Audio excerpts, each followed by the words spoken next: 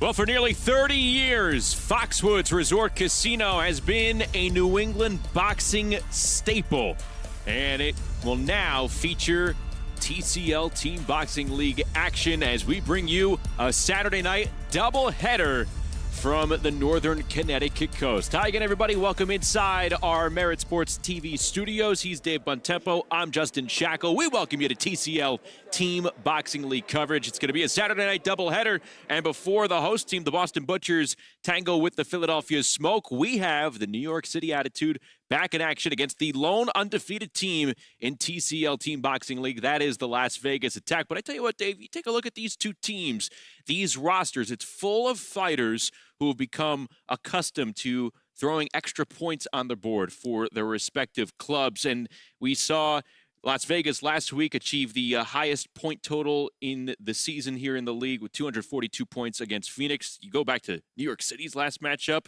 and they had the widest margin of victory. Not both can be true at the end of tonight. Well, you've got a real milestone situation here, that pulsating overtime victory for Vegas, who in week one I said they were the best-looking team in this league, and they've continued to show that they've been just a little bit a notch above everyone, even though they were challenged by Phoenix. And New York City, coming off of a loss, that was extremely impressive for them to do that to Los Angeles, 236 to 218. Not only did the Attitude get their forget about it back, but they authored the largest margin this year with the 18 points. We are hearing coaches tell us that we're getting into a nice mid-season form, that what was going on in the beginning is no longer true. We're finding our stride. We're looking at two teams finding their stride. I'm very curious about New York. Yeah, the Attitude making their return after a 3-week layoff. Last in action on April 26th. Cruz, she has done yeoman's work, and we're going to be seeing her open and close the show. Rounds 1 and 24 for Cruz here. Picked up a stoppage, picked up extra points for her team back on April the 26th in that big win over LA. New York posted an 18-point victory back on April the 26th. And Darius Jackson, another fighter that you definitely want to watch here. He's going to be featured in the launch rounds. He's going to be a multi-round fighter. He picks up those extra points for the Attitude as well. And it's a big reason why those two featured fighters, you have New York City with a chance to go to 500 today if they can get past Las Vegas. We've seen two teams suddenly turn the corner. Of course, last night we saw Atlanta. Now, with New York, the 1-point loss to the Butchers to open the season, a loss to the Philadelphia Smoke, and they're saying what's going on here, and then to come barreling out with 18 points off of an 0-2 situation. That was impressive, and it raises the curiosity, well, what will they do next? Well, basically, this could be a matchup of two top teams in this circuit, and the Attitude wanting to prove themselves against the top. And this is the top because Las Vegas 3-0, trying to improve to 4-0, and they were able to outlast Phoenix last week. As we take a look back at the action that transpired last Saturday, a double overtime thriller as Las Vegas won it by 1 point, 242 to 241. Diane Depest, a quality Cuban fighter here for Las Vegas. This roster full of top Cuban talent. And it's a big reason, again, they've started out undefeated. Darian Castro, another multiple round fighter that you're going to be seeing here tonight in rounds 11 and in round 17. An impressive welterweight, picking up some extra points against Phoenix in last week's contest. So they achieve a season high 242 points. And I think it's good that they're right back into it in terms of keeping momentum, maintaining the rhythm. They're fresh, and they're going to be facing a New York City team that, again, coming off a 3-week layoff. Now, you really have to wonder about the emotional carryover, or did that take something out of them? We're going to find out about that here. It's really a good situation to see the top teams facing off against each other. And if you're New York, you're saying, hey, you know what? We're hot. We've been ready to go. We're chomping at the bit since our last performance. So you've got a team chomping at the bit from the last performance. You've got a team coming off a big emotional high. And we've got a subtle message. Don't fall asleep on Atlanta and Phoenix, because there's two teams on the underneath on the rise. We're going to get you out to Foxwoods in just a few moments. Let's take a look at the fight card here tonight. Again, TCL Team Boxing League. It is comprised of 24 individual 3-minute rounds. The first third, the first 8 rounds, the launch rounds. And there you see the fight card lineup for those launch rounds. And Christina Cruz, a fighter that we highlighted, she has been the bedrock for New York City. And Deslan Ganza, another impressive Cuban for Las Vegas. He's going to be featured a little bit later on. Also, Eric Ruiz, a very talented heavyweight, a Cuban heavyweight for Las Vegas. He's going here twice tonight. But for those launch rounds, what match are you keeping an eye on? Well, I think I'm always big on Christina Cruz to start off the show, because we've seen a lot of momentum coming from the women as they made a big statement throughout the season about getting teams off to good starts. And what I'm also intrigued by is that there are certain each night, there's somebody coming out of the shadows that we had not seen or talked about who is finding momentum. And then we're going to watch them next time. Somebody is going to emerge again tonight that next time we're together, we're going to say, that's the person we're watching. Hey, Christina Cruz is going to be taking on Arislandi Torres Castillo, a relative newcomer for Las Vegas in terms of this season. Didn't begin the season with Las Vegas, so it'll be interesting to see this matchup pan out on paper. They're scheduled for 2 rounds here tonight. Let's go to Foxwoods. Bubba Jenkins. He is the most well-traveled man on the weekends throughout. Bubba Jenkins in Foxwoods here tonight. Absolutely. Yeah, I'm picking up those travel miles for sure. I'm in the Foxwood. I'm your man on the scene. Don't you guys forget it. You need anything here on the scene, call your man Bub. I'm going to be right here. But the thing that I'm looking for is Aiden Garcia. Listen, he made his debut the last time he went out there, and he's a young fighter going against a vet in Sherbek Rack. But they got to fight in the 4th round, and then very quickly again, they're coming right back up again in the 9th round. So it's going to be awesome to see how Aiden responds to that quick turnaround, not only being a newcomer, but also going against a vet in the sport. What do you guys think about that? I think it's a big point right there. And we've talked about it before, a relative newcomer going up against Christina Cruz. If you take a look at the last 2 matches for the Las Vegas Hustle, over those last 2 matches entering today, they have 5 newcomers to their roster. So they're continuing to make some subtle changes, yet they're trying to go to 4-0, and they're taking on a New York City team that, if you look up and down the roster, continuity definitely jumps out. Well, and we have to remember the competition within the teams each week. You know, certain fighters trying to come up, coaches saying, well, let me see if I can put in a newcomer here, because later in the season and when we get into the playoffs, this is matter.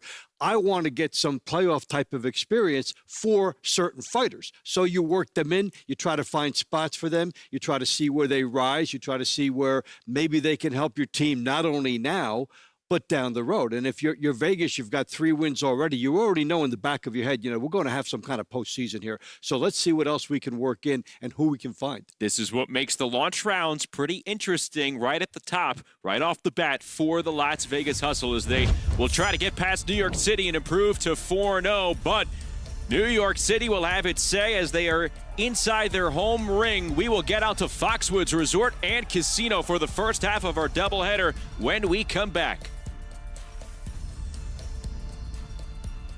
So when I tell people that I'm a boxer, a lot of times they don't believe me. Sometimes I make them guess what sport I play, and they would say maybe gymnastics or figure skating. When I tell them that I'm a boxer, they can't believe it, just because of the misconception of boxers, of how they look or how they're supposed to look. I love to always just surprise them with, what I am, the boxer. Follow Christina and the New York Attitude as they begin their march for the title.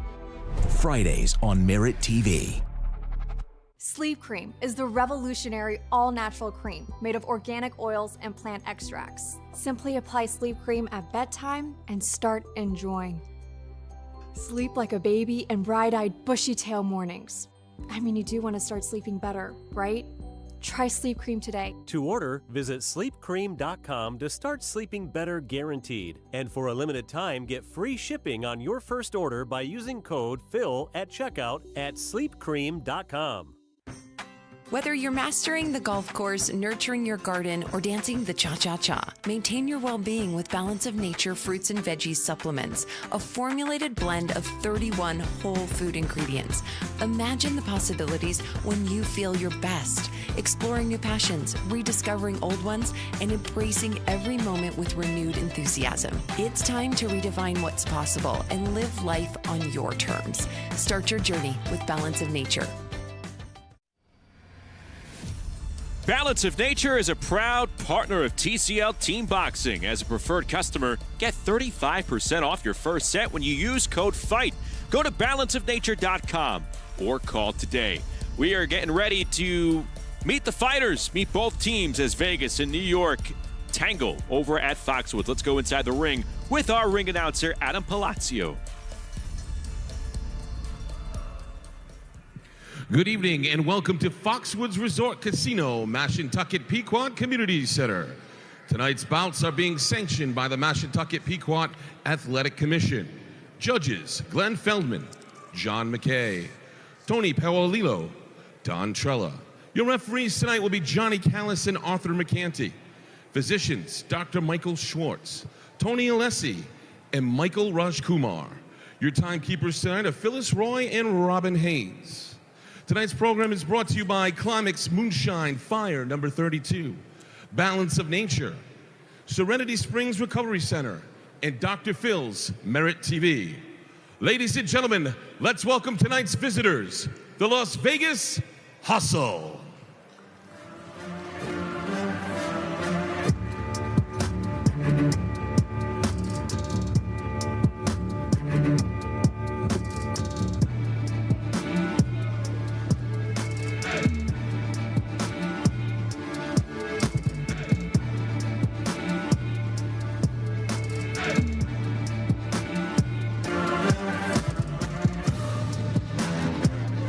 See how Vegas travels, going all the way to the East Coast.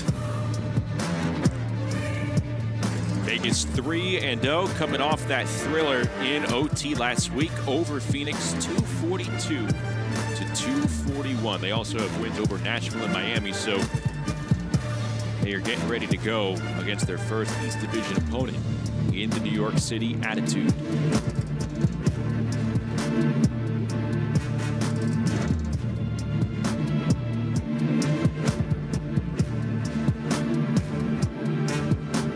And their opponent, making their way to the ring, New York City.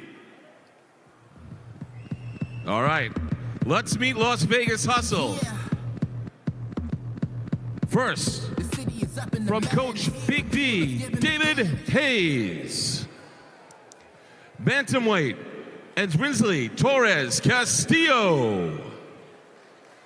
Former Pan American Games, World Series of Boxing, and multi-time Cuban national champion, featherweight Osvel Cabierro. Featherweight Brenda Hernandez. Lightweight Aiden Garcia. Multi-time Cuban and Russian national champion, lightweight Yusnel Abbranti. Welterweight, Deslan Gaza. Super welterweight, Rainer Salgado. Multi-time international champion, heavyweight, Hyrik Ruiz Cordoba. Featherweight, Florencia Lamonte Perez Britos. Multi-time Cuban national champion, welterweight, Darian Castro. Super middleweight, Dayon, the Cuban sniper, Depest. Light heavyweight, Yesel Castro Rivera. Cruiserweight, Brian Jones. Former USBA NABF Cruiserweight champion, heavyweight Andrew the Beast Tabidi. And now their opponent making their way to the ring, Team New York City Attitude. Yeah. The city is up in the madness. The people is giving the damage. They turn into animal savage. Serranos and hippos and mammoths. The hero is coming, I'm locked in. You know that I'm winning, I'm top 10. You know that I came from the dog pen. You want it, you get it, you drop dead. The rebel who came from the bottom. My enemies know that I got it. I'm planting my seeds and gardens. Then watching them sprout and harvest. The greatest was always in my plans. Battle the kid is white flags. Not on my level where I stand. Got it, I'm shooting a hot hand. I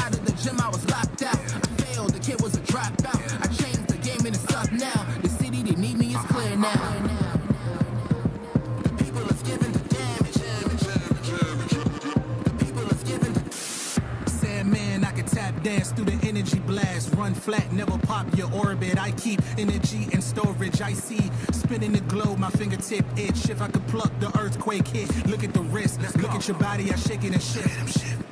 Big fish in a small pond, Godzilla with a boot on. I step into your lawn, turn skyscrapers into... Let's meet Team New York City Attitude. Coach Ryan O'Leary and Benny Romans.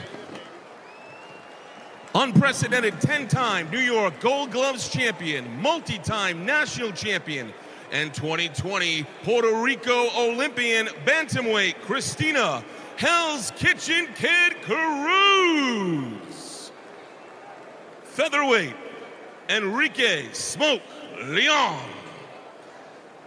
Multi-time national champion featherweight Angelarius Lopez Mendes. Lightweight Shuberk Rakhmatalov. Multi-time national champion lightweight Ryan Pretty Boy Zambotake. Multi-time international champion and 2024 Haiti Olympian welterweight Darius the Hawk Jackson. Super welterweight Ryan Pino. Heavyweight Dusan Veletic. Multi-time national champion, Team USA member and Olympic trialist, super lightweight Stasia the Natural Suttles. Welterweight Lionel Taz Santana. Super middleweight Philip Stankovic. Light heavyweight Isaac Santaspiris Carbonel. Cruiserweight Blake Mccernin. And heavyweight Igor Plavaco.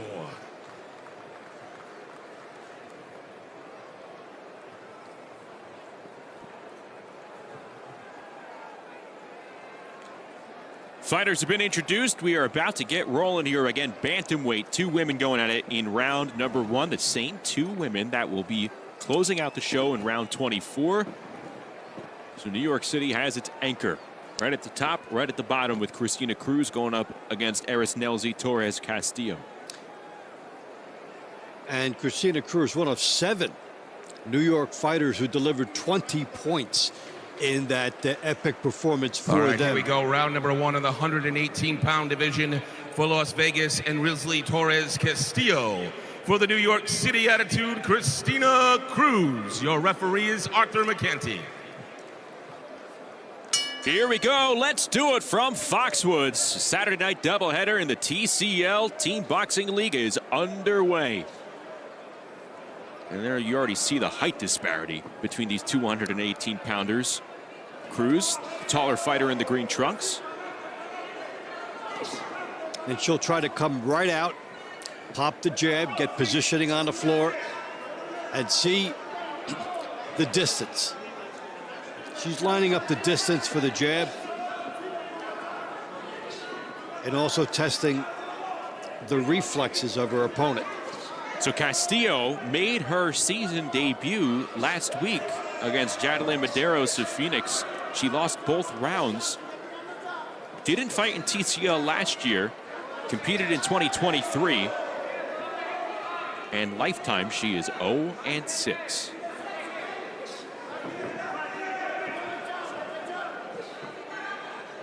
And when you stack it up just on paper, well, it's a big rough matchup for round 1 to get him going, but also way down the bout sheet at round 24.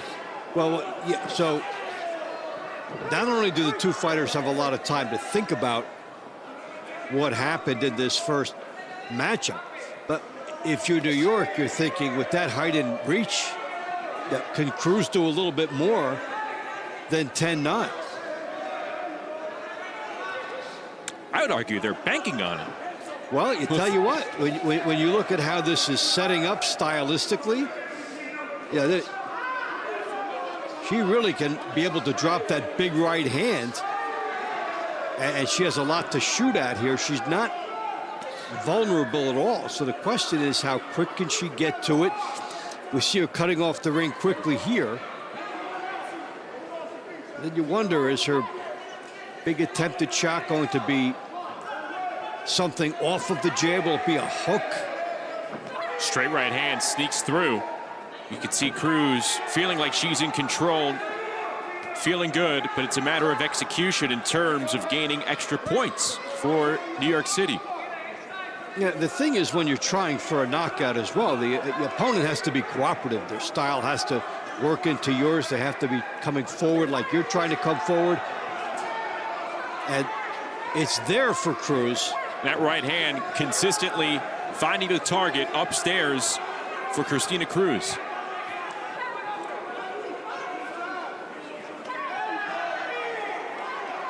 It would be a win in a vacuum based on what we've been seeing here if Castillo can get away just dropping a 10-9 decision. Yeah, because she has not been a threat at all in this fight, but she's kept a crooked number off the board. So a good showing from Christina Cruz. They'll do it again in round 24. Take a look at how she asserted control, the jab and the right hand and the left hook. And this is when everything was, you know, two fighters on a different level.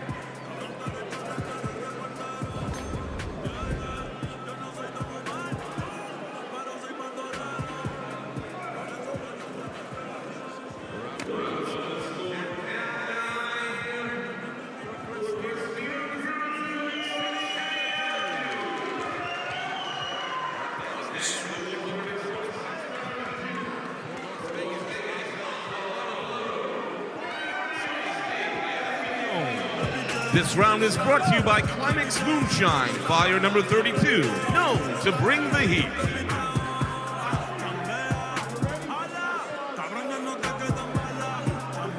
So New York City jumps out to a 10-9 advantage after Cruz is victorious over Castillo. Here we go at featherweight. Enrique Leon in the green trunks for New York.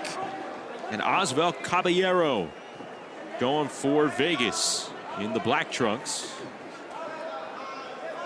Veteran New England referee Johnny Callis, the third man in the squared circle. So we've got our lefty-righty matchup here. You look for the right hand lead for the right-handed fighter. Try to step away from the power hand of the lefty. And so far, it has been a good execution of that for Caballero.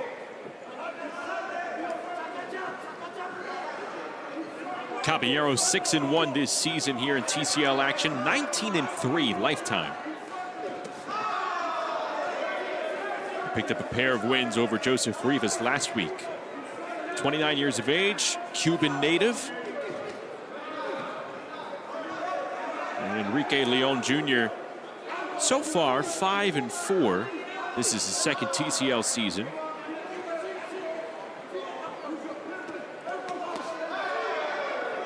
.26-year-old southpaw. Currently lives on Staten Island, the 5th borough. Caballero doing a good job with getting inside the jab and then landed a nice, solid right hand. He's landing right hands at will. And it's all about the timing of where the left hand of your opponent is. He's jumping in there. You know, sometimes you say you're punching with the other fighter. He's punching a split second after, sizing up where that edge is. And it's just a matter of hand speed and an excellent read here by Caballero. Has those quick Cuban instincts. 5-0 in regular boxing. Over 265 amateur fights for Caballero as a Cuban amateur. 7-0 here in the TCL, so he's right up there among the big O guys in the league, like Adolf Stevens. You can just see how he bristles with confidence.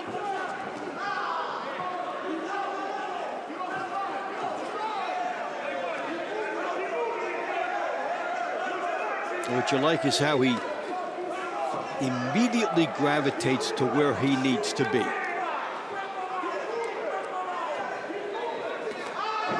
Now Cabierro dropping Leon with just 15 seconds to go in round number 2.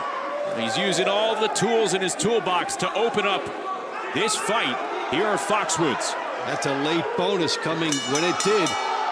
And do you get to 10-7? Are they going to count that? They are going to count that. They should. Johnny Callis ruled that a knockdown.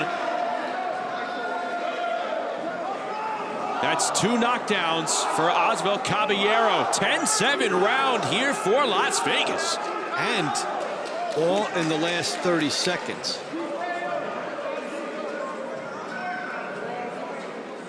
This is big time bonus. I said he's where he needs to be, and he was in perfect position to drop the hook.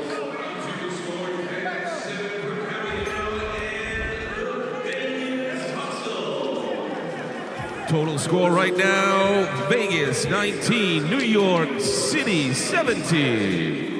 Well, that's 3. Up next, round number 3, the one Big way. 6-pound division for Las Vegas, Brenda Hernandez.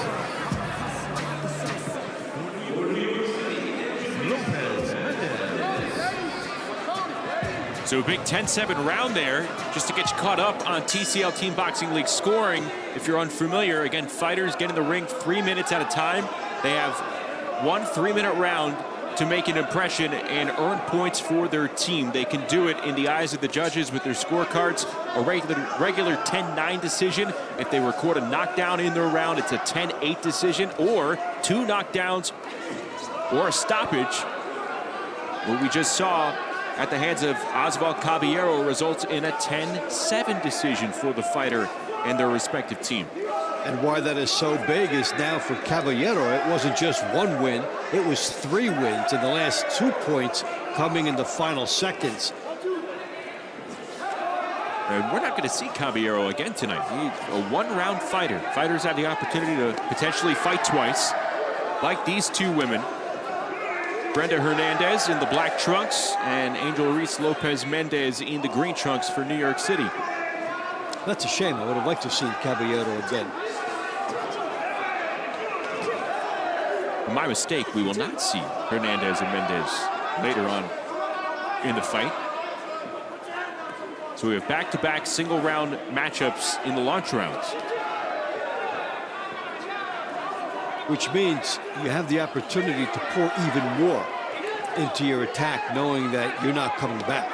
And you see the New York City attitude looking on as Mendes goes to work here against Brenda Hernandez. Pair of featherweights going at it, both in their first TCL seasons.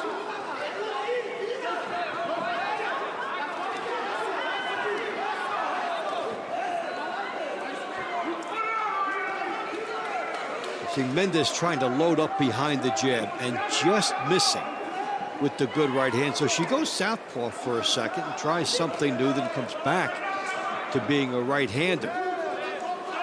She is itching to throw that right hand and connect with it. But you know, when your opponent is moving and it's quick-paced, yeah, you think you've got the distance for that right hand, and you might find yourself an inch or 2 off.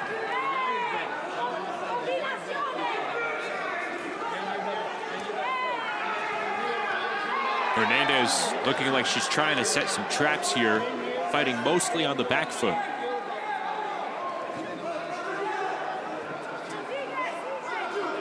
She does a good job measuring her distance here. Big reason why she's off to a 5-0 start in 2025.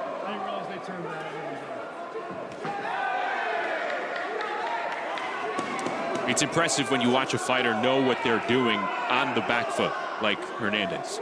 Yeah, it's such good schooling, knowing what they can bounce off, do from there. And we've hit the end.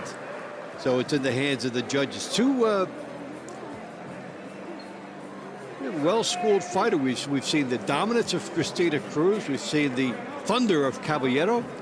And we've seen the women come back here in round 3. Take a look at some of this action. That was a good left hand that got in.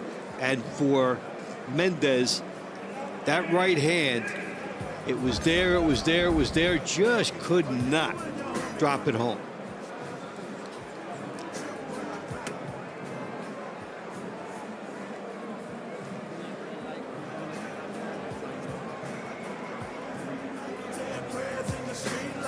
Round 3 was scored 10-9 for the New York City Attitude. This round is brought to you by Balance of Nature, proud health supplement partner of TCL. Round 4 is in the 135-pound division. For Las Vegas, Aiden Garcia. Let's go to ringside with Bubba Jenkins. He has his first guest of the night.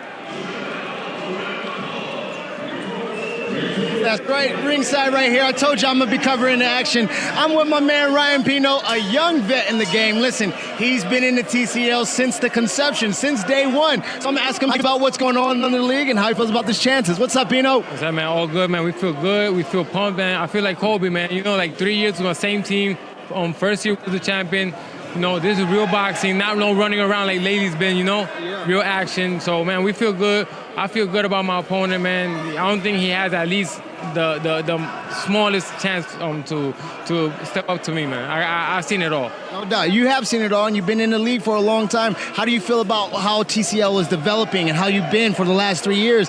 Different teams, Nashville, Phoenix, all the action that's going on. How do you feel about the growth of TCL Combat League? It's giving us a different look at boxing, you know, not because it's a boxing business, so they're giving boxers that normally don't have a chance to actually expose yourself and give good fights against real fighters, you know? So it's not like you're picking cherry-picking fighters. You know, you got to fight and that's it. You can show who you are.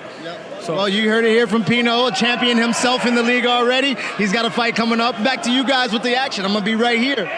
Thank you, Bubba. Ryan Pino in action in rounds 7 and 12 tonight. Ryan makes a great point. The range in talent is vast in the TCL, and it's by design. You have up-and-coming decorated amateurs, young fighters there, all the way up to former title holders, title challengers, everything in between. Yeah, you've created a circuit for people who want to launch into something else and be discovered, and also who want to drop back, whether it's from MMA, another style of fighting, or boxers who want to take one more shot at it, like you know, we see a Jesse Hart in the Philadelphia team. These fighters are seeing, hey, this is one more last shot of exposure, and those experienced fighters, they do well, but they don't always win because the format also encourages fighters who can master that. So I guess it is a melting pot. Less than a minute to go here in round 4 between New York Sherbek Patulv and Aiden Garcia, TCL newcomer. Again, Las Vegas with some changes to its roster despite a 3-0 start. They had Aiden Garcia make his debut last week. He lost a pair of rounds. He's facing Patulv twice here tonight. I think this is pretty interesting, Dave, because you're going to have these two fighters in the ring right here in round 4, and then they're right back at it to kick off the middle round. So it's round 4 now, then round 9. Quick turnaround for a newbie. As opposed to what we saw in the first fight with Christina Cruz, and then it will be number 24. So they've got maybe a couple hours to look over what they're going to do next. And these fighters will come back in a much shorter period of time, and that might be better for them. I think it's curious, fighter to fighter, what they think is ideal. Patulv's in his 3rd season here. He knows the drill.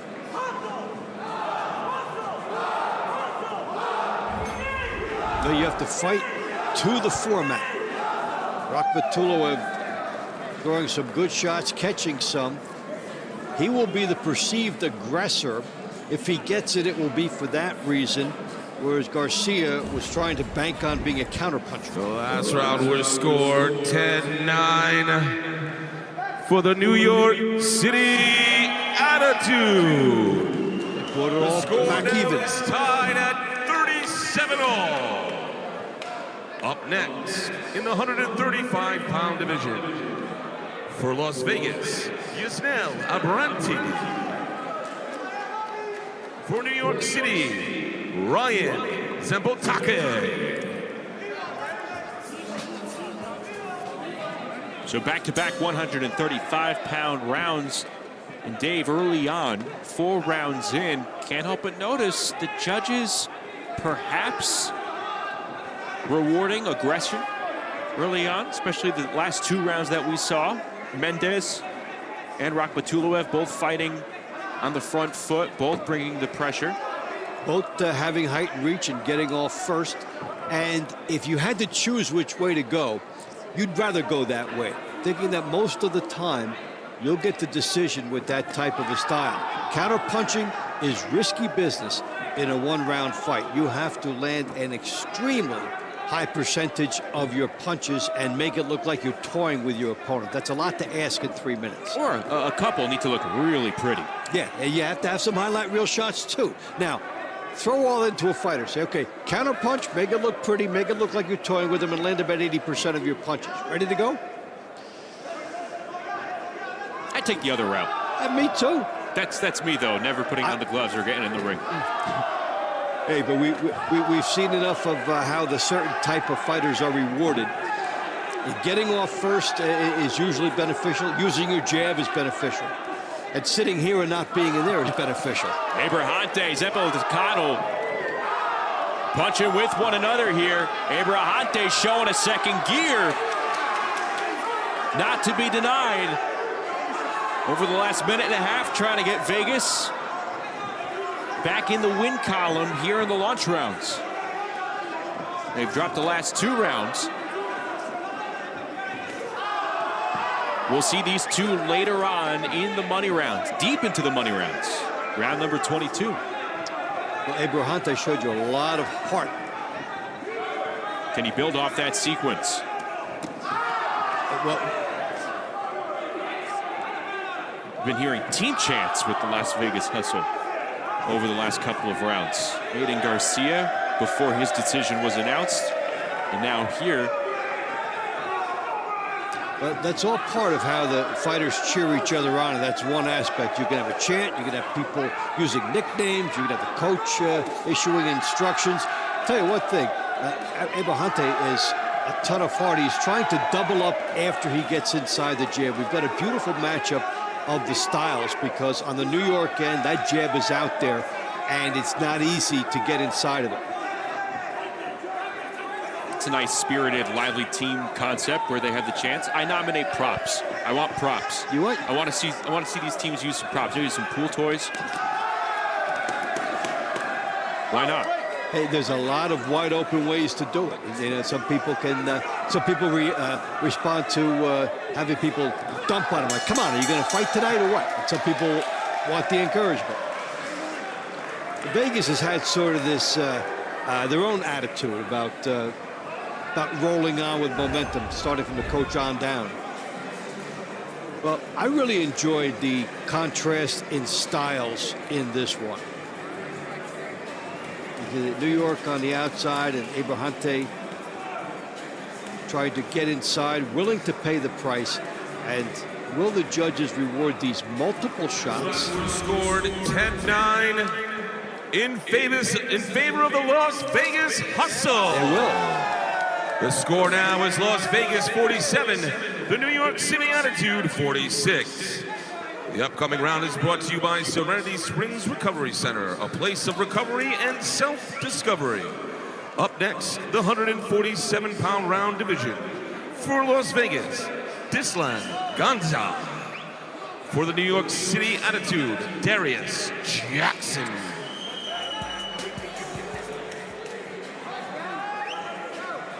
Well, Dave, I love this matchup on paper. Darius Jackson, 3-0 this season, 10-0 in regular boxing.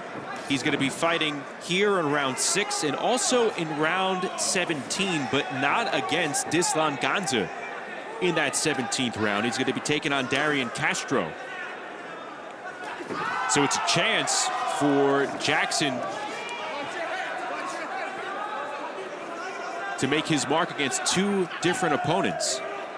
Ganza, meanwhile, he's penciled in for a potential 25th round. Now, you may say, oh, that could be far-fetched. Well, look back to last week and see what happened. All you need is one scratch or a tie, and there you are in the money rounds or in the overtime. And I think the best way to go to bout is to expect that you'll be fighting again and then be ready if that happens.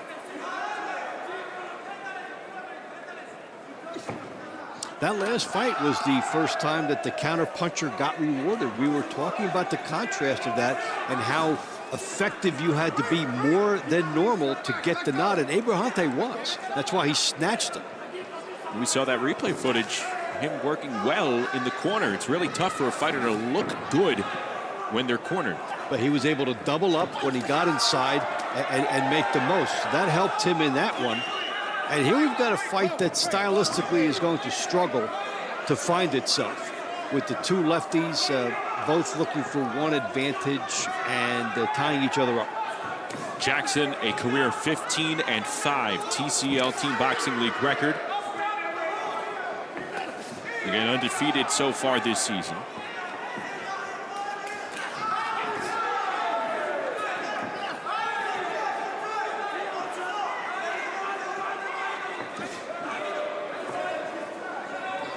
So this is a lot about the chess matches. Now you see a change.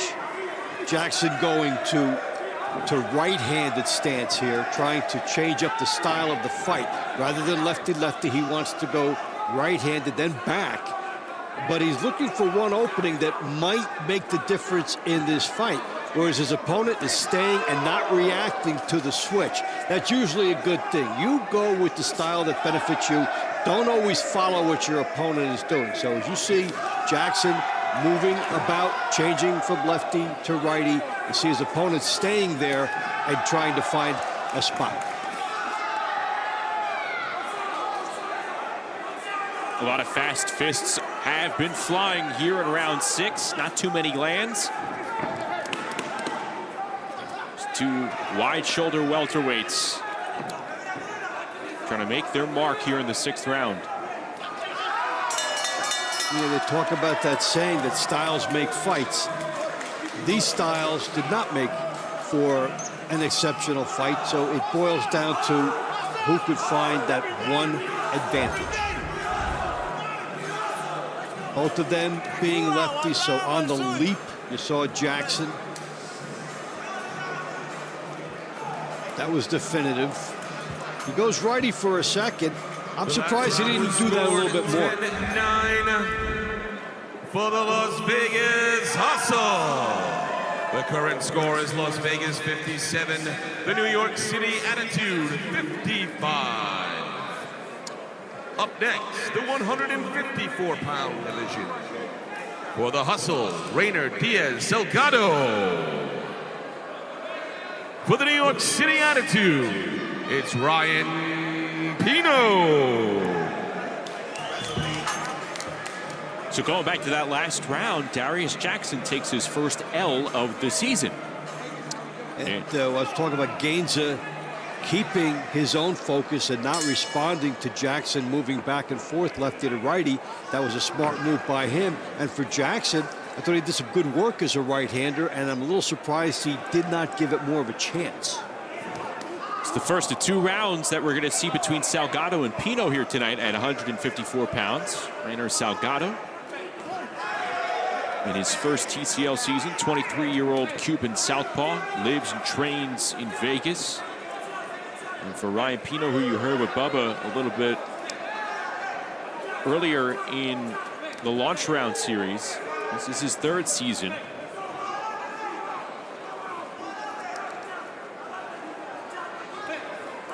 We do see a pattern when we hear from the fighters throughout the matches, or even a little bit before. We are going to smoke them. We're going to go blitzkrieg right through them. We're going to smoke them. And then if it comes out that way, then that brings the momentum even further for them.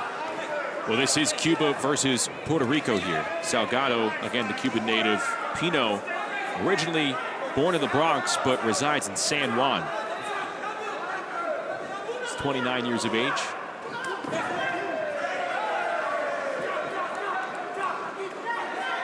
Good clean shot got through from Salgado. You see him using his long arms really well right now. Got another left hand through the guard of Pino. Gee, another Cuban lefty who boxes well. What a surprise. Bring that anywhere around the world, the Cuban boxers.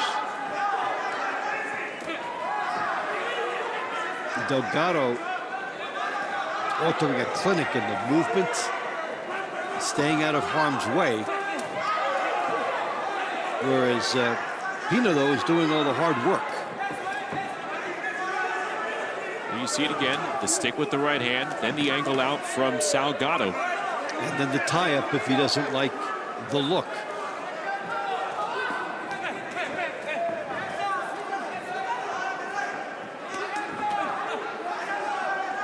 And from distance, Pino can do some of his better work. And a lot of the tie-ups being initiated by Salgado. So the question here then has been what type of a referee you have. And this one has broken things quickly. You wonder if it's going to come back to bite him, because if you take away those tie-ups, obviously you can't, but if you just judge him by the other work, he's looking arguably like the sharper fighter. Can't discount the tie-ups, though. Right, the tie-ups, they basically, it's a way to buy time and shorten the fight if you think you've done well. And that you take a risk with the judges thinking that you weren't getting off and you weren't pushing it. And we'll see that play out a couple of different ways here, as Salgado was doing well here, and we saw him do well on the outside. But when he didn't like what was happening, he would tie up. And this time, they both do it. The last round was scored 10-9 for Salgado in the Las Vegas Hustle, who now lead the attitude 67-64. So it might have nibbled them, but it didn't bite him. The 205-plus pound division for the Hustle, Ruiz. For the attitude, to sing Veletic.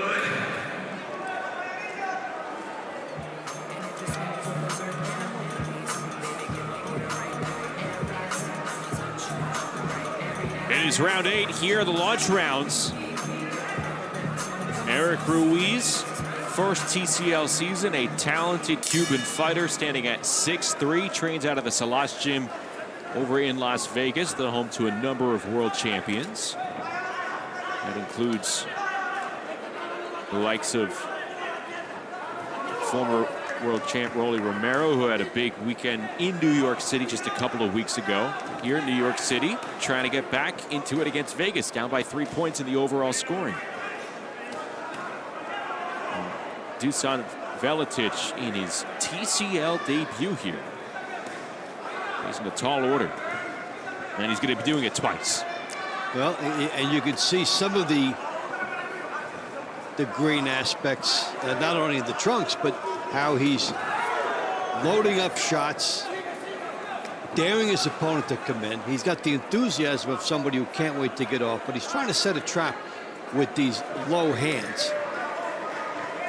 It's a high-risk scenario. You could be caught so many different ways.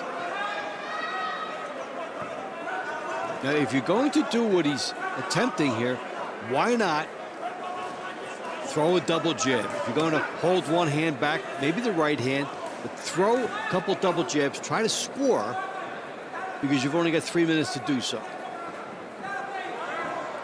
There's aggression, and then there's effective aggression, and right now, this is not effective aggression at this moment. He opens himself up to punches like that. I know it didn't land on the chin, but still a punch to the solar plex. It scored just as much as a punch that lands to the face or the body. And coming from a Cuban heavyweight, it does take a lot out of you. Sure does.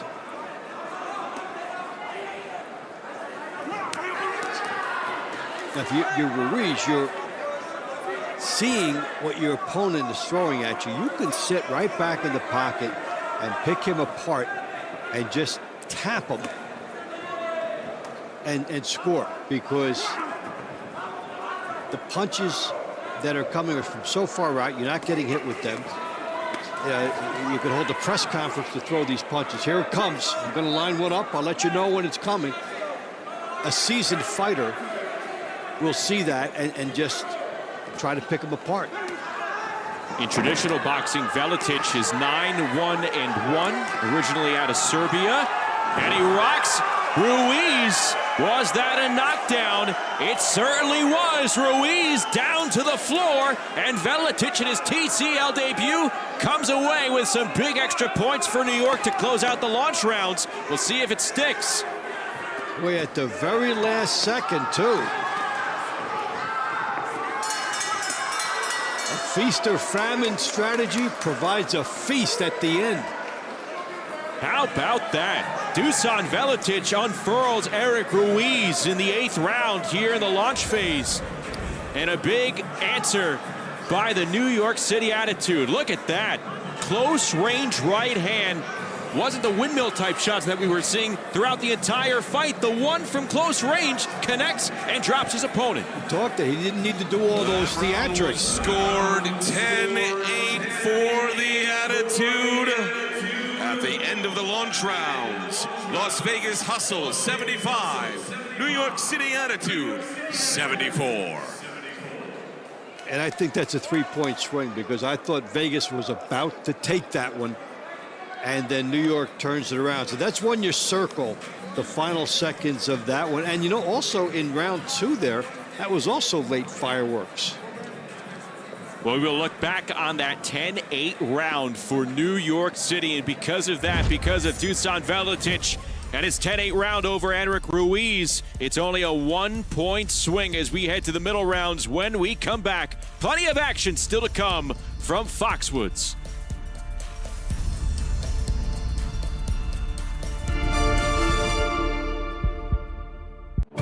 We're not going to just tell stories. We're going to go inside the minds of these killers. He told me his name was Ted and he was a law student. Let's break this down for a minute. This was a man who'd make the devil blush with his sins. I want you to walk in the shoes of both perpetrator and prey.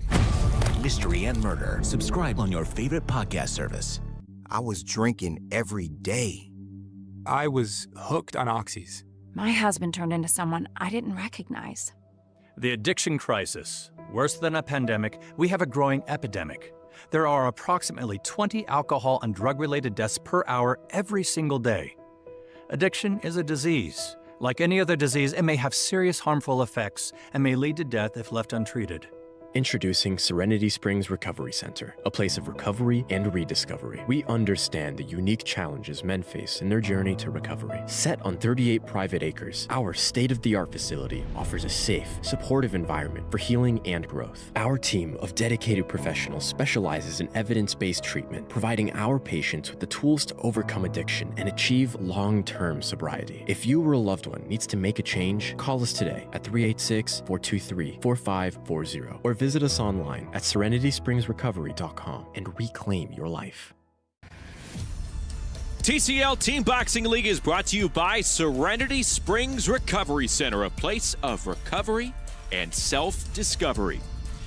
At the end of the first 8 rounds, the launch rounds, Las Vegas has a 75-74 lead on New York City. As we welcome you back inside our MeritTV Sports Studios, Justin Shackle, Dave Bontempo with you. And because of these two teams, like we talked about right at the top of the broadcast, they like to put up extra points. We see New York City right in the thick of it, despite losing more rounds than they won. Yeah, and that points out the parity we talked about with these two teams. And in our highlights from that launch round sequence, we saw significant power by both teams, which really set a big stage. New York back in it with that last burst because it's only a 1-point differential now when it looked like it might be 4 for Las Vegas. We'll take a look at that heavyweight knockdown, but not before we take a look at the action from round number 2, all part of our launch round recap presented by Balance of Nature. It was Osval Cabierro, the Cuban, and Enrique Leon, the veteran for the TCL and New York City Attitude, but he ate a clean left hook from Cabierro, and that resulted in a 10-7 round. Most of that done in the final 20 seconds. And then here at heavyweight, round 8, Eric Ruiz against Dusan Veletic, a Serbian fighter making his TCL debut. You know, the style for Veletic throughout the entire round. Didn't scream, hey, I'm going to get extra points here. But it only took one punch, Dave. Well, he's got the power, and he waited back, and it was actually when his opponent came to him, a little bit of a mistake on Vegas.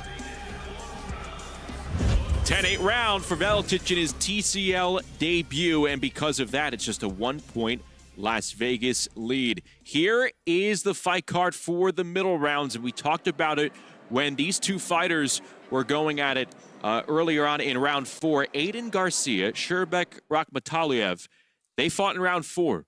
They're jumping right back into the ring as we begin round 9. That is a really quick turnaround, but it features a TCL veteran and a fighter that has less than a month of TCL experience. Two ways to look at it. Yes, they're coming back quickly, but on the other hand, well, you get your night over with quick. You don't have too much time to think about what went right or what went wrong. The adrenaline can bring you right out there again. So a couple different ways to look at it, but we're right back at it. And then a round to focus on here at welterweight, 147 pounds. You have Taz Cologne for New York City. Fighter in his early 20s getting it on with Darian Castro, and we're going to see them tangle to launch the money rounds, but this could set the stage for an interesting stretch run between these two teams. And we've already seen some unsung heroes making big marks. We talked about that at the top of the show as fighters to watch for the future in fight number 2 and in fight number 8. These teams have a lot of weapons, and they can flex some muscles for some big points. Let's get the middle rounds underway with Adam Palazzo. All right, let's get the middle rounds underway here live from Foxwoods in the 135-pound division. For the Las Vegas Hustle, Aiden Garcia. For the New York City Attitude, Sherbek Rakhmataliev.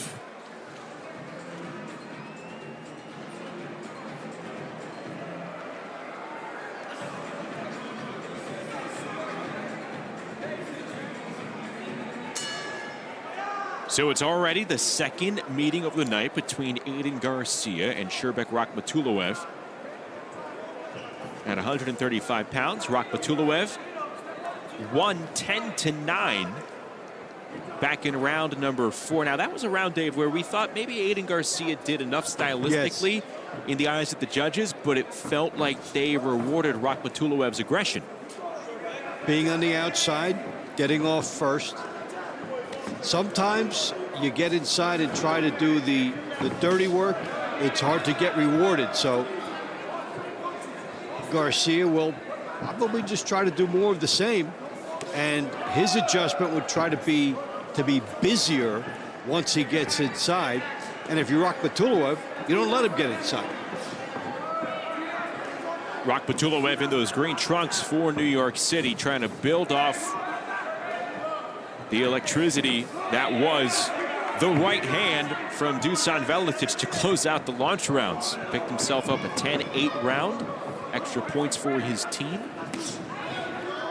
And from the southpaw style, he's trying to do a similar thing. He's just showing the jab, but he really wants to drill a left hand.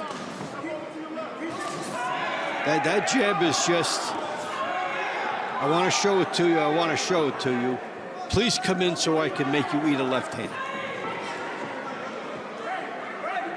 Rakhmataliev, 28 years of age, out of Uzbekistan, now living and training in Brooklyn. What he just missed with a big left hand. I don't know if that's going to be ruled a knockdown. That's a shove. Powerful shove. May have sent a message, but no points. Johnny Callis right on top of it.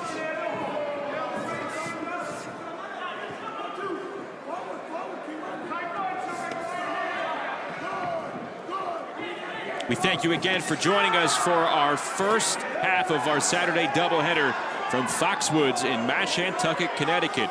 Along with Dave Bontempo and Bubba Jenkins, I'm Justin Shackle. It is a 1-point team lead for Las Vegas over New York City.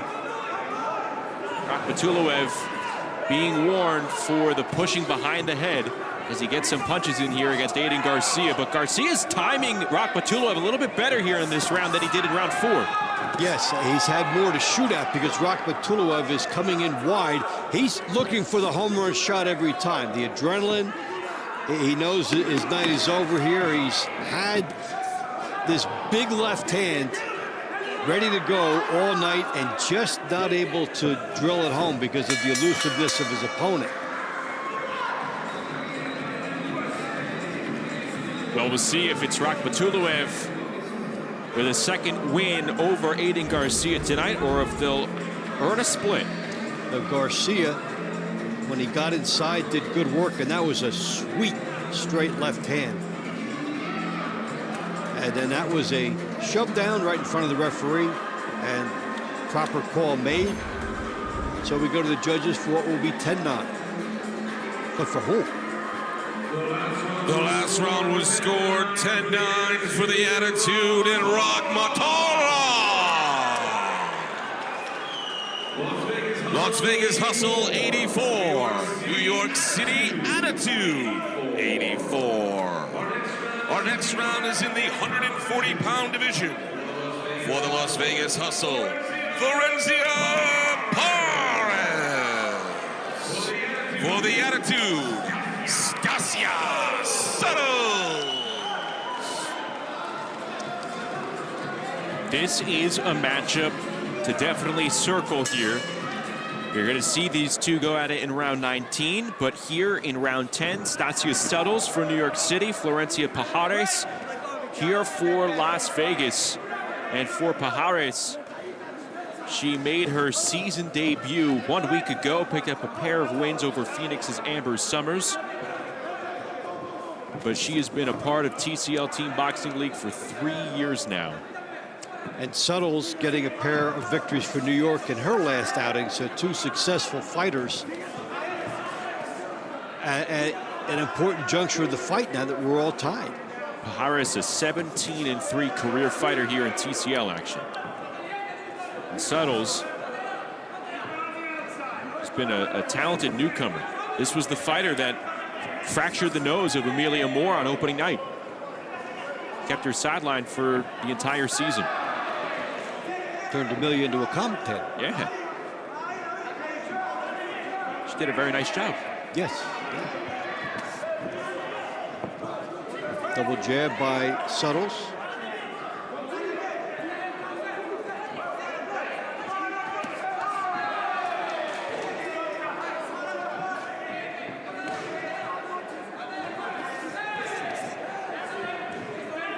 Good quickness on the inside coming from Parz. Parz originally from Uruguay.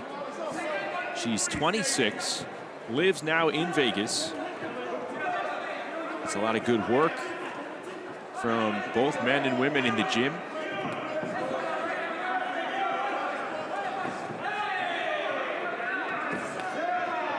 Really significant height and reach advantage for Settles. She stands at 5'9". 5'9", super lightweight here. But again, that weight can range, it fluctuates. I mean, she could fight as low as 120. She's made weight at 126. Here she's fighting at 140.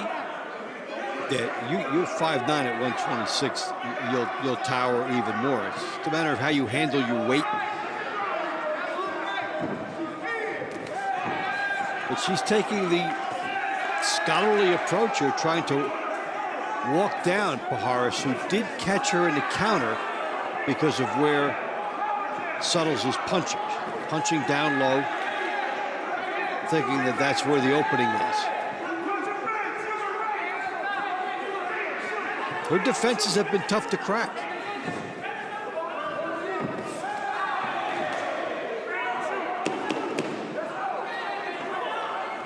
One team will take the lead here. We're tied at 84 overall. New York City has overcome a slower start from the launch rounds. We'll see if they did enough here. Might get back in the lead, New York. And Parz had good intensity, but the parameters were difficult for her, trying to get inside this tall opponent. who could then throw a lead right hand, go to the body.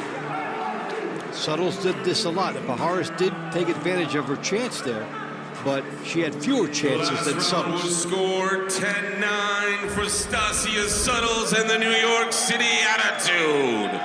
The Attitude now have a 94-93 lead over the Las Vegas Hustle. Up next, the 147-pound division for the Hustle, Darian Castro. For the New York City Attitude, Lionel Omar Cologne Santana.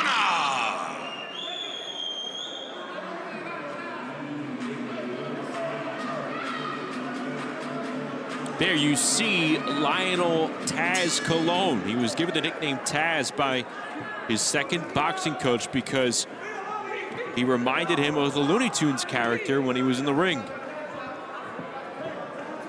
The 20-year-old lives in Central Florida, originally from Puerto Rico, taking on the bleach blonde Darian Castro.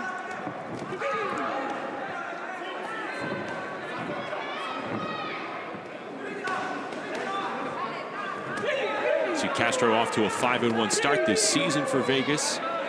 Just been a consistent presence at 147 pounds for a 3-0 squad. And off to a good start in this fight, too, as he's on the outside, using some height, trying to lure his opponent into a mistake, then comes back to reload.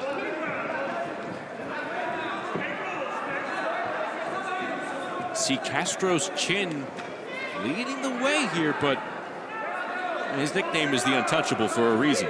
He's proud of his defense. Putting a lot of trust in his chin.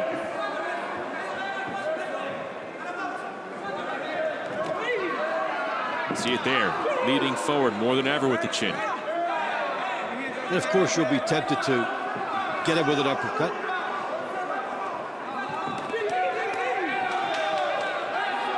And you better be fast if you're going to have that type of style, which he has shown that he is here.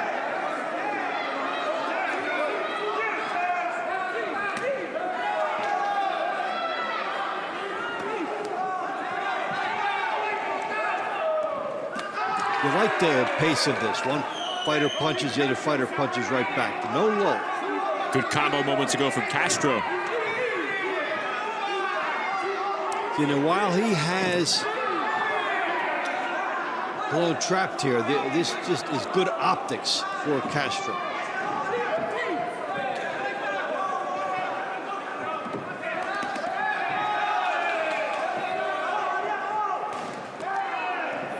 Castro might be the shuffle master in this fight.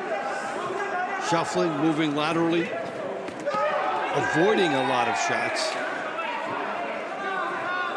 That's all fine, but you need to throw and land some too.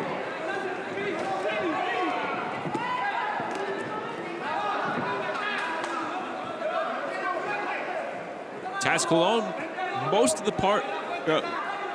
the time here, getting out of the way of some of these quick throws from Castro. So Castro able to box Cologne in. It actually made it look like Cologne was in jail. We'll see how the judges see that. Slick move at the end from Darian Castro. Caught Cologne with the right hand on the way in. That right there was the round in a nutshell. And look how he controls Cologne here. Close range, but Cologne was going ring post to ring post. Did not have a lot of room to operate in this contest. Then when he did, he'd have to be off balance. The round was scored 10-9. Darian Castro and the Las Vegas Hustle. It was a masterful job. 103-103. Masterful job of cutting off the ring by Castro. Let's go over to Bubba Jenkins, who's standing by with a TCL newcomer. the 154. Yes, that's right. I'm here with the newcomer, Brown. So we got a newcomer here. You're with Las Vegas. It's a new team. I mean, you're the new guy on the team. They're the undefeated team. How do you feel about the pressure of that? I don't feel the pressure, man. I'm just excited to go in here and compete, show everybody what I got, represent Las Vegas, and have a good, hard match.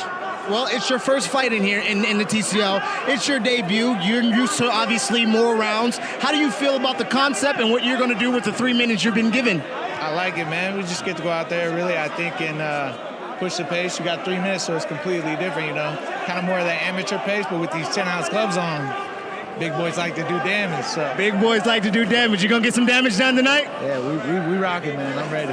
All right. Your debut is exciting. We're going to see it, man. Back to you guys with the action. Brian Jones will be coming up in round 15 against a fellow newcomer in Blake Mccernin for New York City. I loved how he mentioned the ounces of gloves, because if you talk to a lot of young pros, you ask them, hey, what are you excited for most about the program?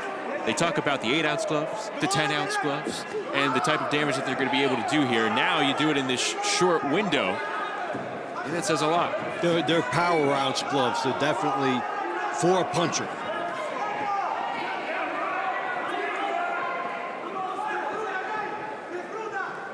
Everybody has a little bit something different to offer when you interview them too. Somebody will say, I want to pour some energy into the 3 rounds, and another fighter likes the 10-ounce gloves. Another fighter likes the team concept. They all take something out of the big picture and apply it to themselves. This is the second round of the night between Reiner Salgado and Ryan Pino. Salgado won the first round back in the 7th. He's in the black trunks, Pino in the green trunks. And since that round, New York has taken 3 of the last 4 rounds. We are tied at 103 overall. A lot of ebb and flow. New York helping its cause immensely with the 10-8 in the end of the launch rounds. Helped stop Vegas from building a lead, but this has been a back and forth struggle.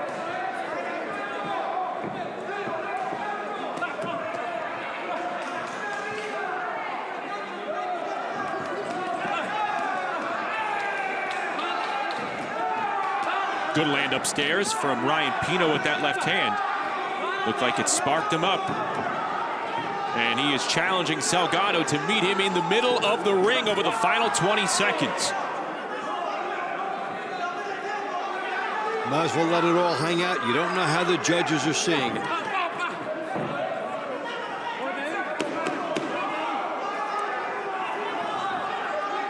Pino continues to tell him, meet me in the middle of the ring. Salgado pretty much saying, now why would I do that? It's not my style.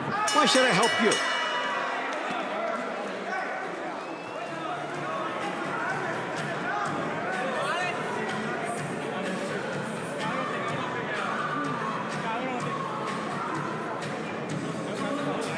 We'll take a look at the action here from round number 12.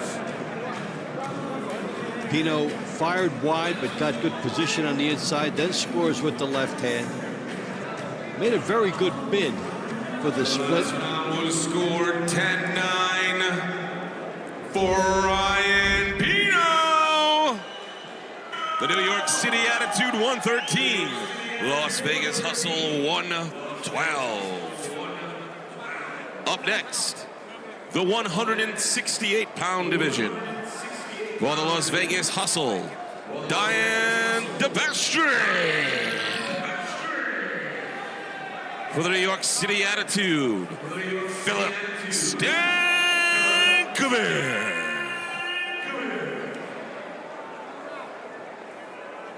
So we'll see if Pino's 10-9 decision proves to be a swing round here for New York. They have a 1-point lead as Depest and Stankovic get back in the ring. Depest, 168-pounder for Las Vegas. The Cuban sniper. And Stankovic in the green trunks for New York City, resides in South Florida, competes here for New York. There you see the season numbers for both fighters.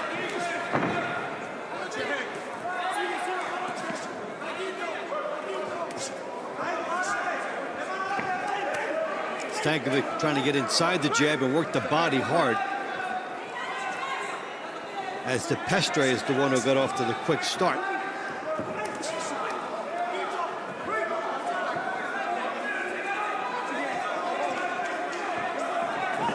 And it's interesting about what type of weapons you choose to go with. And the big right hands that Depest missing here. Stankovic missing over the top as well.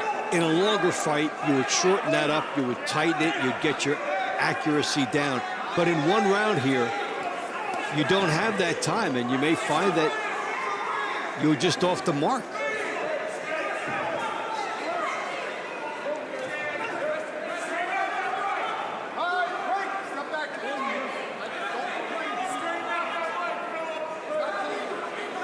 These two are scheduled to meet in round 20, part of the money rounds.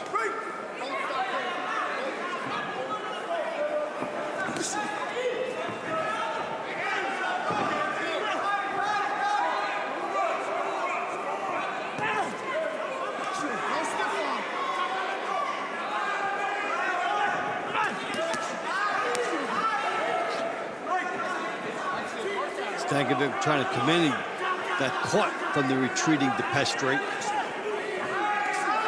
Stankovic is winless since his round victory in his debut on opening night. Well, these are looping shots that he's thrown.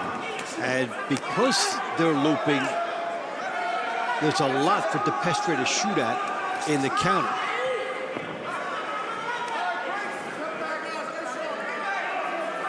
So there's a question, though, even though Stankovic has been the aggressor, is he going to be rewarded? It's a toss-up question right now.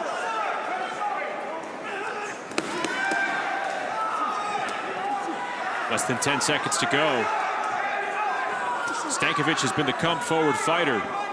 This will be a fun round to score. It's good action, and a close round.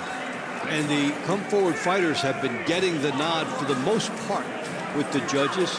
We'll see if that continues. Stankovic on the outside. That right hand got him. He got caught with one.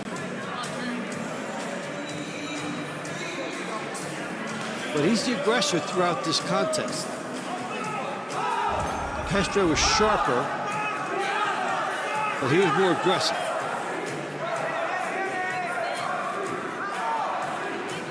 The last round was scored 10-9 for the Las Vegas Hustle.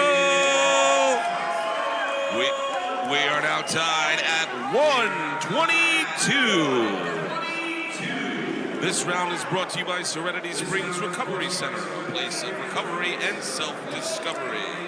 For the Hustle, in the 175-pound division, Yasel Castro Rivera. For the New York City Attitude, Isaac Carbonel. So here's Carbonel and Rivera. Yasel Castro Rivera, a Cuban native, making his TCL debut here tonight. He's a 6'1" light heavyweight against Carbonel, who's in his third TCL season. And a good left hand met by the right from Carbonel. And Rivera goes down. An early knockdown for Carbonel in New York City. Oh, they're going to wave that off, not call it a knockdown. Be interesting to look at that replay. The referee instructing Rivera to watch Carbonel's foot.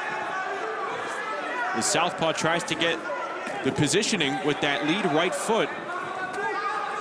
So did the fighters step on each other's feet? We'll see a lot when we look at that again. Well, both fighters throwing bombs right now over the first minute. Rivera not taking too much time to get acclimated here to the TCL. Every round feels like the last, and this looks like the type of urgency that we would see from around 12. Yeah, they're coming out and unloading everything. You've done the training. It's the type of fight that the adrenaline of it has taken it up another notch. I'm eager to see that replay. Me too.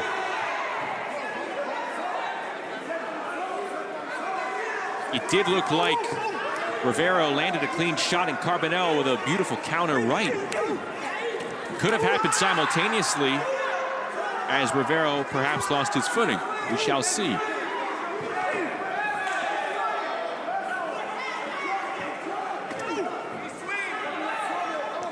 And in a tie matchup at 122, tell you what, an error by the referee, they're human, but that could prove to be a major moment in this fight tonight. And if you're Carbonel, you have to say to yourself, okay, I thought I had a 10-8. I don't. I have to recover emotionally and get back to work.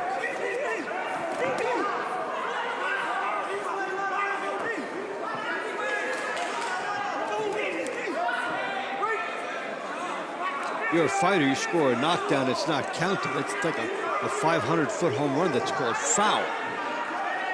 Looks great, but no reward.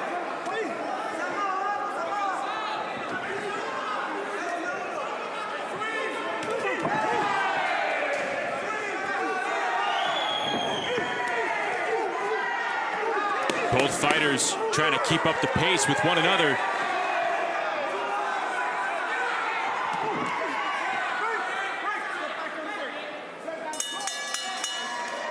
Good mix of boxer-fighter from both competitors here.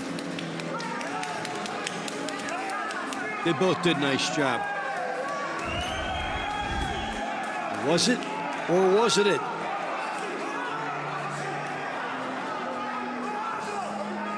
Oh, that right hand, I think, sailed a little bit over the head of Rivera. So it would be a good call there. See, right hand. That one, that right hand. So there, and watch the feet. Scored 10-9 for Isaac Carbonel and the New York City Attitude. New York City 132, Las Vegas 131.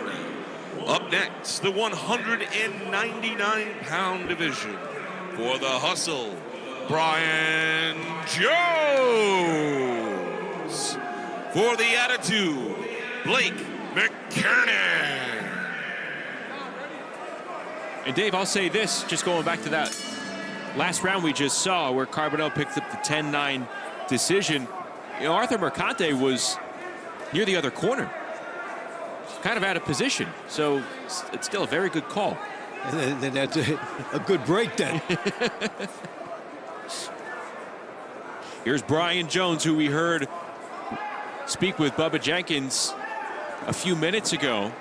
Two cruiserweights making their TCL debuts in Jones for Las Vegas in the black trunks and Blake Mccernin for New York City. Jones, 28 years of age, hails from Joplin, Missouri. He's 4-2 as a pro. This match just has the feel of something that will come down to the final couple rounds at this point. A lot of back and forth, no team able to go on a streak. The big left hand that got in. Mccernin. He originally hails from Sacramento, 38 years of age. He's nicknamed the Beast, and he has a lot more traditional boxing experience than Brian Jones. He's amassed a 16-2 record as a pro, 9 knockouts.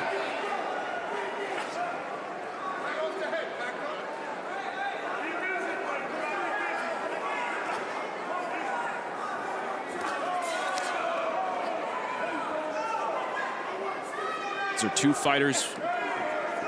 The physiques put together nicely for the cruiserweight limit. And at 199 pounds. We'll see from Mccernin, a good jab followed by a hook. That's what he wants to do. Jones wants to fire the right hooks to the body.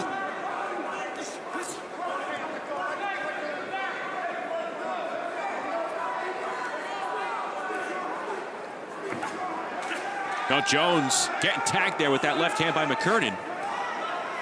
It took him a while to crank it up, but he got the payday at the end of it.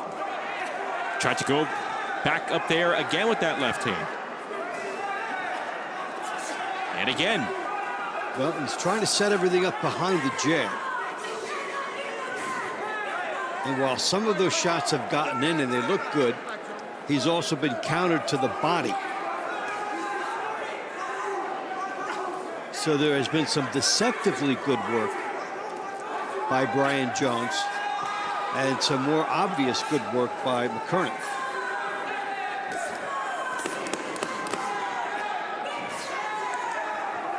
Final 10 seconds here. This is round 15. These two are going to go at it in the money rounds. Round 18, Dave. So a very quick turnaround. Faster than what we saw from Aiden Garcia and Shirbek Patulv. And I think that we may see stamina become a factor when they come back that quick.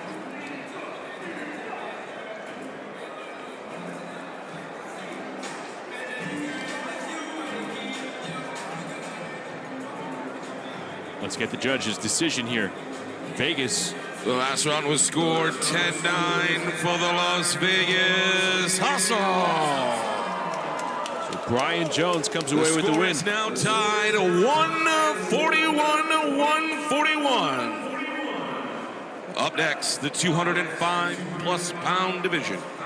For the Hustle, Andrew Tabidi. For the New York City Attitude, Igor Plavaco. Well, Dave, we've seen 4 ties in the middle rounds alone here. This has gone back and forth. It is nip and tuck, and it's setting up a very dramatic final third rounds here for Vegas and New York City. The money round should be electric. I talked about that a little bit before, about it just had that feel of something that's going to come down to the end. These teams have both good talent and hard to put a string of victories together.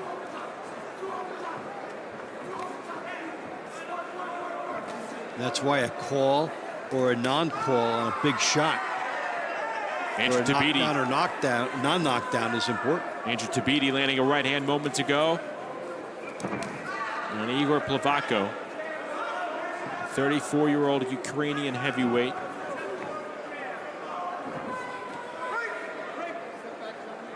Tabidi, former world title challenger.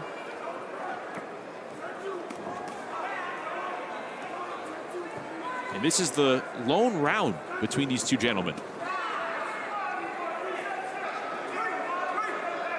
Even more reason to pour it out.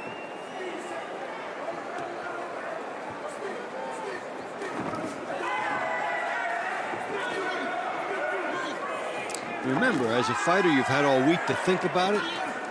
New York fighter, you've had 3 weeks to think about your next opportunity. And here it is. Comes and goes in a heartbeat. Yeah, the big question at the start, which team would you rather be? Would you rather be Las Vegas coming off a terrific double overtime win that featured double knockdowns in one overtime round in round 25 against Phoenix, a 1-point win, one of the more exciting wins that you're going to see here in TCL. You have a quick bounce back, a quick turnaround. Will that momentum carry you over, or do you want to be the well-rested New York City Attitude coming off a nice win from 3 weeks ago? And what we're seeing, the elements of both have played out. We've seen the arrested New York team, and we've seen a Vegas team again used to fighting in a nip and tuck atmosphere. A 2-point lead for either team in this one might seem like a landslide.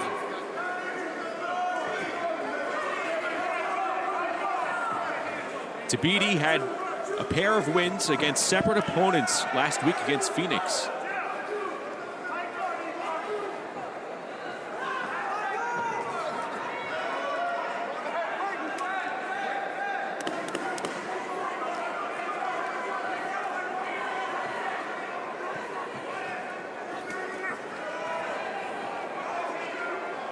And that will wrap up the middle rounds. A very, very tight last 8 rounds between New York and Las Vegas as we take a look at the replay and the action from round number 16 between these two heavyweights. There's a good right hand coming in from Tabidi. Might come down to the signature shots that the judges saw. That happened in the opening moments.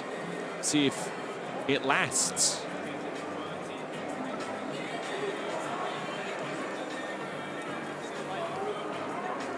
The last round was scored 10-9 for Andrew Tabidi. Making the score after the middle rounds, Las Vegas 151, New York 150.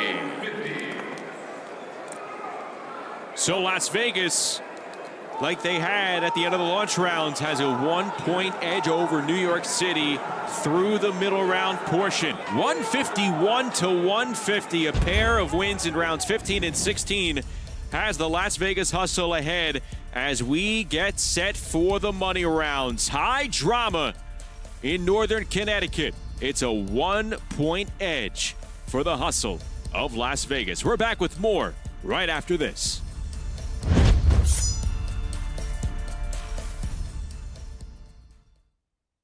Who doesn't like a good old-fashioned car check? Get out of the car. How come you didn't stop? I don't want it. As far as dumb drugs, Give you guys a couple minutes to get dressed. Well, what brought you guys all the way up here? sex. It's just plain stupid behavior. I'll see you for Cops Reloaded on MeritTV. Oh, by the way, you're under arrest. Balance of nature, it's so simple. It's amazing getting the fruits and vegetables ingredients in 3 red and 3 green capsules. I take Balance of Nature. I think it's convenient. I can do little capsules in the morning and I'm off to work, you know. Balance of Nature, it's so easy to do. I feel great, and who doesn't want to feel great? Get 35% off your first set as a preferred customer. Claim this offer by using discount code. Talk is cheap when it comes to saving our country. We're not just any cell phone service provider. We're Patriot Mobile. It's not enough to simply talk about values. We live them. Defending life, protecting our First and Second Amendments, and celebrating our military and first responder heroes. We're boots on the ground making a difference. We're America's only Christian conservative wireless provider with nationwide coverage on all 3 major networks and 100% U.S.-based customer service. Join Patriot Mobile today and make an impact every time you use your cell phone. Oh, they've gone back and forth over the first 16 rounds. There's been multiple ties, several lead changes, and as we get set for the money rounds, it is a 151-150 lead for Las Vegas over New York City. As we welcome you back inside our MeritTV studios, Dave Bontempo, Justin Shackle. It's setting up for a big-time showdown in the money rounds, and I think it's illustrating that these two teams throw their records out the window. They are very talented up and down the roster. That's exactly what we talked about at the top of the show, that with New York's momentum, they are a team on the rise.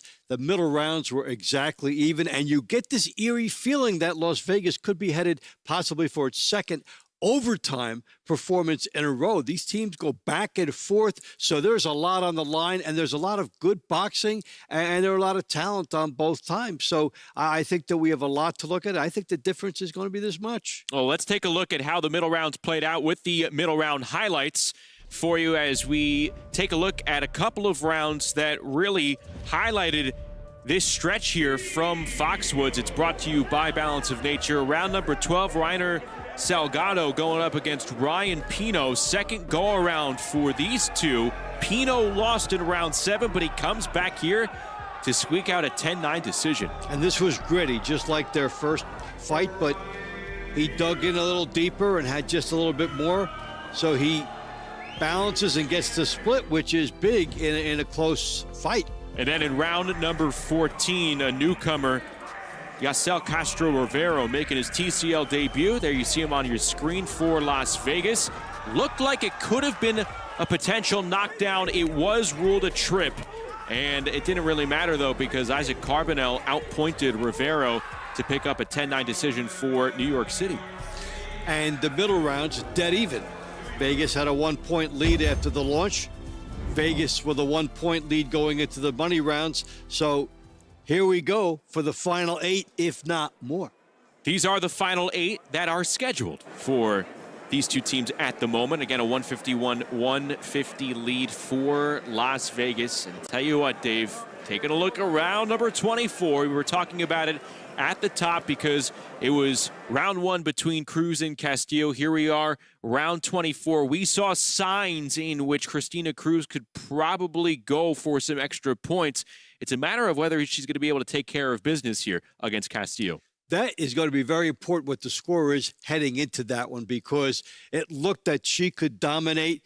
It's been back and forth. That looks like a very good spot for New York to be in. So we'll see how that plays out. And that's the last one, and we will be looking at that. That's an appropriate round to watch because that could be for the whole shooting match. This is the reason why they have a fighter like Cristina Cruz at the very end. She starts them off, and she will try and close it out. But at the moment, Las Vegas has the 1-point edge. Time to go with the money rounds. 151-150, Las Vegas in the lead. We get the money round started with Adam Palacio. It's time for our money rounds. Up first, the 147-pound division. For the Las Vegas Hustle, Darren Castro. For the New York City Attitude, Darius Jackson.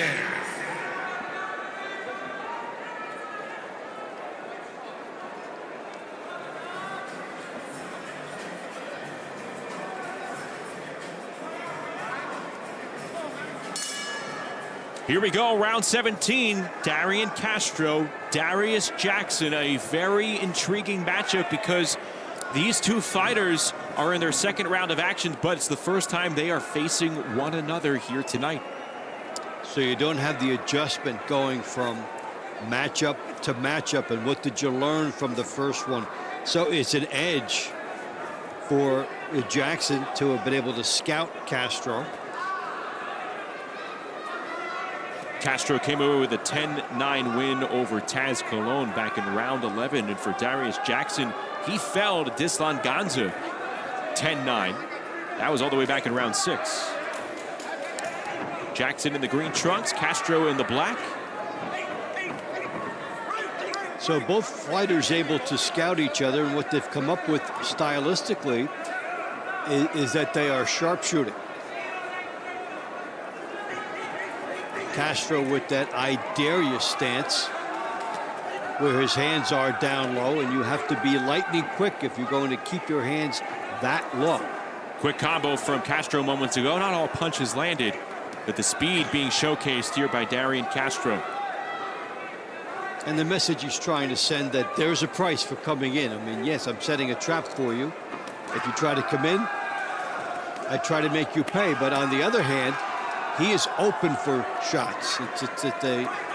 It's a risk-reward scenario for Castro. Jackson in the spurts, the punches that he's thrown, he's showing that if he finds a target, they will look more impactful. So for Jackson, the whole thing is to figure out how to get past that initial wave. Right hand connects from Jackson moments ago. And if he can get past that wave, he can go to work. But if he doesn't quite get there, that's where Castro can set up shop.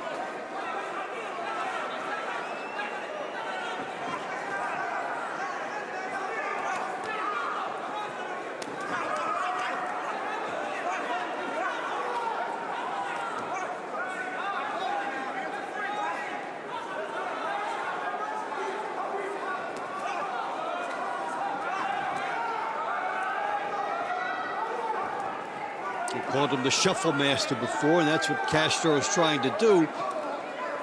And if they rewarded points for foot movement, yes, he's in a good spot, but he needs to score.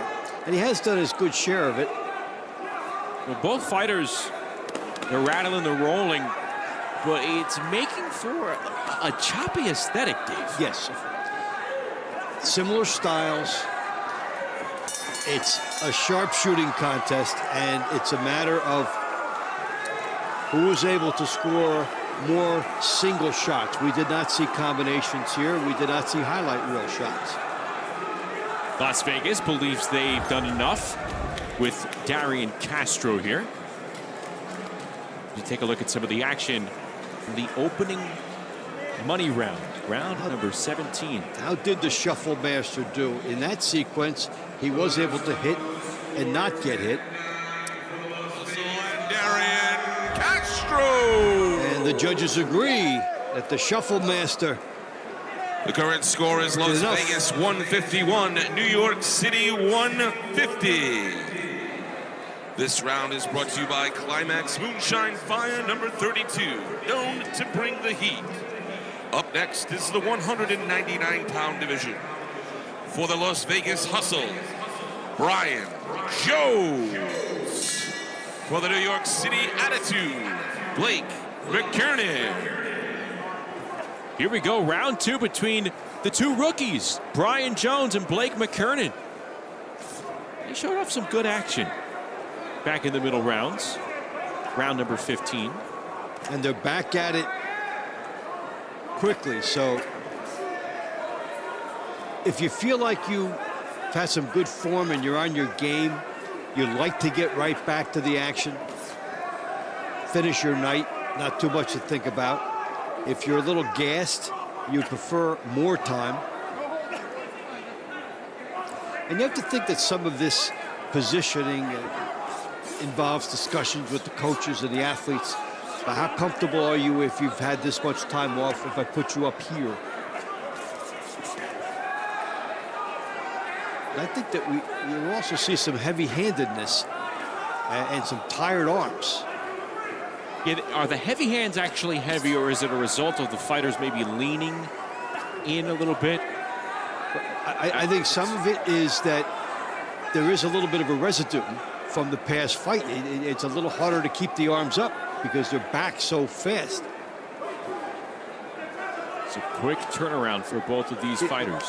Look at these punches being thrown out at a slower speed than when they fought before.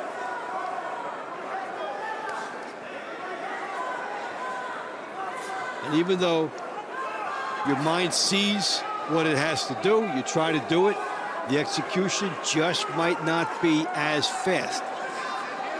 It's the same for both fighters, so it's an equal dynamic there. Vegas has taken a 2-point lead through 17 rounds. Will they be able to add more on the heels of Brian Jones' his second round, or will Blake Mccernin tighten up the score here in the latter portion of this team matchup? New York City's trying to pull even at 500 on the season. They entered at 1-2. Vegas is trying to remain the only undefeated team in TCL Team Boxing League play.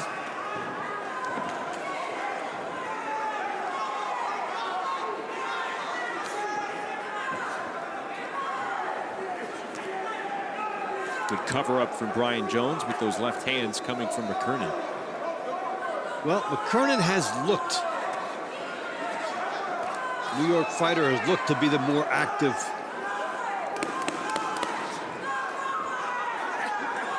And there's a good three-punch combination to send a signal to the judges, probably to punctuate it. And a double left from Mccernin. That looked nice. First to the body, then went upstairs. I think that gives it to him. It could sometimes be that close. So he took that one flush, did Mccernin. But the last message he gave the judges was, look at this three-punch combination I just landed. The last round was scored 10-9 for the New York City Attitude. Making the score, Las Vegas Hustle 170, New York City Attitude 169. Getting interesting here. 140-pound weight class. For the Las Vegas Hustle, Florencia Parz. For the New York City Attitude, Stasia Santos. And if you're handicapping it, you're expecting New York to win this one and knot it up again.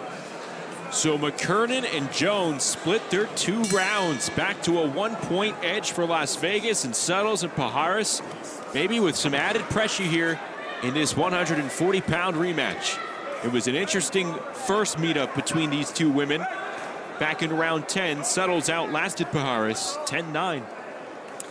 You know, we see a lot of matchups in which one fighter gets 2 wins over an opponent. We've already had 2 splits in this contest.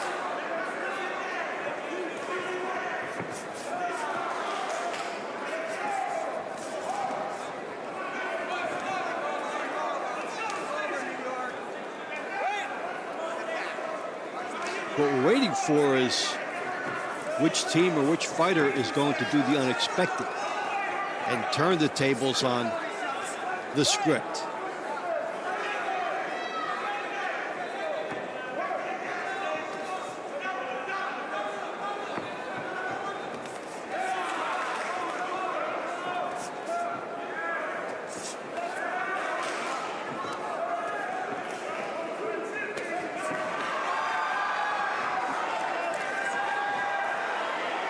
Pajares turned her back and created an opportunity for Settles. Like to see her go to an uppercut at some point here. I think this illustrates the type of fighter, the type of talent that Settles is, because for a fighter the caliber of Pajares, especially within this league, to be on the retreat this much, turn her back at certain points, that just shows you the type of pressure that Stasia Settles can apply to her opponent. She's using the height and reach effectively, and she's well built in this contest. She looks like the more muscular fighter.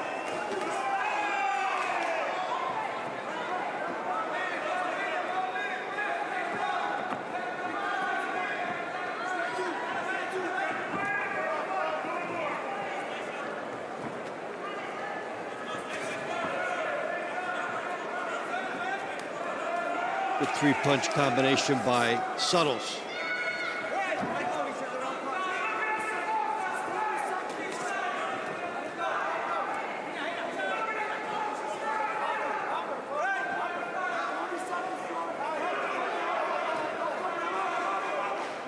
Good close-up work at the jab by Settles, and she is working. She got a left hand in there moments ago. Settles asserting herself here against the smaller Pajares. This would be a time to gamble. Not much time, but this would be a good chance to gamble for Settles. A win here for Settles, a 10-9 decision. It would tie it up yet again here in the money rounds.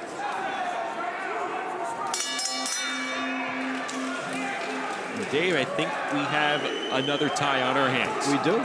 Let's see. Settles on the outside. Shows you the jab look and then lands a good right hand. Opponent has turned her back.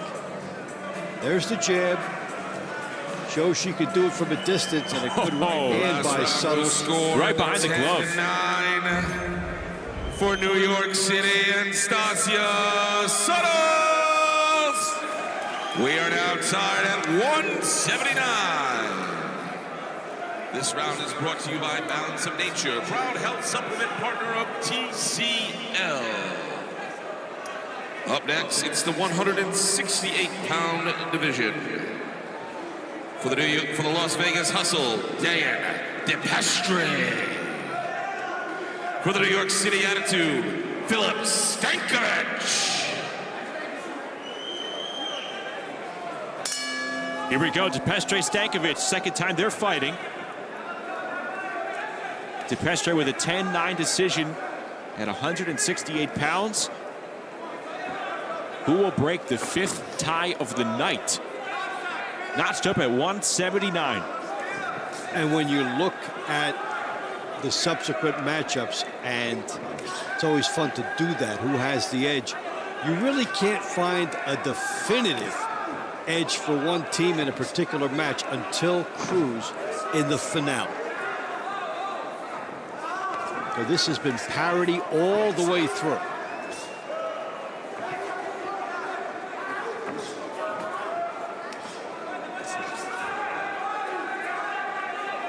Vegas, the entire group, they've had a sharp eye on the ring. They've had synchronized chants and cheers. And cohesiveness is very evident with the Las Vegas hustle. Yeah, you need to train work together, yeah, you travel together, come across country together, and you chant together. They have a lot of time on those plane rides and bus rides to come up with such chants. And a lot of bonding during those times when you make the big flights. Will they be able to do enough down the stretch here to improve to 4-0? Or will New York pull away here as we close in on the last several rounds?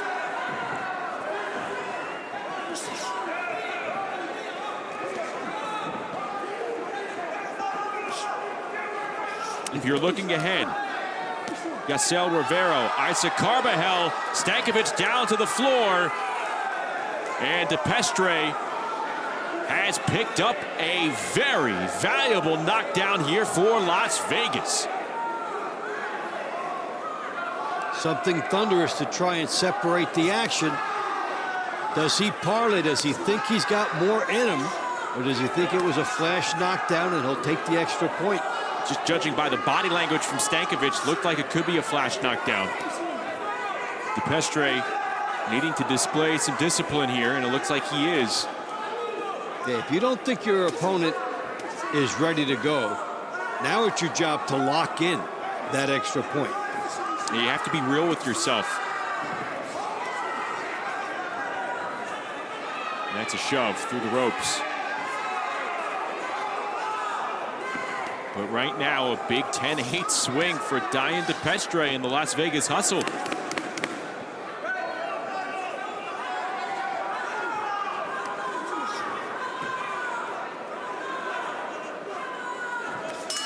Good uppercut at the end from Depest, putting a cap on that one. A knockdown featured in round 20, and Depest looks like he's given Las Vegas a swing here. Take a look at how he was able to do this on the inside, back and forth fight. Left hook lands. The uppercut from the corner. That round was scored 10-8. That is your knockdown. Las Vegas hustle. The score now, Las Vegas 189, New York City 187. Up next, the 175-pound division for the hustle. Castro Rivera. For the attitude, Isaac Carbonel. Unexpected where that knockdown occurred and how. It wasn't from in close, it was from the corner, and it just struck gold. Right near the top of the head, equilibrium. Right place, right time. Credit Stankovic for getting up. He seemed to be okay. But Depest with a 10-8 round to give Las Vegas a 2-point edge. 189-187 as we start round number 21. And a little wrinkle here, Dave. We're being told round number 23 between heavyweights Eric Ruiz and Dusan Veletic. Remember, that was the final round in the launch round phase where Veletic picked up a 10-8 win via a late knockdown. That round here has been scratched. It's a doctor's decision. Eric Ruiz will not be able to fight. It results in a 10-9 round for New York City. So keep that in mind as we approach the finish line here between these two teams tonight. Vegas and New York going toe-to-toe. So for all intents and purposes, this is a 1-point fight again.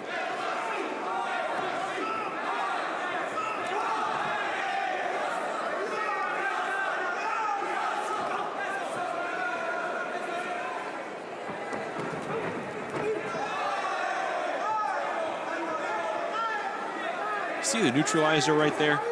Carbonel comes in, fists of fury. Rivera just sticks out the jab. Just leaves it right out there. So much can come from the jab.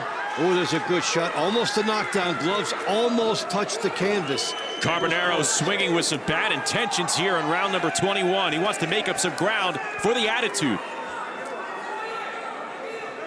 You don't want to punch yourself out, though, even within the final 2 minutes.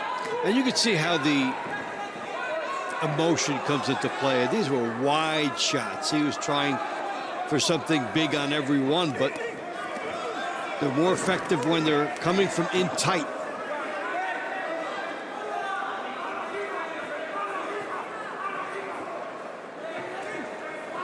.90 seconds to go here in round 21 between Carbonel and Rivera.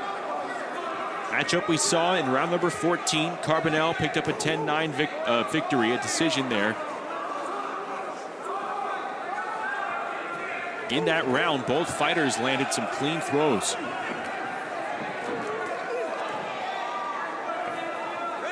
Carbonel is effective on the outside here. He was warned for that out of the clinch. He tempted fate. He did punch off the break.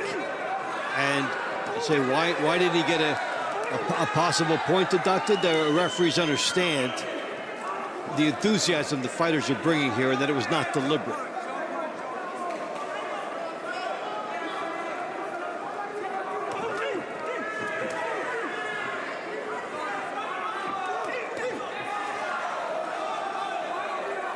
Rivera has to be careful there. He's hanging his head forward, especially when he lowers his body. 29 seconds to go. Well, Carbonel has left a lot of openings for Rivera, but the question is, has Rivera taken advantage? He's initiated a lot of tying up himself rather than doing what you're watching him do there. Rivera tried to sneak that left hand behind the glove of Carbonel. Don't know how many of those shots landed. This may be a matchup in which Carbonel completes the sweep. We shall see moments away. They'll just make it more interesting. I think he tied it up, essentially. We've got that other one-pointer coming. Carbonel slapping on the inside. Neither fighter able really to sit down much on his punches. Gloves almost touched there, but fortunately for Las Vegas, they did not. That round was scored 10-9 for the New York City Attitude. Making the score, Las Vegas 198, New York City 197. This round is brought to you by Serenity Springs Recovery Center, a place of recovery and self-discovery. Up next, it's the 135-pound division. For the Las Vegas Hustle, Yusnel Abrahante. For the New York City Attitude, Ryan Zambotake.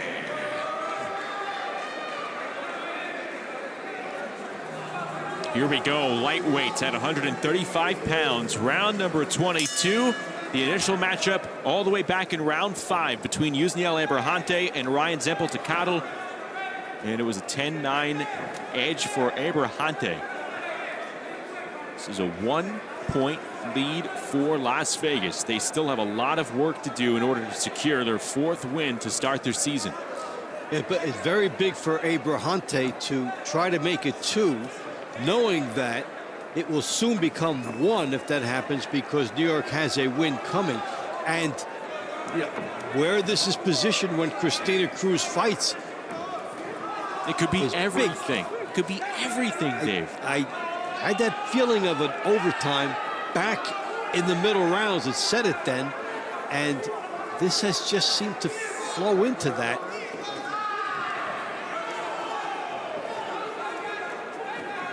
And again, if you're unfamiliar with what Dave was talking about with the impending scoring change, again, round 23 has been scratched. Doctors rule Enric Ruiz cannot compete against Dusan Veletic for his 2nd time tonight. So it's a 10-9 round for New York. That means a point is coming here for the Attitude. Theoretically, if Zambotake could come away with a win here, New York's going to be in the lead.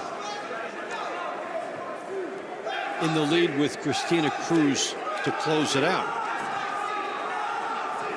It's been great action so far. Two high-scoring teams with a rather low-scoring nip-and-tuck battle against one another. I think the biggest lead for Las Vegas was 3, and for New York it's been 1. Las Vegas had the big early momentum, and New York came right back. And these teams have had trouble putting strings together because they're both talented. Vegas had a 3-point lead dating back to round 7. What turned the tide and made this one very close from there on out was Veletic's 10-8 round against Ruiz.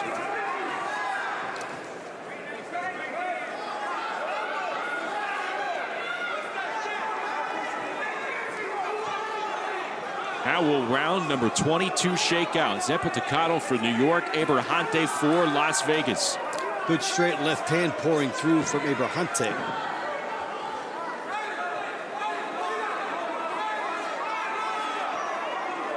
Final 20 seconds.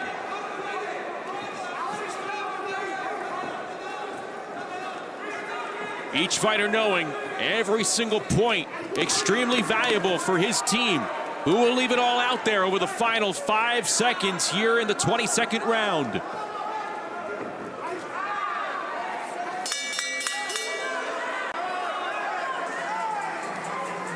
A spirited disengagement there. I think they'd love to sub in for round 23, wouldn't you say, Dave? I think they would, and they're probably thinking, yeah, I could have done a little bit more. I think Abbranti's ready to go. Good left hand by Abbranti. I think he had more definitive shots in this fight. It's a good one down the chute for him.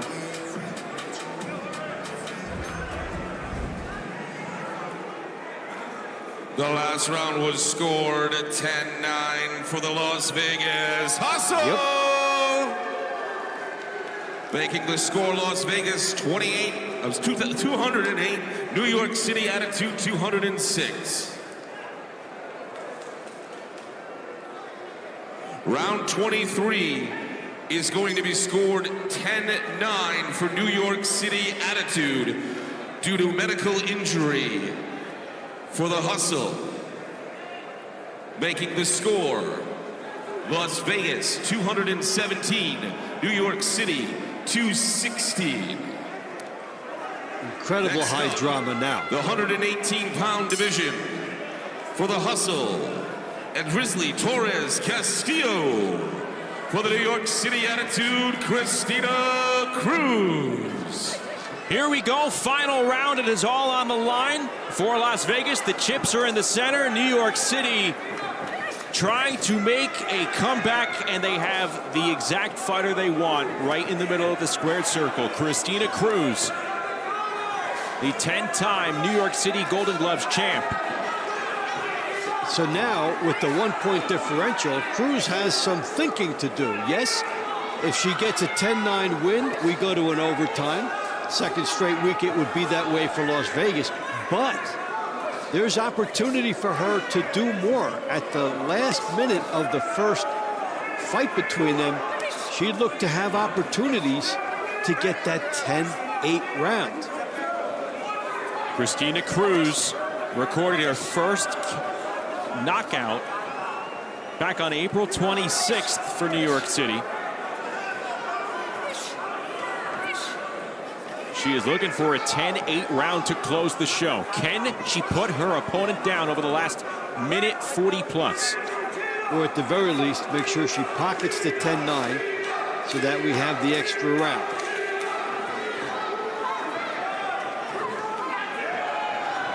Even though this is a team concept, Dave, try and tell a fighter to play for the tie. Not a possibility.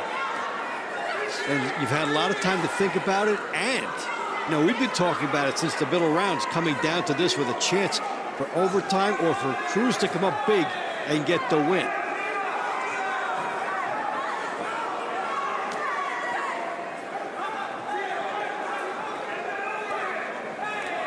Good lefty connection from Castillo. There is Nelsie Castillo in many ways doing her job in round one, able to limit Cruz to a 10-9 victory. Can she do the same here in the final round of the night?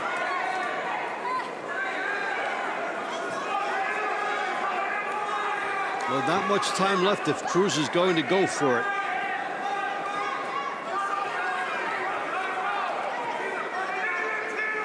.30 seconds to go. Time to push up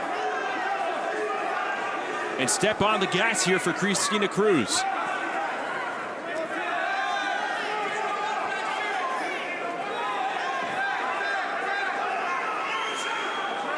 .15 seconds to go. Cruz is looking back at the referee for a headbutt. At the same time, you wonder where the hyper urgency is for Cristina Cruz. No, we have not seen that. You know, we say you don't go for the tie, but she went for the 10-9. Apparently, there was more out there, you would have thought, for her.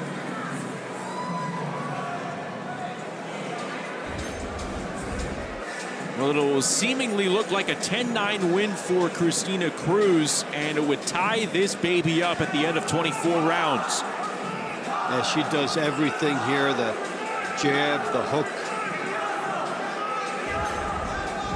but not the extra point that would have given her team the win.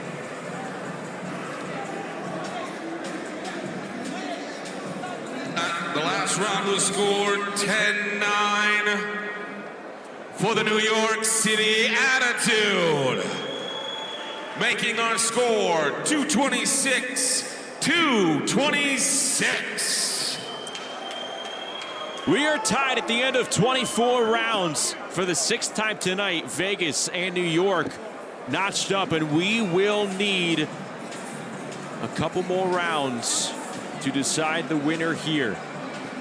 Nip and tuck action this entire fight. 24 rounds, still not enough to decide an overall winner. And if you take a look at some of the fighters scheduled for rounds 25, 26, well, for Las Vegas, Dislan Ganza and Taz Cologne, it's the first time they're going to meet up tonight. They were previously in action against different opponents. Ganza was victorious, Taz Cologne was not. And then Andrew Tabidi now for round 25, and Jaeger Plavaco would be scheduled to meet in a rematch. In the 147-pound division, Dislan Ganza. For the New York City Attitude, Lionel Omar Cologne Santana.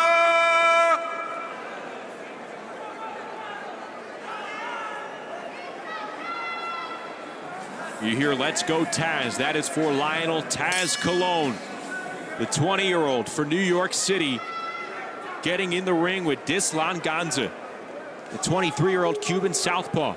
Vegas, New York, tied at 226. Who will come out on top? These bouts are going to decide it.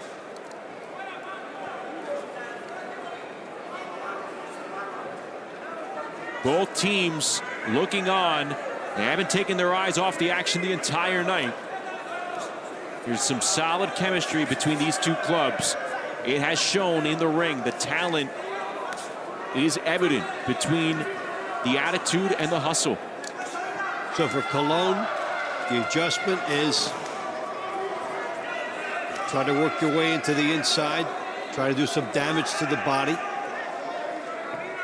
And on the flip side, you got to keep that jab going in the face. You're the Cuban fighter on the outside. You've got to make that work, and you've got to make yourself look elusive.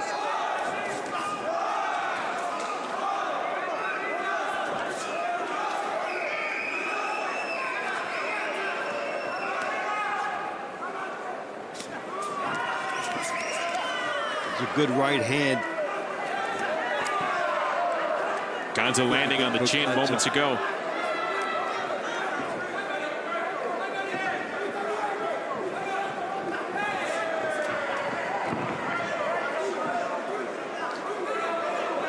So far, the difference, Ganza's elusiveness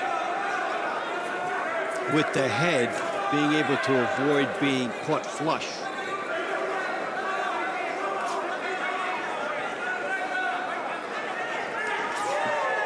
fighting as if he's trying to win a low-scoring affair. Maybe you don't land a lot of punches, but don't get hit by any. Cologne connects on a right hand. Looked like Ganza was coming in. He timed it nicely. Less than a minute to go here in round 25. We need more than the minimum requirement here on this night. Terrific start to our Saturday doubleheader at Foxwoods.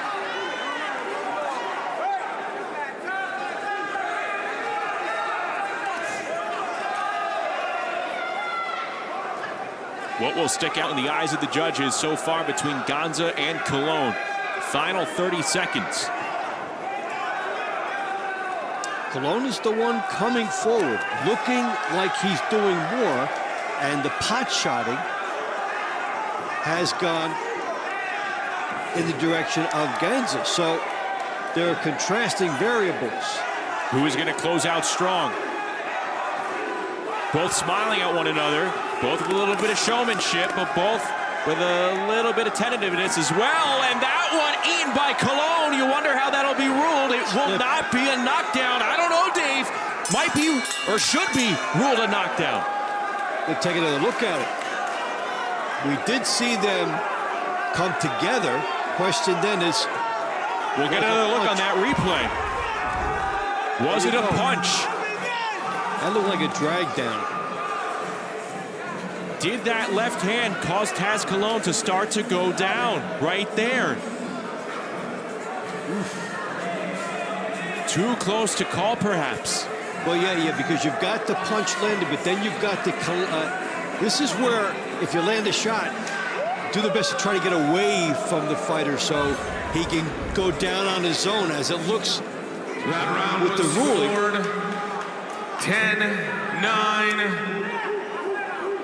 for the Las Vegas Hustle. If you can't separate your body from your opponent, it looks like a takedown. 236.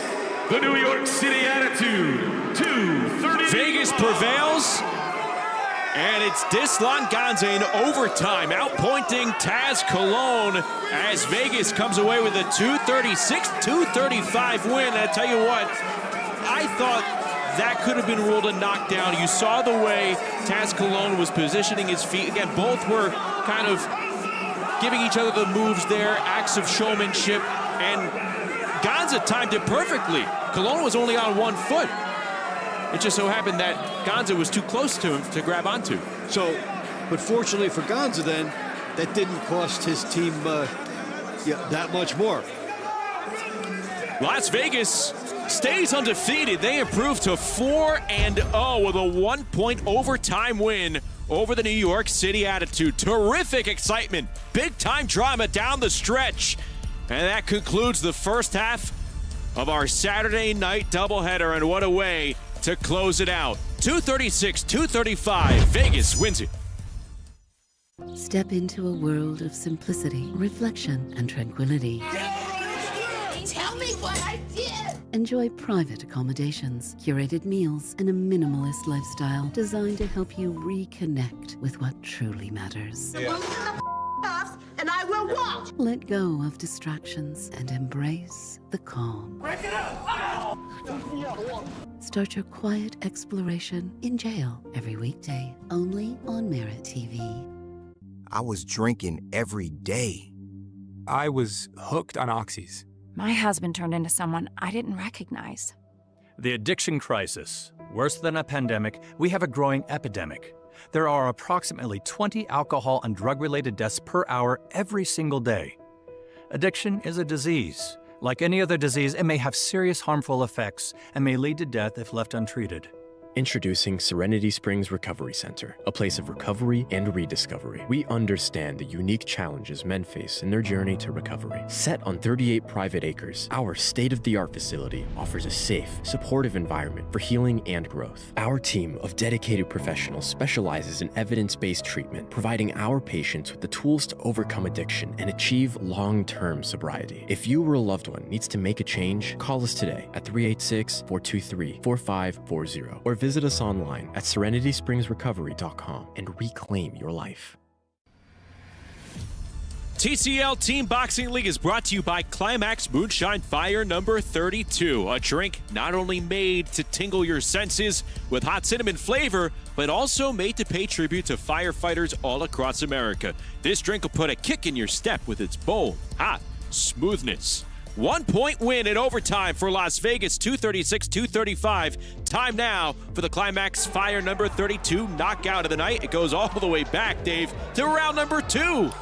Caballero with some late magic in that round. These are the final seconds. The huge left hook starts it off, and it would parlay into 2 knockdowns in the final seconds.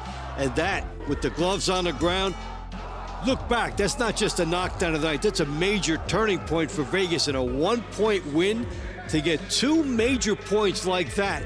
That looked like a 10-9 into the final seconds. Let's go inside the ring at Foxwoods with Adam Palacio. Fight fans, your round of the night was round 17. Darian Castro versus Darius Jackson. Your 3 stars tonight. Your number 3 star, Dusan Veletic from New York. Number 2, Osvel Cabierro from Las Vegas. And your number 1 star, Dislan Ganza from Las Vegas.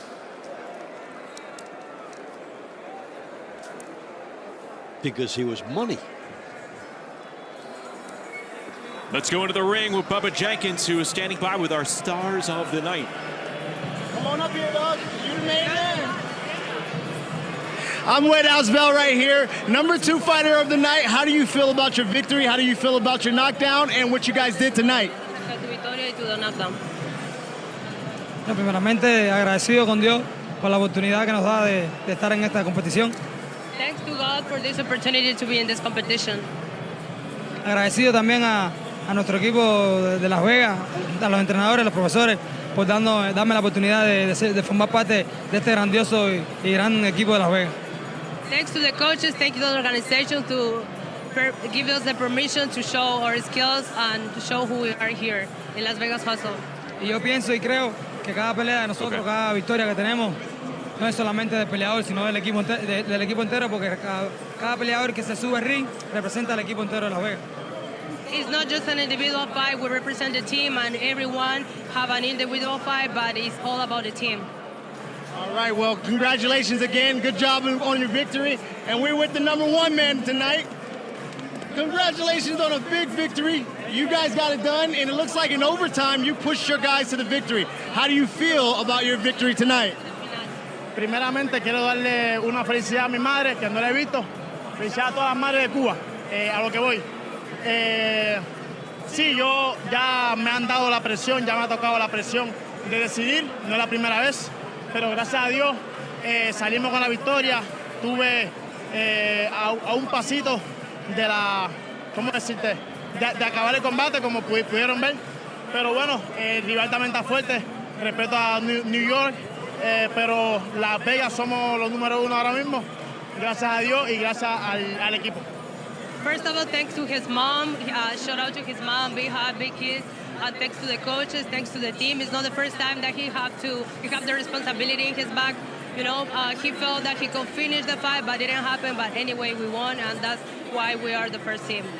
Well, definitely got to shout out your moms. Congratulations on the victory tonight. Good job again. Coach D, Big D Hayes, for the coach of the night, and one of your fighters who got the round of the night. You guys got it done again tonight. Real close. Went down to overtime. 2 weeks straight it goes into overtime. But again, David Hayes, you and Las Vegas Hustle pushed to the victory. How do you feel about that tonight? Hey, all I gotta say is 4-0, guys. We haven't had no home fights. We're doing this on the road in enemy territory because we built like that. How do you feel about the judging tonight? I saw on your guys there was a little bit of discombobulation in there. Look, we got the victory. I'm pretty sure the judges seen what they seen.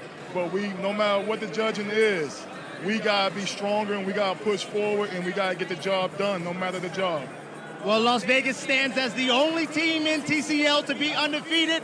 That's you and your coaching staff. Smoke is undefeated. Philly Smoke is undefeated. Yes, we're at the top. We're at the top. We're going to see what's up with the next fight. Doubleheader right now. Back to you guys watching the action. Thank you, Bubba.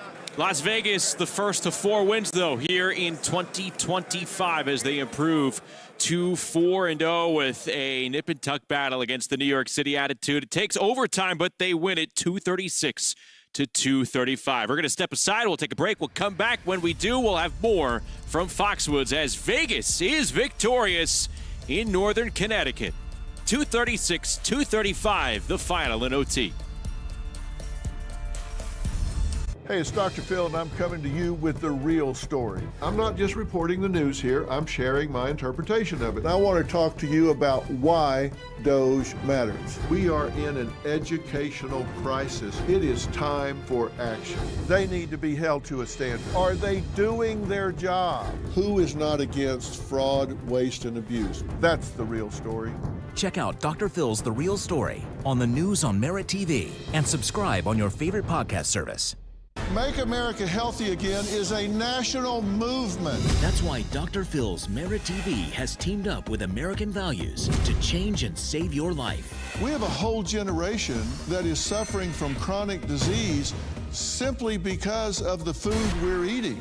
It's time to take action. We're sitting in the middle of a health crisis. We need to make our families healthy again. And I am asking you to join us. Let's make America healthy again.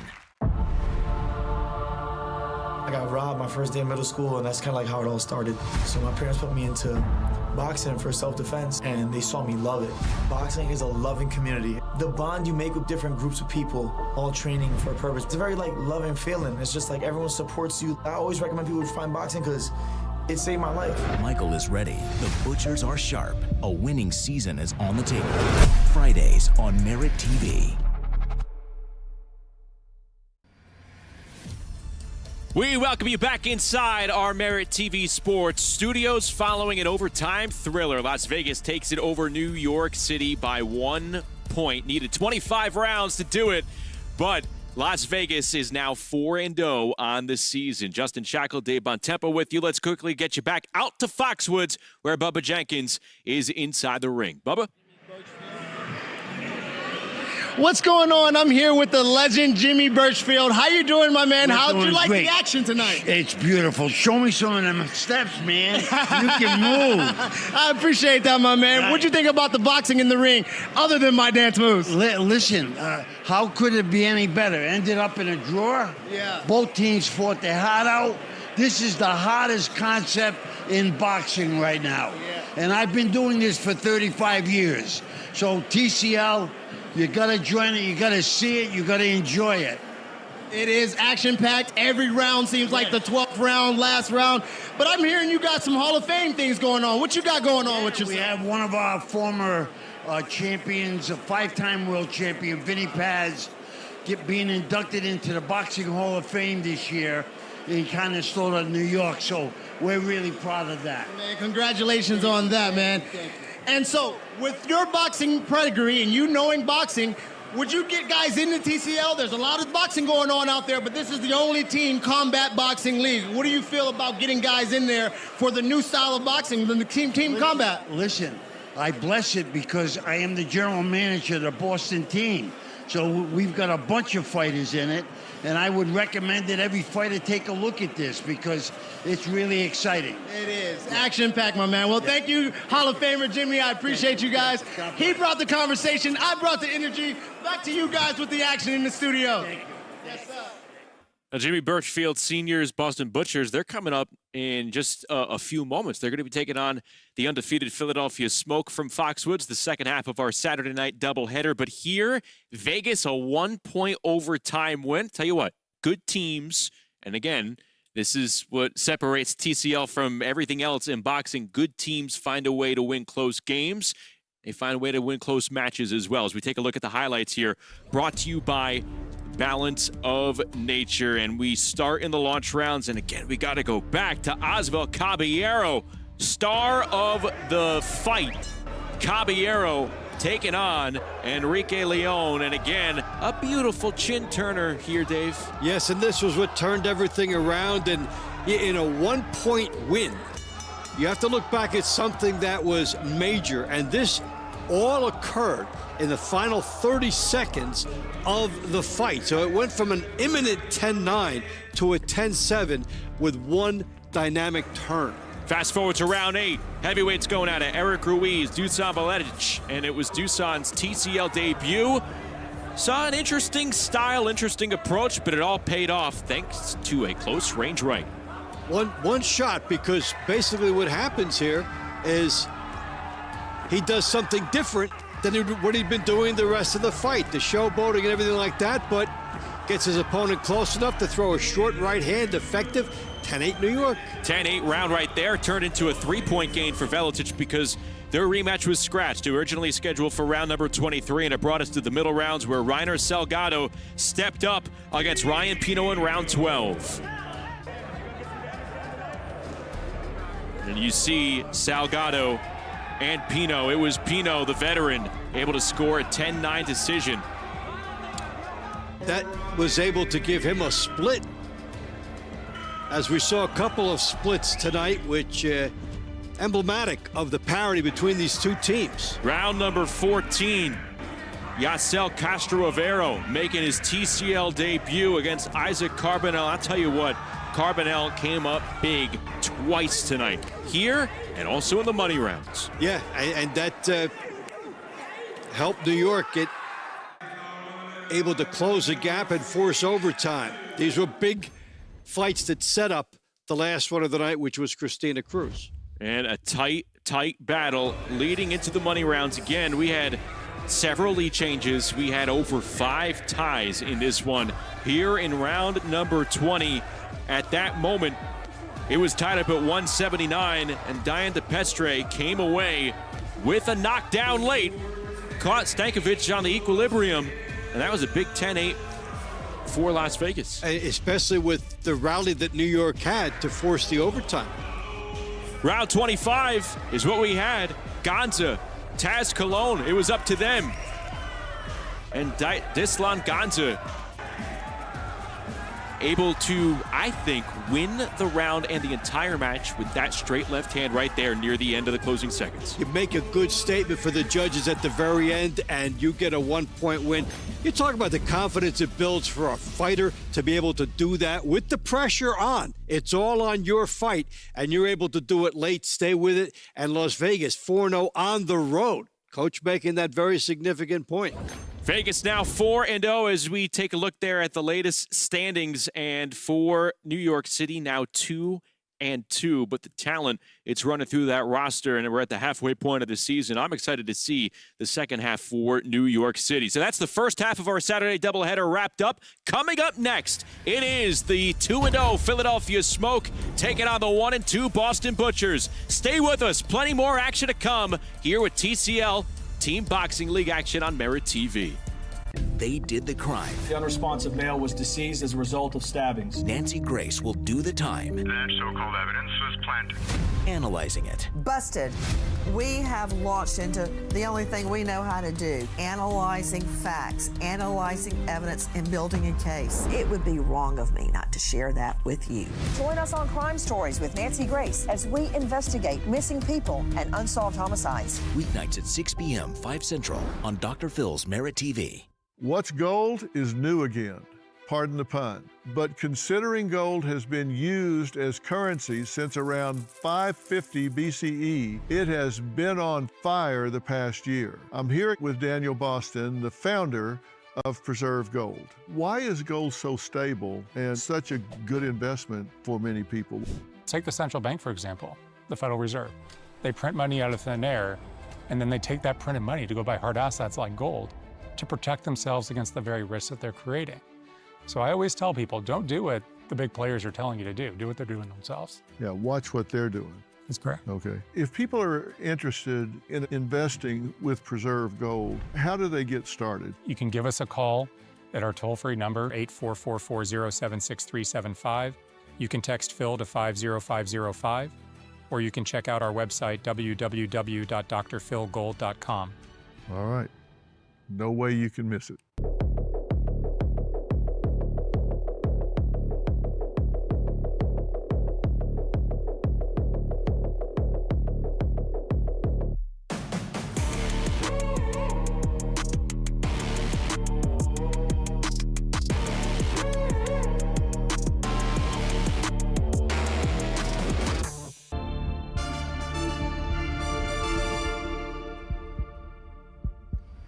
Well, we had some fantastic drama at Foxwoods to start off our Saturday night doubleheader in northern Connecticut, just off the coast. Sits Foxwoods Resort Casino. We saw Vegas come away in an overtime thriller, but now the home team wants in on the action. The Boston Butchers are in the squared circle taking on the Philadelphia Smoke as we welcome you back inside our MeritTV studios for more TCL Team Boxing League coverage. Justin Shackle, Dave Bontempo with you. This is a rematch from a few weeks ago, and these two teams are coming off the layoff. They last saw one another, so they're very familiar with one another. We saw Philadelphia edge out Boston by 9 points. They pulled away toward the middle of the ladder portions, but something interesting there. We heard Philadelphia boast that they keep the same roster week in and week out. Not the case here as they return to action tonight against the Butchers. And that's more realistic. There have been a lot of changes in the lineup, and teams will need more players and more fighters as they go through and possibly get into the playoffs. So it's one thing to say that they were consistent, but realities are different. We're seeing fighters in different positions tonight. We're seeing some fighters not available, and so that will shuffle things up a little bit. When we look back on that last fight on April the 26th, there were some notable moments to say the least. And we take a look back to the 26th of April, where we had Rasheed Brown and Emery after the bell exchange in a little bit more. Both wanted a piece of each other. Brown came into the corner of Emery and started throwing some punches. Now, Brown was victorious. Both fighters disqualified. The match was called off. They were scheduled to meet a second time. That obviously scratched. And Philadelphia, like you mentioned, they came away with the win, 229-220, the final. They won 9 straight at one point on their way to improving to 2-0. That was one of the best streaks we have seen throughout the entire league this year. We've seen some 8s, some 9s, some 10s. That was one of the biggest, most demonstrative moves by one team against another team this year. And they've had some time to stew over it if you're the losing team. But guess what? That's still a big run of rounds. And if you're the team that did it like Philly, you think you can do it again. Now, you take a look at the roster, you take a look at the run they had with those consecutive rounds won, and you take a look at what we have on paper here tonight. Gone is Shira Patricio, who you can make the argument she is the most talented woman fighter in TCL Team Boxing League, the terrific bantamweight. She picked up 2 wins over Leah Lewandowski. We don't have bantamweight action on this card here tonight. So those are 2 matches you take away from Philadelphia. You also don't have Nair Albright for Philadelphia. So Boston also has a couple of new additions as we take a look at the work that they've been able to do to start the first half of their season, coming in at 1-2. And it all starts with Rasheed Ellis. The Ellis brother and sister combination, undefeated in the league this year. And Ellis, a tower of strength for Boston, and Ellis a tower of strength for Philadelphia, depending on which side you're looking at it.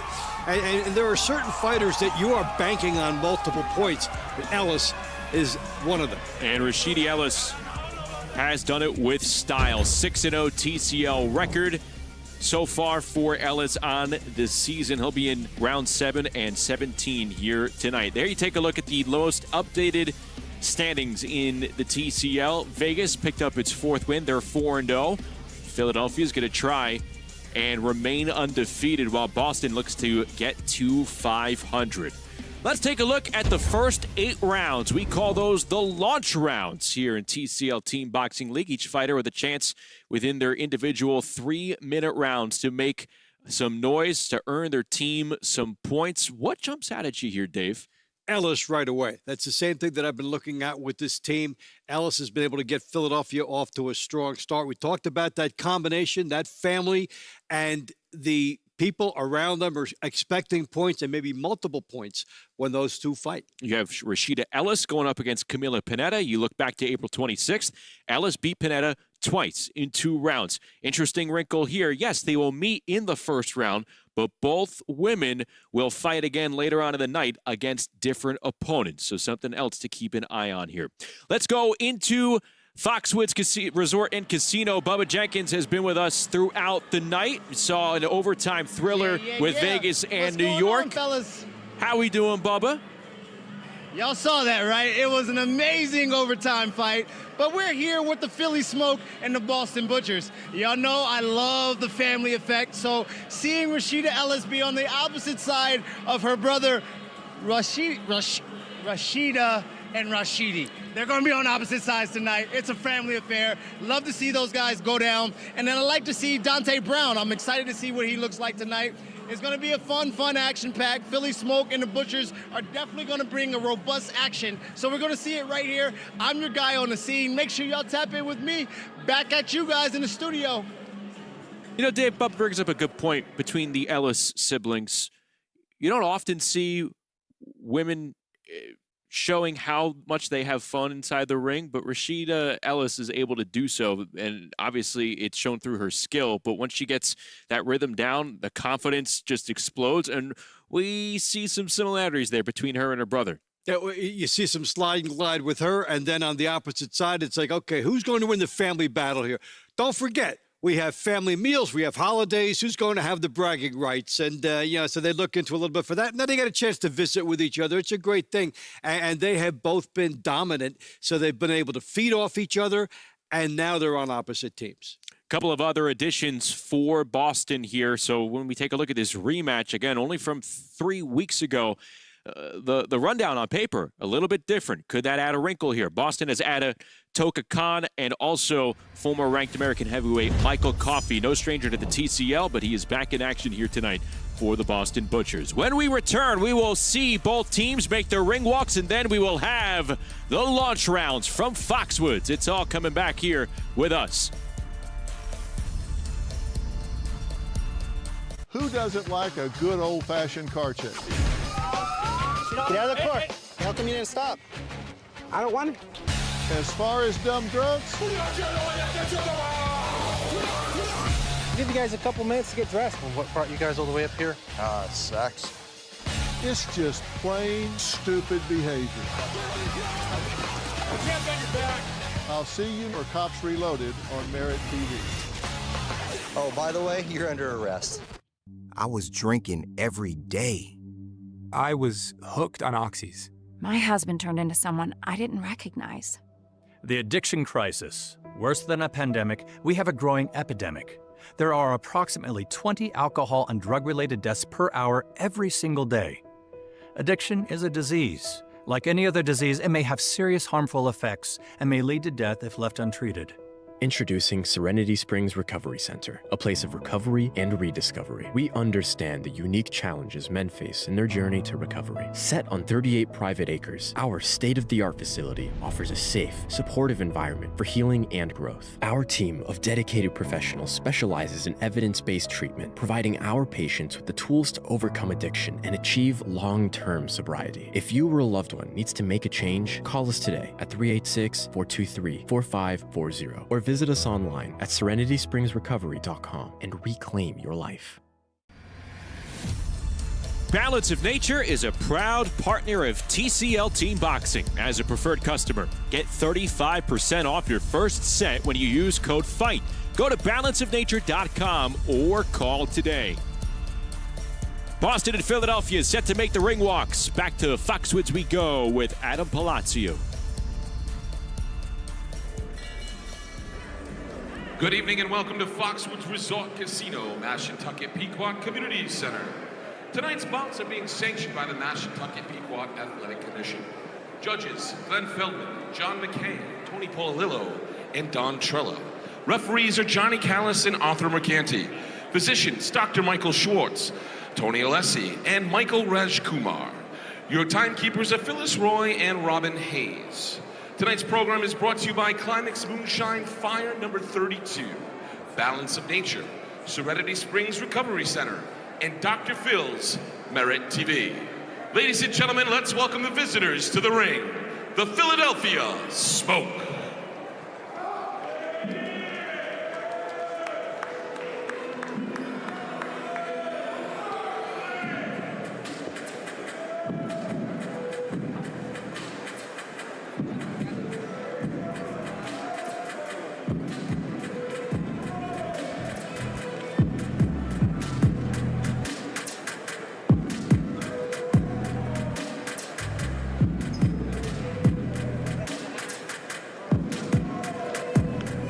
Philadelphia, the reigning champs, entering at 2-0, though they have not been in action since April the 26th, just like Boston. So two teams with 3-week layoffs getting back into the rhythm of things. Philadelphia put together 2 wins over a 2-week span. And they are led, of course, by the likes of the light heavyweight Jesse Hart, 31-3 in traditional boxing. Rashida Ellis doing terrific work on the women's side, and heavyweight Tonja Nathan. Very consistent team up and down, and hitting the road for the first time this year now.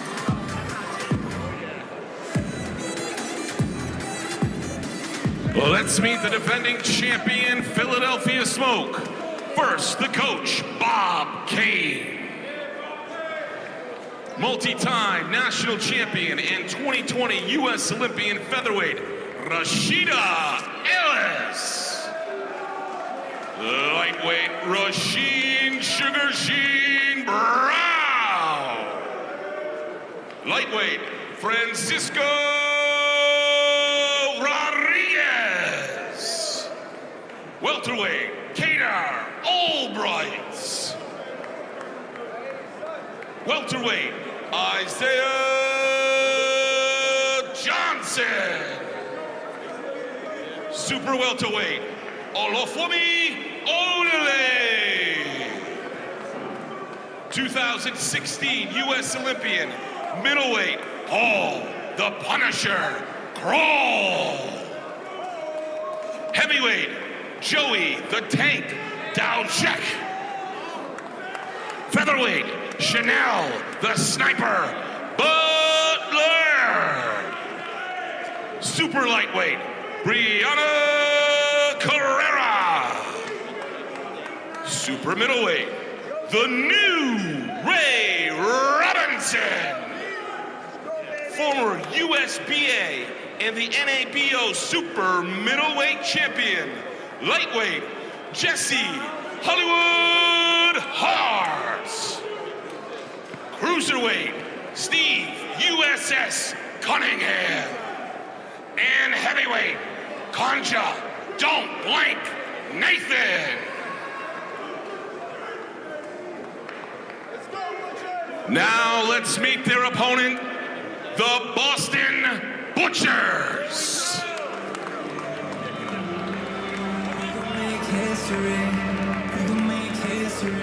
Together we stand tall to secure victory, Tonight you gon' see the best of me, what's left of me. I'ma give it all I have inside, you see. I'ma take this victory, it's positively legendary. I'ma make The Boston Butchers entering their home arena back home, where they were victorious on opening night here in 2025. They're looking for their second win to get back to 500. They enter at 1-2, and again, looking for revenge against Philadelphia, who dropped them by 9 points back on April the 26th. We talked about Rashida Ellis for the Smoke. Rashida Ellis leading the charge for the Boston Butchers. It's been a long time between wins. First weekend in April, now here we are in the middle of May with the losses and the scheduling. That's a team that feels like it is doomed.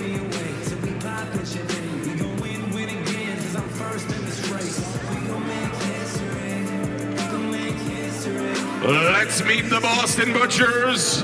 First, the coach, Mark Crocaro. Featherweight, Camila Panada. Former WBA, NABA Super Featherweight Champion, lightweight, Abraham Nova. Lightweight, Deontay Brown. Welterweight, Toka Khan. Welterweight, Pino Killer 8 Luna. Super welterweight, Jahi Golden Child Brown. TSL Season 2's most exciting fighter, ranked in the top 10 in both the WBA and WBO. Middleweight, Rashidi Speedy Ellis. Heavyweight, Skylar Lacey. Featherweight, Brandy Flash Robinson. Super lightweight, Stevie Jane Coleman. Super middleweight, Ronald Ellis. Light heavyweight, Steven the Savage Sumter. 2025 Guatemala National Champion, Cruiserweight, Miguel Teo. And heavyweight, Michael Coffey.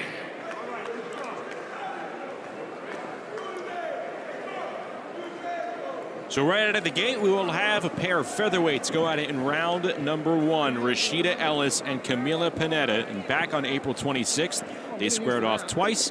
Ellis was victorious twice. They'll face one another here and then go their separate ways for another round later on. Weight class.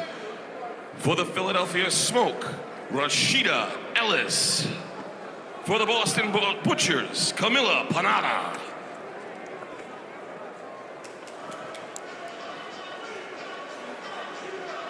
There you see Ellis. And you're going to see Rashida in round number 22 against Brandy Robinson later. Pineda will fight in round number 21. So you're keeping them apart, but you're having them piggyback one another later on. I think that leaves some type of competitive edge in the money rounds. Yeah, it's a good balance. If you're Boston, you're thinking, well, you know, why do we waste one of our better fighters in a tough situation where there could be 2 losses? Let's see if we can find a win somewhere else on the card where it might matter later. All part of the juggling that goes into the money rounds. You see Pineda, sparring partner for Katie Taylor.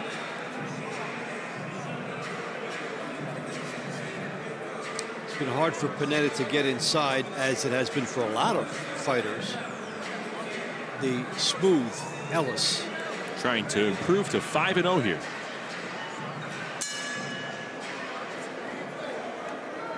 We are ready to go here from Foxwoods. Second half of our Saturday doubleheader. So glad you could join us here on MeritTV Sports.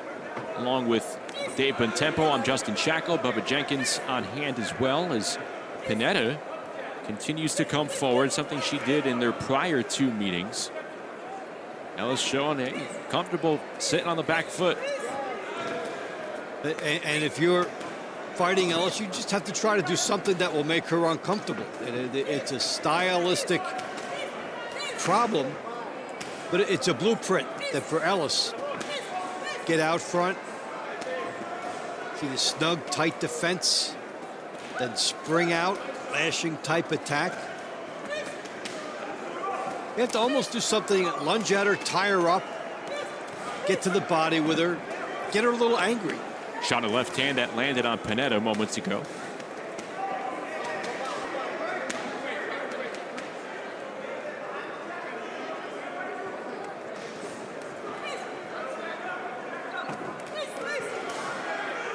The 3-punch combo, 2 of them landing from Rashida Ellis.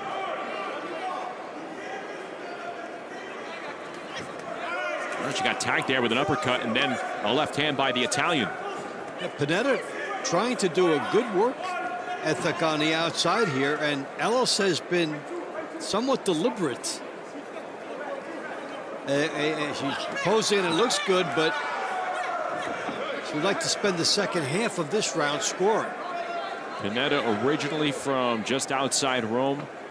lives and trains in South Florida now, but she has spent countless hours in the hinterlands of Connecticut training with Katie Taylor.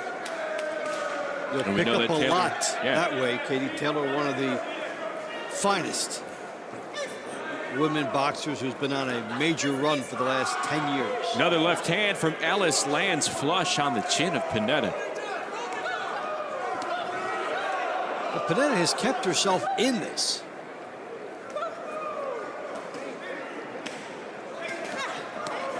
Only weakness she's really had is where the right hand is down low.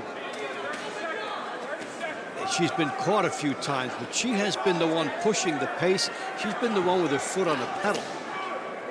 Good left hand landing for Pineda. Tries to work the body at close range. Seen a more physical Pineda and a more aggressive Pineda in this third round meetup between she and Rashida Ellis. She made a good bid here.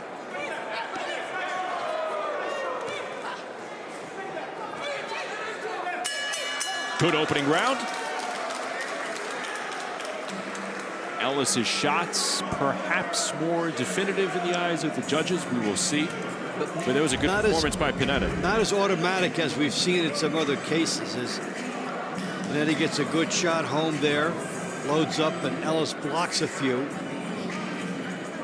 Now, Ellis was good with these shots, not a whole lot of them though. For the Philadelphia Smoke and Rashida Ellis. Making the score, Philadelphia 10, Boston 9. Up next, the 135-pound division for Philadelphia, Rasheed Brown. For the Boston Butchers, Abraham Nova.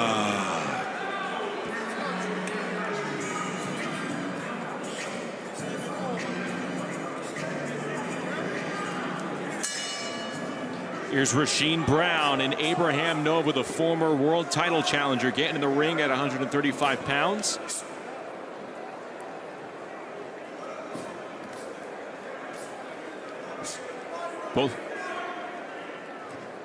Both fighters wearing those silver trunks. Tough to tell the difference, but Nova,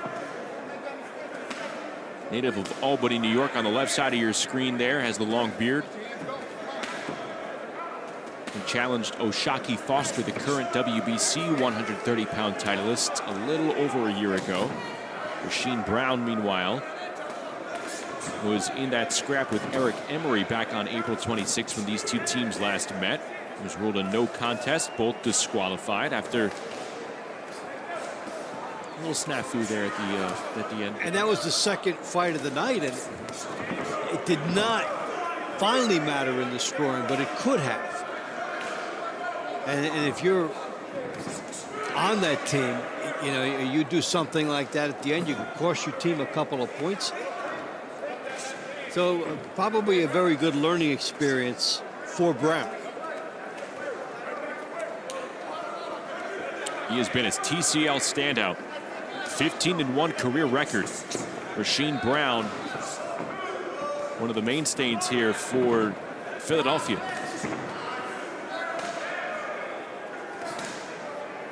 And he steps with his jab and moves, and even though he missed with the left hand, he actually advanced and was close enough to fire a second shot.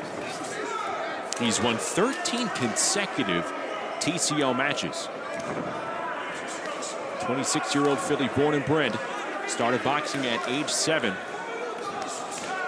Gets a good right hand in there on Nova.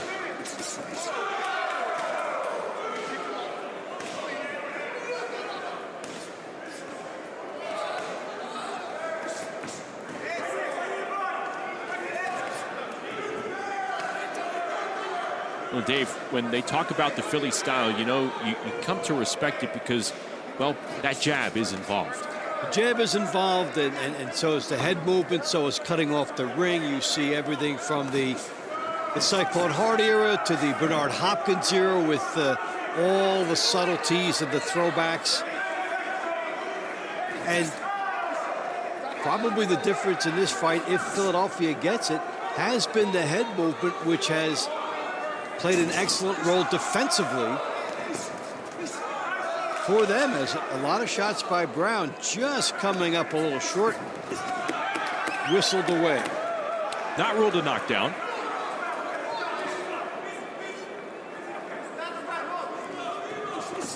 Good action at the end. Nova connecting. Brown, remember. These two will meet up again in round 10. Take a look at that connect at the very end. This is Brown, the knockdown that wasn't. On the wrong end of that, but it wasn't a punch, so no knockdown recorded. The last round was scored 10-9 for the Boston Butchers. Making the score, Philadelphia 19, Boston 19. Up next, 135-pound division for Philadelphia, Francisco Rodriguez. For the Boston Butchers, Deontay Brown. So how about Abraham Nova ending Rasheem Brown's 13-match win streak here in TCL play?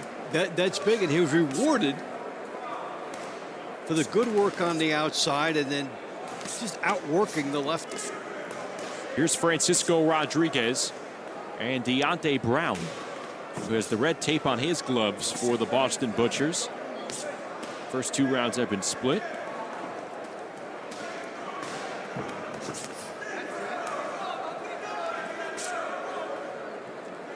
Rodriguez 7-0 in traditional boxing. Out of Atlantic City, New Jersey. This is his 2025 debut. No stranger, though, to TCL Team Boxing League. Competed in 2024. Went 6-5 there.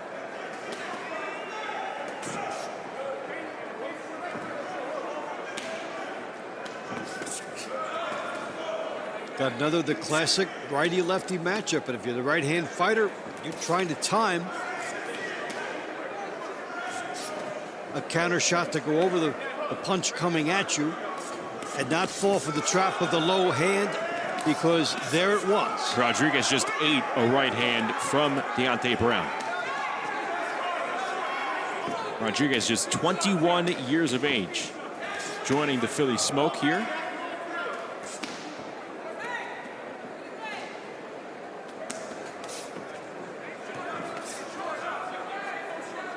So Rodriguez is in a dilemma. He needs to land a body shot to stop the movement of his opponent, but he has to get close enough to land the body shot first.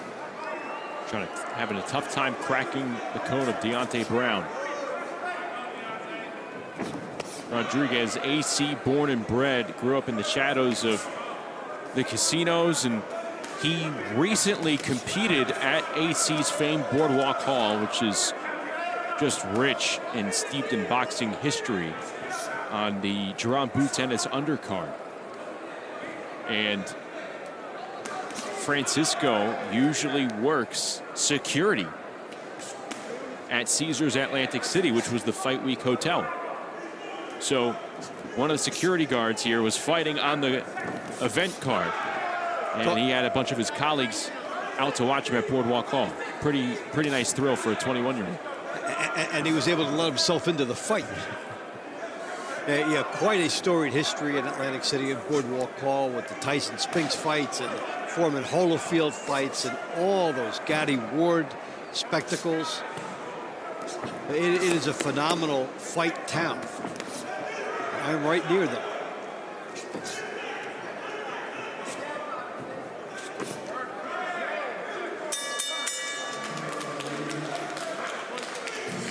See how the judges scored at that. Brown possibly outpointing the younger Rodriguez. Well, Brown on the right side of your screen, educated left hand. He took one there, but he did land two, one glancing blow. But you get an idea of the scrap up close between the righty and lefty. Scored 10-9 for the Philadelphia Smoke. Wow. Making the score, Philadelphia 29, the Boston Butchers 28. Rodriguez delivers for his team. This round is brought to you by Balance of Nature, proud health supplement partner of TCL. Up next in the 147-pound division for the Philadelphia Smoke, Gator Albright. For the Boston Butchers, Toka Khan.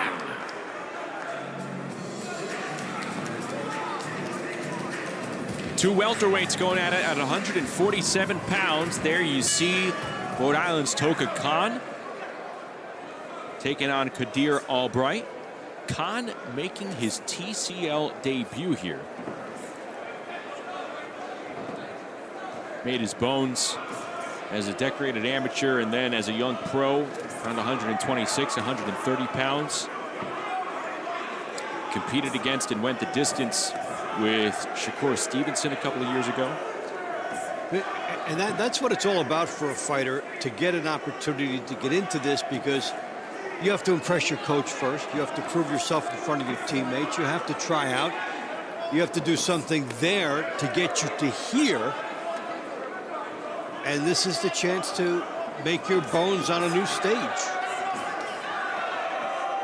Should be noted, Kadir Albright's brother, Nahir Albright, who consistently was a competitor for the Philadelphia Smoke, not in action here, and he won't be in action for the foreseeable future because he's scheduled to take on Tyrone Davis in a matchup in Norfolk, Virginia. That's the brother of the world champion Keyshawn Davis, so Albright has a big opportunity ahead of him in the weeks to come. And he was one of the more interesting fighters in the circuit. He sang the national anthem before one of Philadelphia's fights against New York. So Pipes Albright has some new opportunities. So what would they miss more, his musical chops or his fists? Well, right now he's going the fist route. I kind of wanted to hear the follow-up on the music. We haven't heard it yet.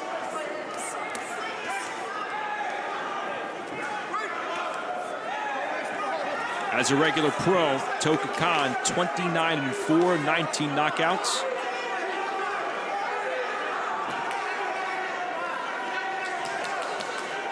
He's a family man, has a little girl that he raises.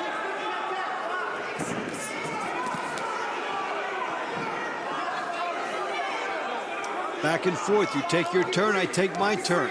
Albright probably has had the territorial edge. And that would matter only if the rest of the scoring scenario is even. This is the only round that both fighters will be in here tonight. Final 20 seconds.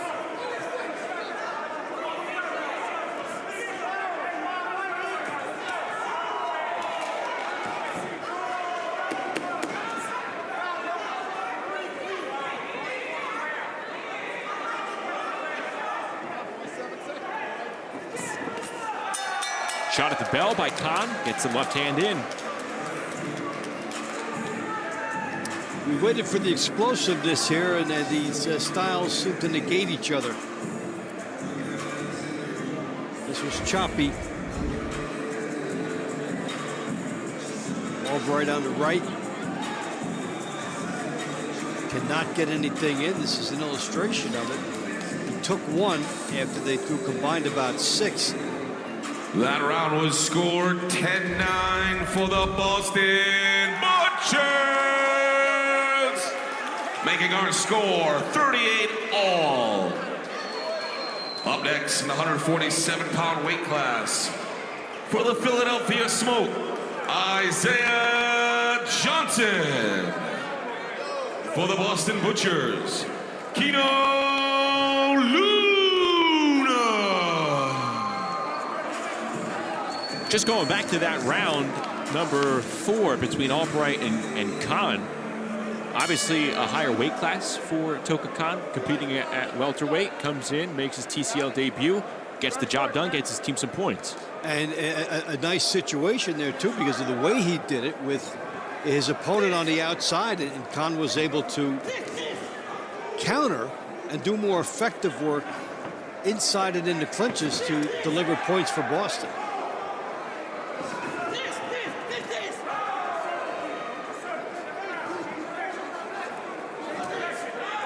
Here's Kino Luna and Isaiah Johnson. Johnson on the left side of your screen right now. And Kino Luna with the ponytail as his head snapped back from that sharp jab by Isaiah Johnson. And he comes through with the left. Johnson has seemed to mean business getting off to the fast start, but he ate one, and it was a good sharp shot coming back. Oh, there's another left hand that rattles Johnson. Some singular punches getting to each fighter here. Not too many combos being put together.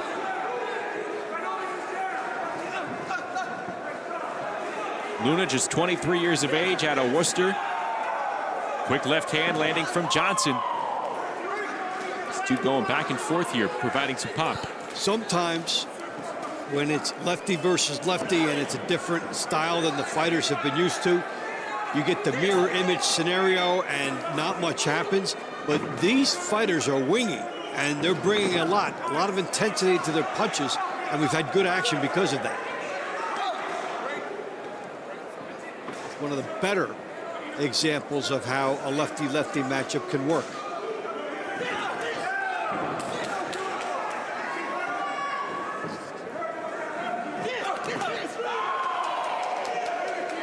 Just over a minute to go here in the 5th round. Still tied at 38 all in the overall team score. If you're just joining us here, Las Vegas improved to 4-0 earlier tonight, picking up a 1-point, 236-235 win in overtime over New York City. Philadelphia is going to try and join Vegas and remain as the 2 undefeated teams here in TCL action.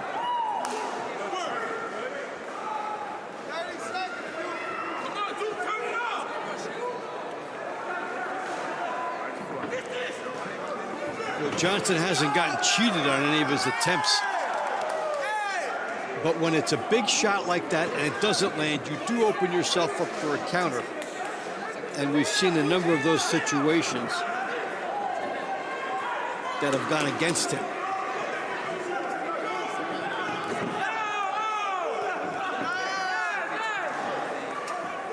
But Johnson started and finished late, so we'll see if the judges reward him for that. Good scrap there.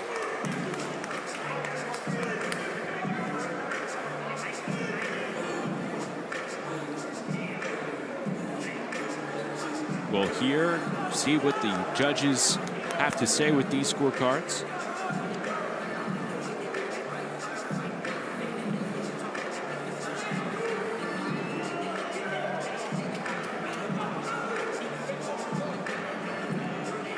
That round was scored 10-9 for the Philadelphia Smoke.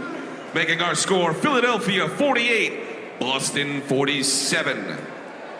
This round is brought to you by Serenity Springs Recovery Center. 1-point lead for Philly. Let's go to Bubba Jenkins, who's ringside. Up next, the 154-pound weight class. What's going on? I'm here with Rasheem Brown. Listen, I'm on the sideline and I'm seeing you guys' reaction to some of these judgments, possibly even your round. How do you feel about the judging, and how do you feel about what you did in that round? Man, I'm not a bad sportsmanship at all, but I definitely feel 100% that I won my round. I also feel it was some bad judging with some of my teammates too. But I ain't gonna dull him the pass. I got another round with him. I'll make sure I get that round. All right, I can understand that. You being a second year in the TCL, seeing how the judging is going, how do you feel being away? You guys are not the home team. You guys are an away team, but you can definitely feel the judging is sliding a little bit against you guys. Yeah, the judging definitely sliding, but I don't feel no difference fighting home or away. I'm comfortable in the ring regardless. As long as I'm in the ring, I feel good, and I'm myself. How do you guys pull it out tonight being away? By turning it up, I guess just winning the round ain't enough. We got to dominate and dominate and dominate. So that's what we're going to do for now. All right, you guys heard it from Brown. Back to the action in the middle. Thank you, Bubba. Rasheem Brown dropping his first round in the last 14 to Abraham Nova earlier here tonight. It's a 48-47 Philadelphia lead. And we have a knockdown.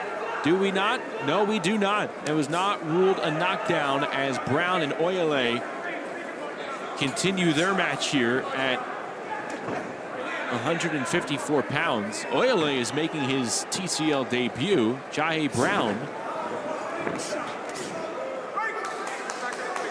has been a mainstay here in the Boston lineup for 2 seasons now. 25 years of age out of Schenectady.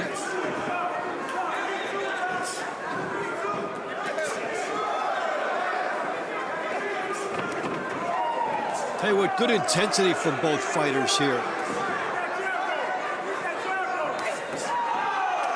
Brown able to land as Oyele popped up from a lower position.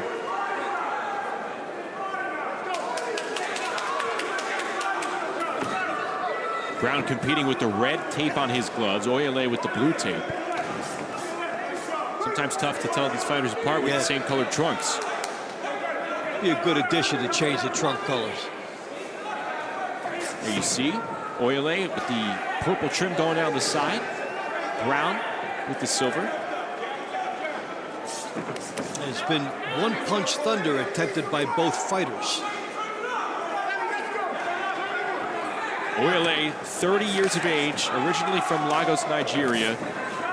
Resides in Philly here. He is 17-0 in traditional boxing as he wails and comes up empty with a left hand.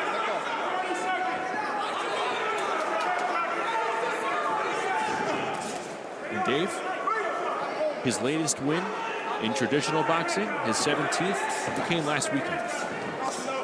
Have gloves, will travel. Or you just put your opponent down in 1 round, and that's what he did. And a big right hand from Brown, and how about that? Oyele realizing it's a different game here in TCL Team Boxing League. And that is a knockdown for Brown.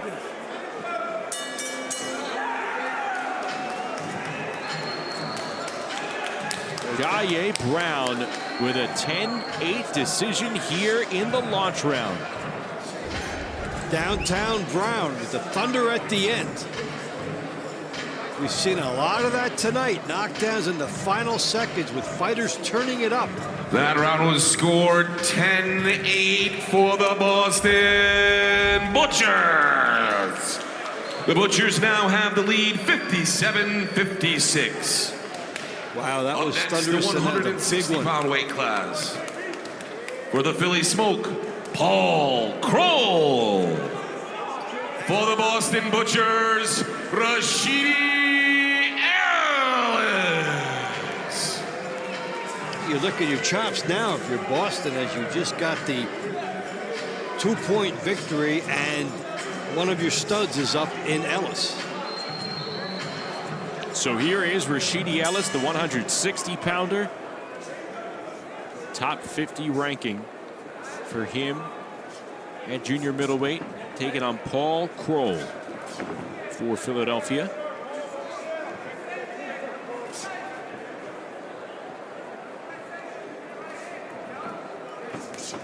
Boston has taken a 1-point lead here over Philadelphia.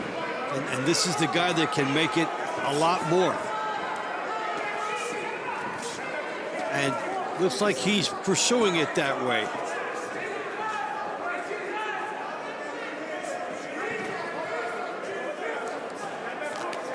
These two scheduled for 2 rounds. They'll meet again in round number 17 to open up the money rounds. Big left hand connect by Rashidi Ellis. Pretty move there as he went up and under. And there, an overhand right that lands on Kroll. That was a sweet right hand that he just missed with another big one. Everything with bad intentions coming from Ellis.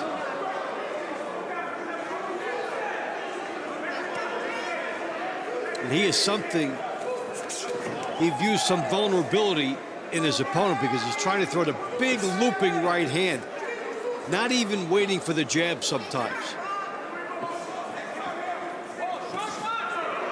It's a beautiful stabbing uppercut. And what he did there was sneaky. He had the look of the jab because he had just thrown the jab. He gets into the jab position. You think he's going to throw the jab, and he throws a sneaky right hand over the top. That's part of the deceptive quality that makes him effective.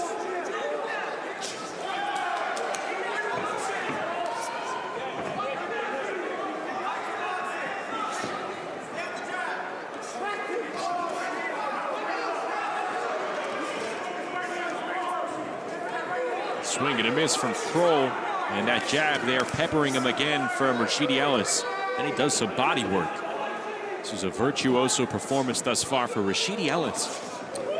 I see another reason for his effectiveness is he misses with the right hand, but automatically catches himself and shifts over to the other side and scores with a left hand.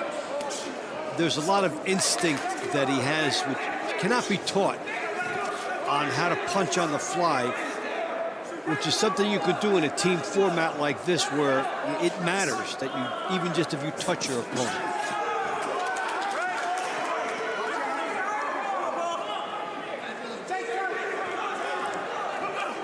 I don't know if we've had another fighter in the league who routinely performs with a smile round to round the way Rashidi Ellis has. He is glad to be here. All the fighters have it on their minds to try to do something charismatic, trying to do something in the showmanship level. You're selling the sport, you're selling yourself, and there it is. Rashidi Smiley Ellis. Well, he was speedy, now he's smiley, and he was landing here against Paul Kroll. He was speedy, but he was unable to be greedy. He'll take 10-9. That round was scored at 10-9 for the Boston Butchers. Boston now has the lead, 67-65. Up next, the 205-plus division. For the Philadelphia Smoke, Joey Downshoko. For the Boston Butchers, Skylar Lacey.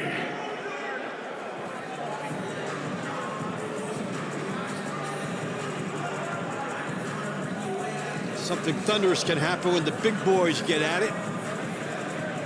Well, a few weeks back, Joey DeWaco had a monstrous knockout as he faces Skylar Lacey here. DeWaco, a consistent heavyweight, shorter man here on the right of your screen. Now 7-3 in TCL action. He put down Quinton Sumter, who is not with Boston here tonight. Michael Coffey has been added to the roster, the fellow heavyweight. DeWaco is a tank. You hit him, he keeps coming forward. Everything seems to bounce off of him.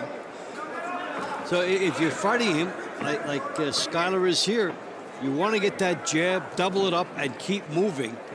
This is where DeWaco does some of his most effective work. The tie-up, shortens the distance, and then gets close enough and pops you. Well, they will be facing one another in 2 rounds tonight. It was about a year ago where DeWaco and Lacey first met, and Lacey came out on top by points. That would be big for Boston if he does it again. Boston up by 2 in the finale of the launch rounds or launch set. And that was what Skylar had to do, a huge right hand. He also got out of the way of a counter. And the only thing about Skylar, look where that left hand is. It's down low, and he's not using it to punch up. It's down low, but at times it's almost like he's putting it up in the right spot to just meet DeWaco.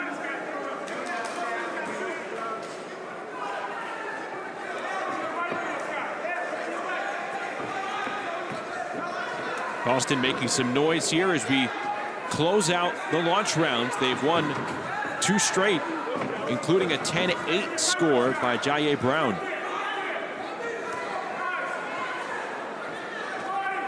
It's been a good performance by Skylar on the outside here. DeWaco needing some time to get forward, and he has to reset. If you do enough, put something in your opponent's face, you see that DeWaco now has to gather himself again, and that takes a couple more seconds.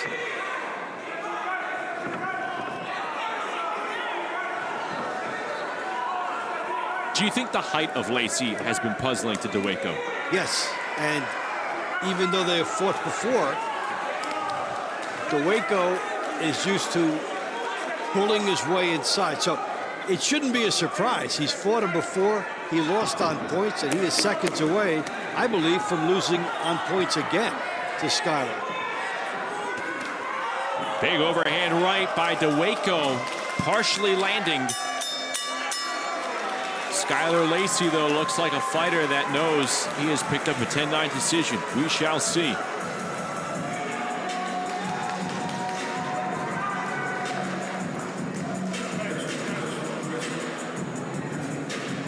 This is the essence of TCL. Week to week, unpredictable. These two teams met 3 weeks ago. It looked like a rout on paper, a 9-point edge. But some of the key point scorers, like a Joey DeWaco, might be coming up on the losing end here. So now Boston ends the launch rounds up 3.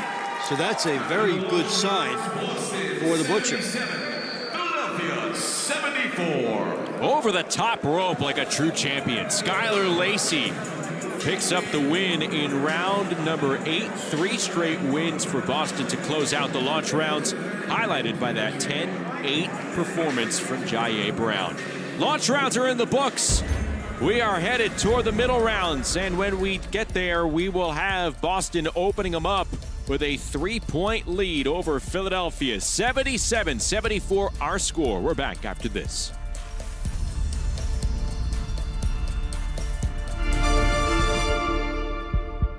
Step into a world of simplicity, reflection, and tranquility.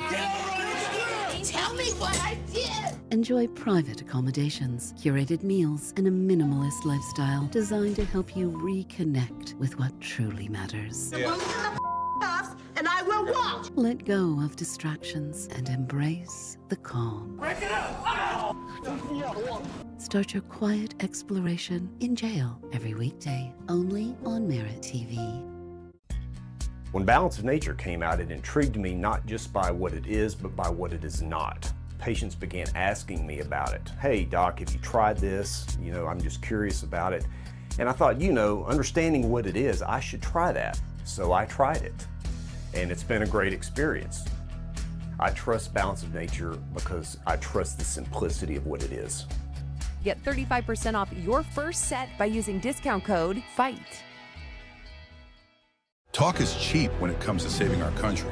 We're not just any cell phone service provider. We're Patriot Mobile. It's not enough to simply talk about values. We live them. Defending life, protecting our First and Second Amendments, and celebrating our military and first responder heroes. We're boots on the ground making a difference. We're America's only Christian conservative wireless provider with nationwide coverage on all 3 major networks and 100% US-based customer service. Join Patriot Mobile today and make an impact every time you use your cell phone. TCL Team Boxing League is brought to you by Serenity Springs Recovery Center, a place of recovery and self-discovery. We are through the first 8 rounds over at Foxwoods Resort and Casino. Boston on top of Philadelphia 77-74 as we welcome you back inside the studios. Justin Shackle, Dave Bontempo with you. Boston pulling away late there. Last 3 rounds, doing a really nice job, taking care of business, we could say. And I think Jaye Brown, hey, no pun intended, continues to punch above his weight, getting these types of results. And it's helping Boston because Boston now in an unfamiliar position, up 3 points. This is a team fighting with a lead now. They haven't won because of inactivity since the early part of April. Now, the way they won that 3 rounds at the end, there could be a feeling for Boston that there's something special in the air tonight. Yeah, right now it's looking pretty good for the Boston Butchers. Let's take a look at what led to this good feeling. It is the launch round highlights brought to you by Balance of Nature. And we fast forward our way to round 6. Oluwafemi Oyele making his TCL Team Boxing League debut. This is an undefeated fighter in traditional boxing. 17-0, folks. But Jaye Brown threw all that out the window right there, Dave, with a knockdown in the closing moments. A definitive moment to change the launch rounds and give Boston its run toward the lead. So a nice bump there for Boston. And then the very next round, round 7, Rashidi Ellis and Paul Kroll, the Philly veteran. Loads of promise from Kroll. But Ellis just asserting all his talent, and you just see the connect rate, if we had those raw numbers in front of us, we know that those percentages would be sky high for Ellis. So Boston got one thing they didn't expect, and they certainly got what they did expect here with a victory by Ellis, and then a nice 8th round victory to close it out. Boston up 3 as we approach the middle. And the middle round's about to get underway, starting with Chanel Butler and Brandy Robinson, 2 fighters that you're going to be seeing later on in the money rounds against separate opponents. So that adds an intriguing wrinkle to how this could play out during the stretch run of the action over at Foxwoods. But round 13, a round to watch here. Ray Robinson, Ronald Ellis coming up at super middleweight. That's a one to pencil in for sure. The new Ray Robinson, they call him. Of course, you have to do that. But he's been a very charismatic figure for Philadelphia. We saw in some of the highlights. Gets better all the time. He's been one of their top fighters, and that is going to be a pivotal matchup. Now, round 11 is a match that features a fighter that I think is one of the unsung fighters of the TCL season, because even though Stevie Jane Coleman, who competes at 140 pounds, she is consistently a one-round fighter here on the bout sheet. She might be part of a swing bout in case this goes to overtime. But for a Butcher's team that, again, 1-2, haven't seen them in a while, she kind of flies under the radar. But for a 140-pound woman fighter, she packs a whole lot of punch. We're going to be seeing her in a matter of moments. And got 2 wins for them in her last outing. So she has been steadily improving and a good source of strength for them. And I agree, one of the stars on that team. So we're going to see Coleman and Carrera coming up. But first, it will be round number 9. Chanel Butler, Brandy Robinson. Let's get back to the action and get the middle round started. We go into the ring with Adam Palazzo. Let's begin the middle rounds in the 126-pound weight division. Introducing first for the Philadelphia Smoke, Chanel Butler. For the Boston Butchers, Brandy Robinson.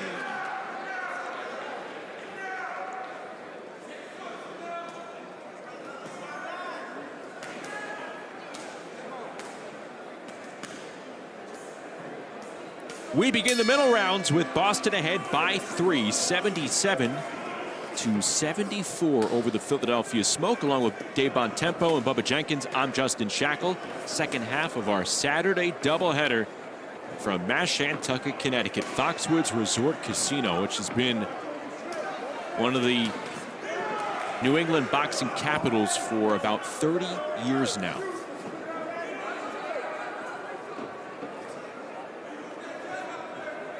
Butler in the purple fight kit. He's trying to take it right to her on the outside, southpaw style. Good upper body strength that she has. And across the way, Robinson, like jitterbugging in and out of there, side-to-side movement, hoping that something that she does can catch her opponent turning so that she can catch her. In these teams' first meeting, April 26th, Robinson fell to Butler on points, 10-9 decision.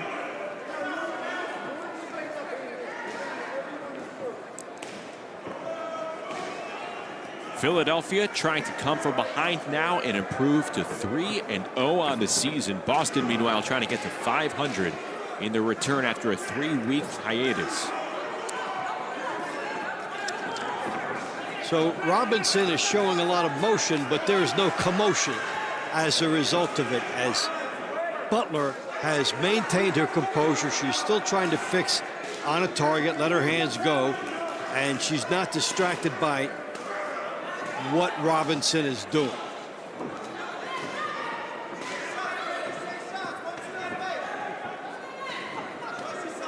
Two women at featherweight.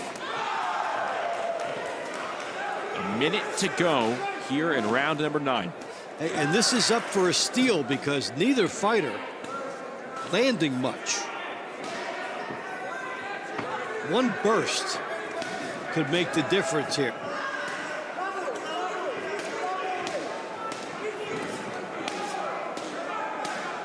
It's the first time we've seen Butler able to work her way inside and then score with something. Robinson switched to southpaw for a moment. Now she went back. She smothers a right hand in the face of Butler.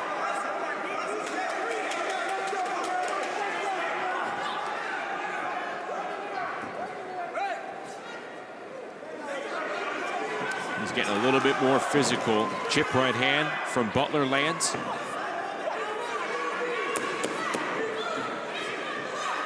Low scoring. Butler with the better blows. Let's see if that's how the judges concur. Butler with a good sequence at the very end of that round.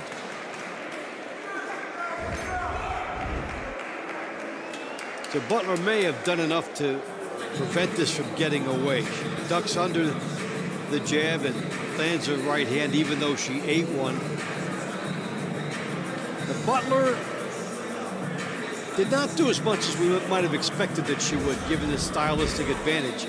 But does she get 10 points? That round was scored 10-9 for the Philadelphia Smoke. The Boston Butchers have a 2-point lead. Boston 86, Philadelphia 84. This round is brought to you by Climax Moonshine Fire number 32, known to bring the heat. The next round is in the 135-pound weight class. For the Philadelphia Smoke, Rasheem Brown. For the Boston Butchers, Abraham Nova.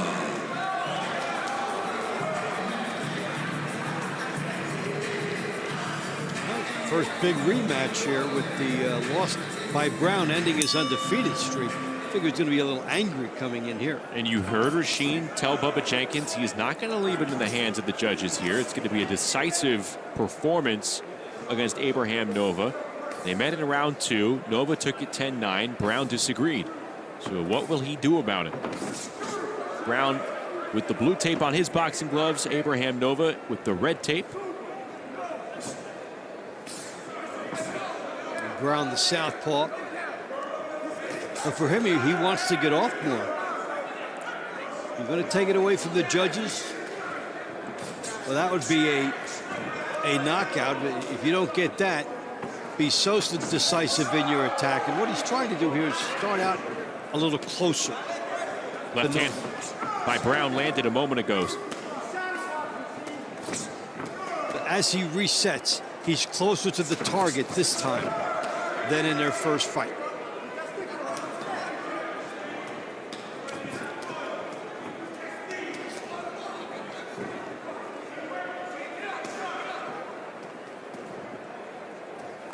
Brown, 26 years of age, the southpaw out of Philly. Nova, though, trying to push him back. Dangerous what Brown just did. He was fortunate not to walk into a shot as he walked straight backward. I could have dropped him.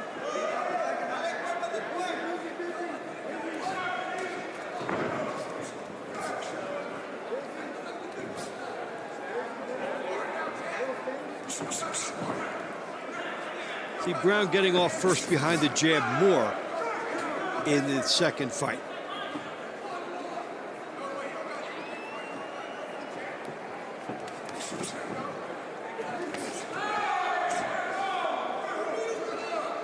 One minute to go. And a good two-punch combo from Rasheem Brown. And why? Like Dave mentioned, he was first. He continues to be first.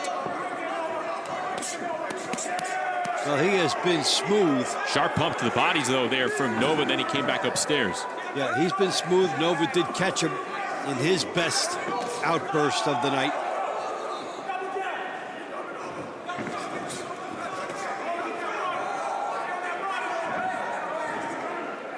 The last 40 seconds,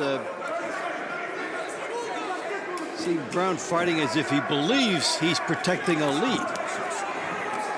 Nova now trying to snake it back.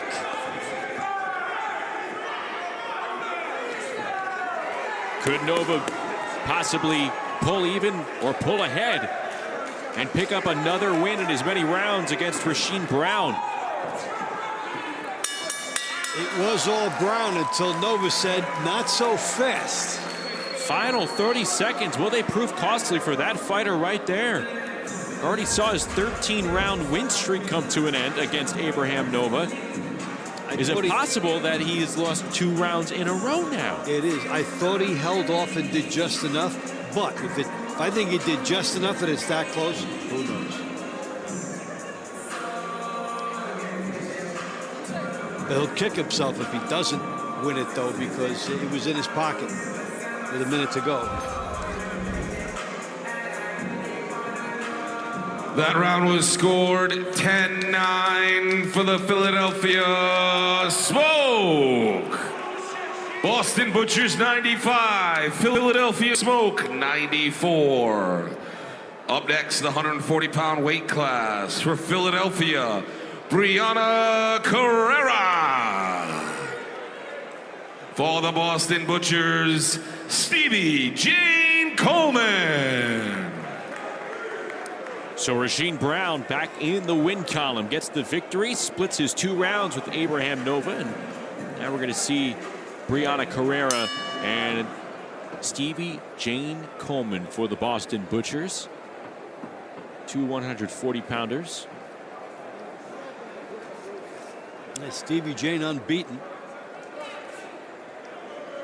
Unbeaten this season, 8-2 overall in her career. She's on the left side of your screen right now. Brianna Carrera. You see her with the blue tape on her gloves.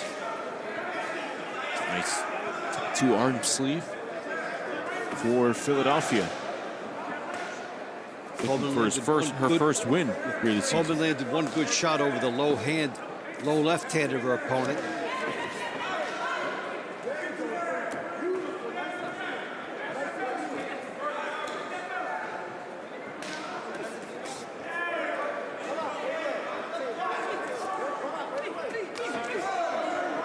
It's a good technique that Coleman is using here, too. As you see across the way, the Carrera with that left hand down low. If you're going to try and do something to go over that and not get trapped, start with the jab and then fire the right hand. Coleman has done that, so the jab and the right hand over that spot she was able to land. If you just go in with 1 shot, you leave yourself wide open for a counter. You do your homework first with the jab.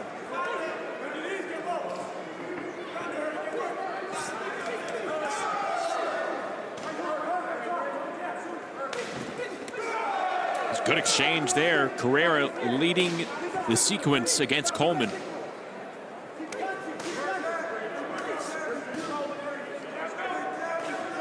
There were 2 big shots simultaneously that just missed connecting. 1 from each fighter. Another good exchange.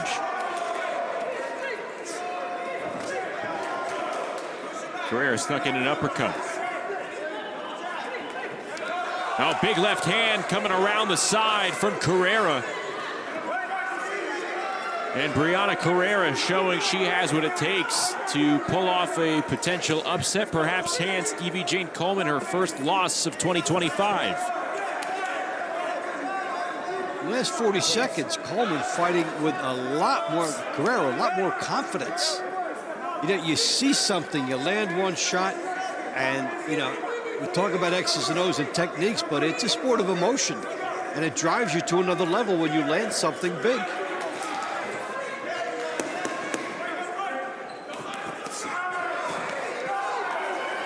I think just defensively, the kitchen sink is coming from I Carrera. think just defensively, she just found the appropriate range where she knew she could just get out of the way of anything Coleman was throwing. 1 punch that she landed in there, and this idea, you can almost sense the confidence come over her, and she was a different fighter.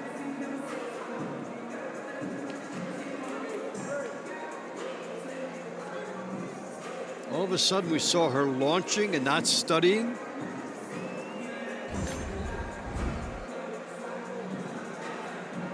That round was scored 10-9. for the Boston Butcher. How about that, Dave? Stevie J. The Butchers Coleman now getting leading the win. 105-103. Holding on despite a furious This round is brought to you by Balance of Nature. We'll mark that one because partner of TCL. that could have went either way. Up next, the 147-pound weight class. For the Philadelphia Smoke, Isaiah Johnson. For the Boston Butchers, Kino Luna. So these two will be back in the ring here. They faced off in round 5, but just go back quickly there. At the end of that round between Coleman and Carrera, Stevie Jane Coleman left the ring right after the final bell. Now, usually if you do that, and it kind of looked like she had a frustrated demeanor on her face as well. I don't know if she remembered to stay in the ring for the decision, but usually when you do that, you're frustrated. You probably think you maybe lost the fight. And body language. We get the decision that she's the winner. I agree with that. The body language from both of the fighters was a victory for Philadelphia, and it did seem like that, but she skated out with a narrow one there. So that was a close, entertaining round. Here's Johnson and Luna. Johnson came over with a 10-9 decision over Kino Luna back in round 5. Boston with a 2-point lead in the team score.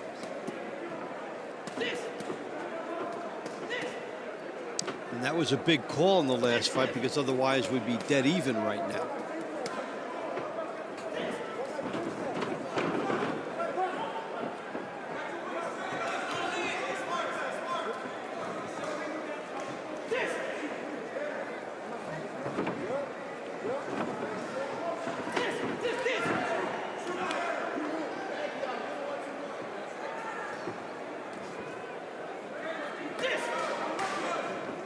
Johnson trying to find a home for that jab through the guard.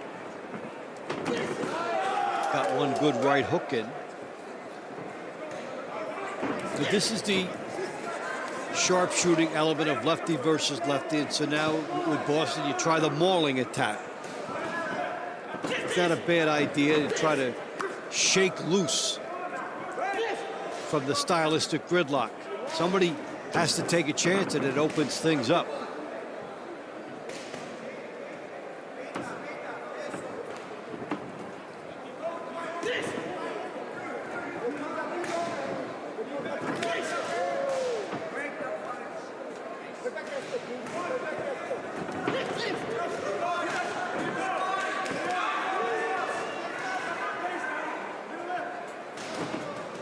Now under a minute to go here between Luna and Johnson. Can Luna make it 2 for 2 against the Philadelphia welterweight? A fight with emotion, but not a lot of momentum. Up for grabs, and there was a good left hand. That got in by Luna. Still to come. Oh, good connect by Luna. Not ruled a knockdown, but still to come for Philadelphia. They have some of their heavy hitters waiting in the wings. Ray Robinson coming up next. Jesse Hart, Conja Nathan still to come. And those are all fighters who we've yet to see. All fighters that will also compete in the money rounds. That is one thing about Philadelphia, which we've seen in other fights, that they have a good home stretch lineup.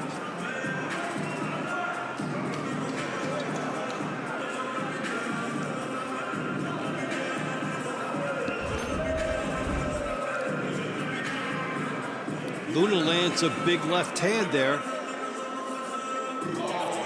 That could have been called a slip. That could have been a knockdown. The gloves did touch, and there was a punch landed. That was scored 10-9 for the Philadelphia Smoke.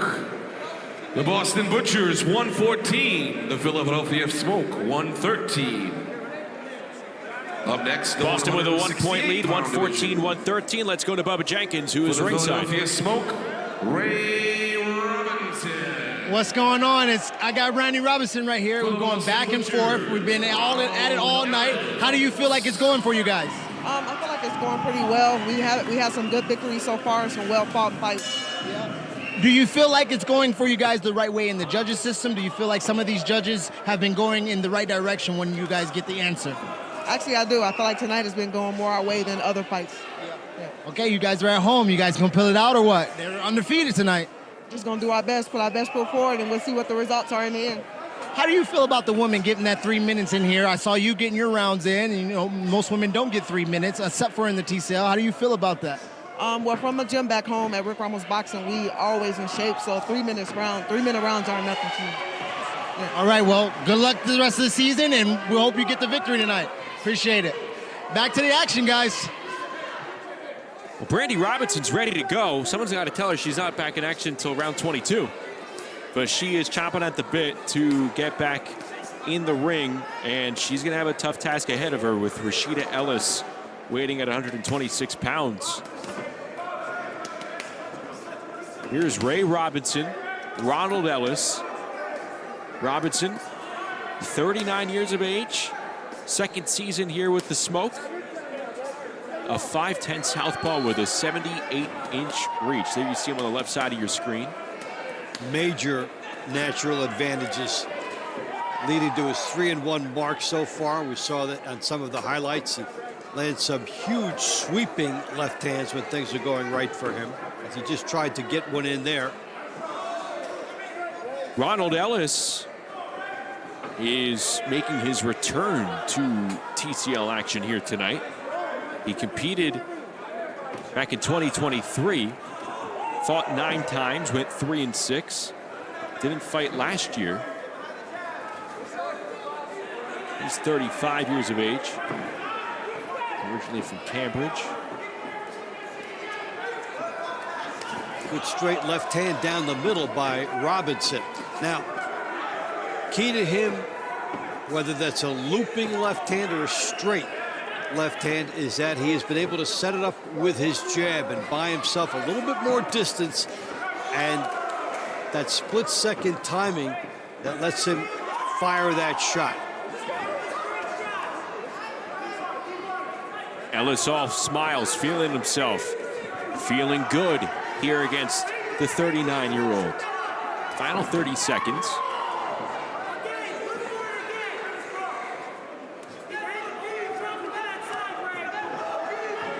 There you see that long reach paying dividends. Just a leaned over overhand left. It goes a long way. Yeah, and it gives him so much more to shoot out, and it has helped him in a defensive manner as well. I think this has been a very good effort and a winning one for Robinson.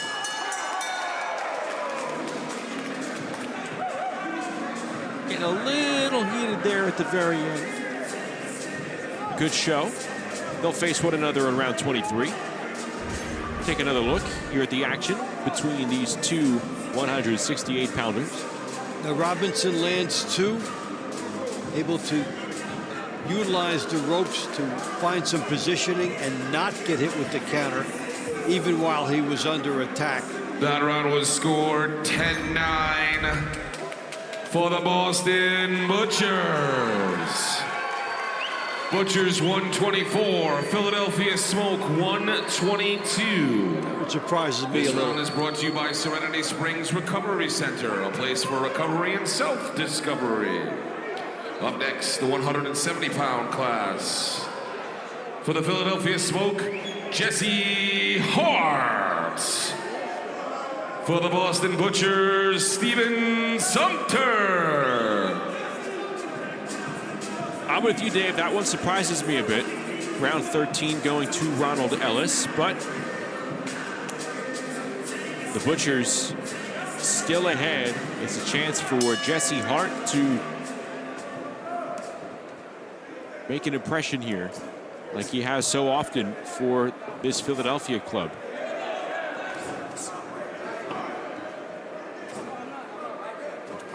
This is round number 14. Two 175-pounders. And if you're Philadelphia, you don't feel too bad about where you are in this contest, because you've lost the very close ones. They have all gone the wrong way against you, and yet here you are. If you're Boston, you're still thinking you're clinging to a lead, and Now, can you get past the heart of the Philadelphia lineup? Literally the heart, because some of the better fighters coming up for Philly. There are only 2 blemishes on the career ledger in TCL Team Boxing League for Jesse Hart. About last month, he fell to Isaac Carbonel. His only other defeat came on May 22nd of last year against Steve Sumter.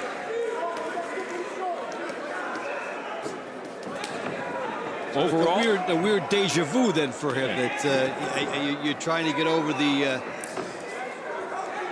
thing that has bugged you. 11-2 overall.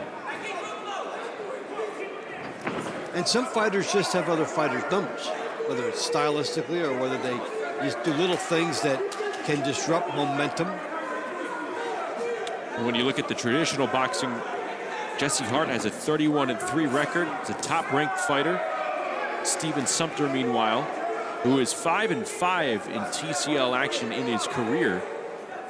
He's 11-1-1 in traditional boxing, but has not faced near the level of competition that Jesse Hart has. Yet, he's picked them off here in the TCL.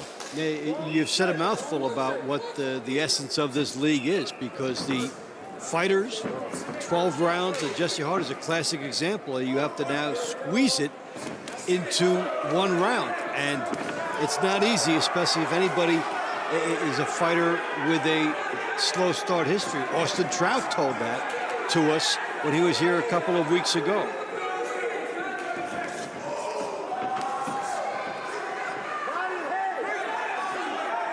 And Jesse Hart has been a top world-ranked contender.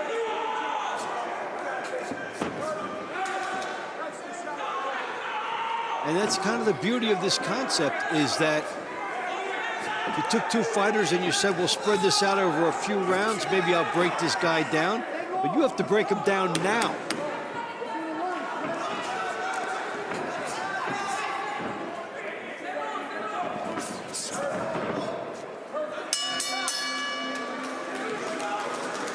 End of a competitive round yet again for Hart and Sumter.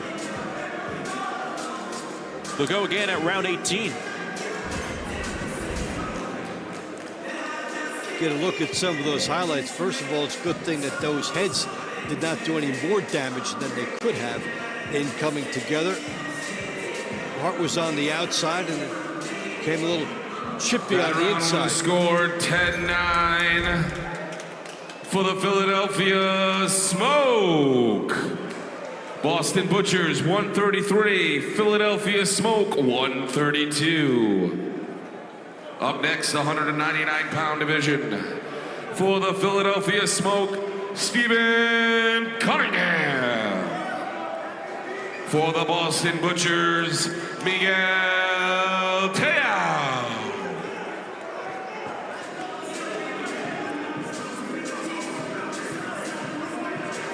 Penultimate round here in the middle rounds. Round number 15, Steve Cunningham, Miguel Teo.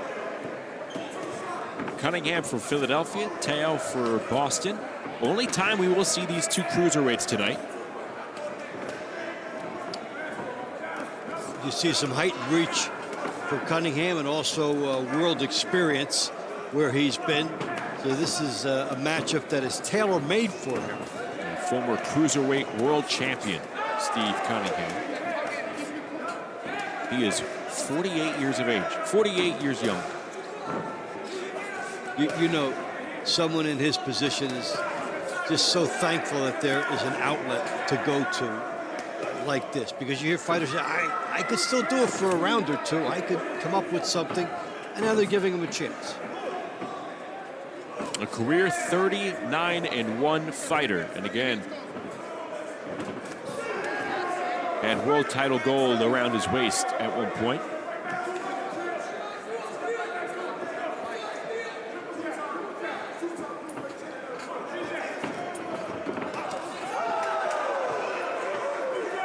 And there are a lot of motivations as to why you would stay with this at an advanced stage. And it doesn't matter.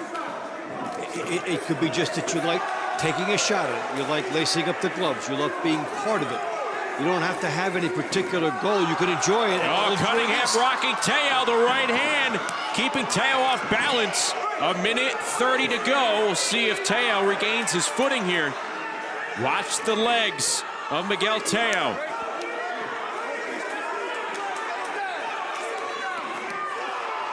Cunningham going for the home run shot. Well, they don't have half points, but that looked like 10-8.5 with that first big shot. He has time now to do more. As Teo regained his legs.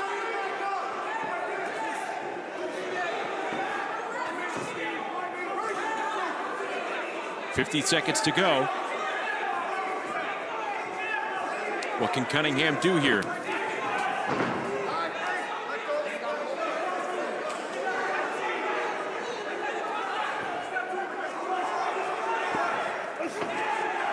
Tried to land that overhand right yet again. Did connect moments ago. I believe with a left hand. Well, Teo fighting like his legs are back. They get tangled up along the ropes. Final 20 seconds.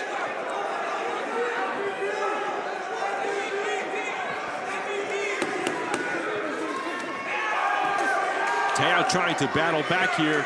Wash away that shot that looms large in the eyes of the judges. He connected with a short-range left.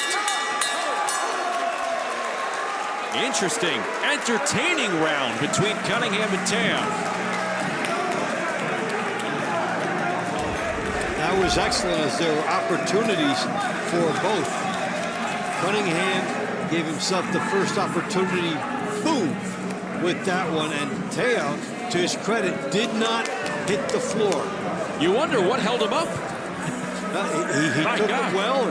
His balance was there at that time. That round was scored 10-9 for the Philadelphia Smoke.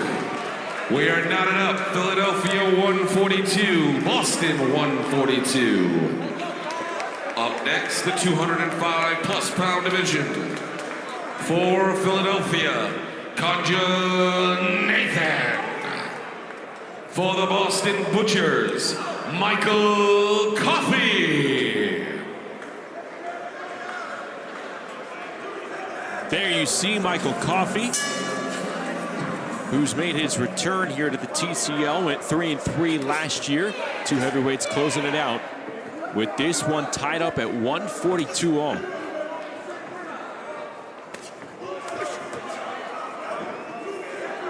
Conjure Nathan, TCL veteran, third season overall.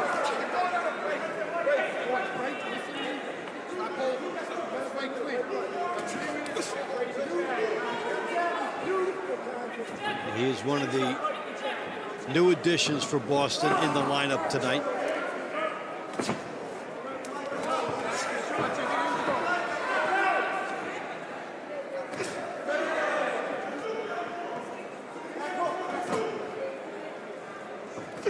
Is he able to utilize a height and reach advantage is the question.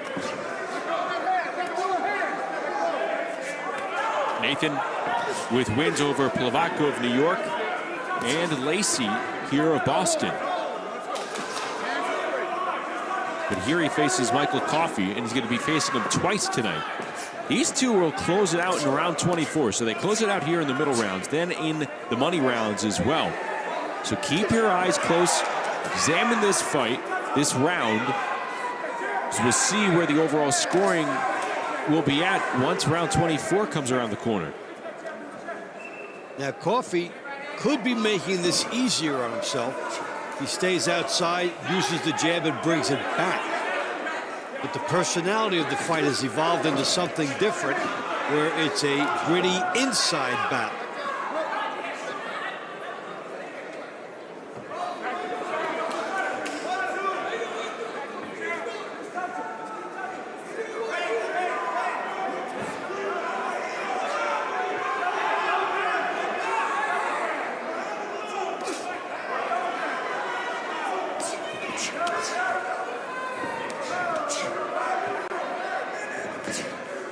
You're waiting for something big to come from one of these fighters, and instead right now the punches are being pawed out.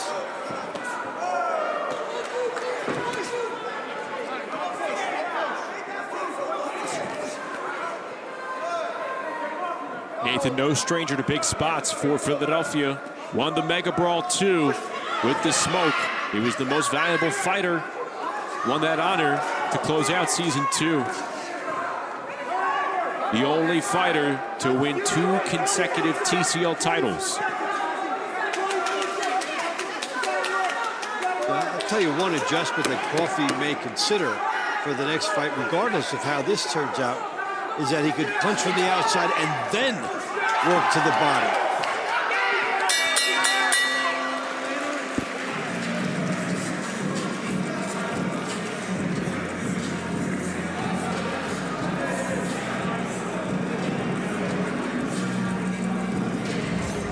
Take a look at some of the action from round number 16 to close out the middle rounds. Good, gritty inside work. And this gives Nathan a better chance because he doesn't have to get through the... That round was scored 10-9 for the Philadelphia Smoke. After the middle rounds, Philadelphia 152, Boston Butchers 151.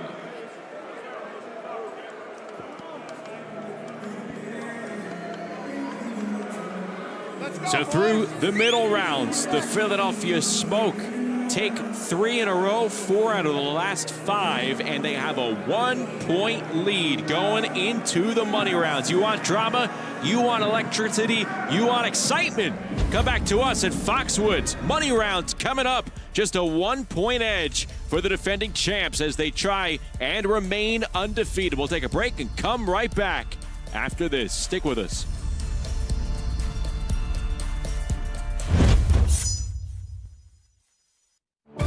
We're not going to just tell stories. We're going to go inside the minds of these killers. He told me his name was Ted and he was a law student. Let's break this down for a minute. This was a man who'd make the devil blush with his sins. I want you to walk in the shoes of both perpetrator and prey. Mystery and Murder. Subscribe on your favorite podcast service. I was drinking every day. I was hooked on oxys.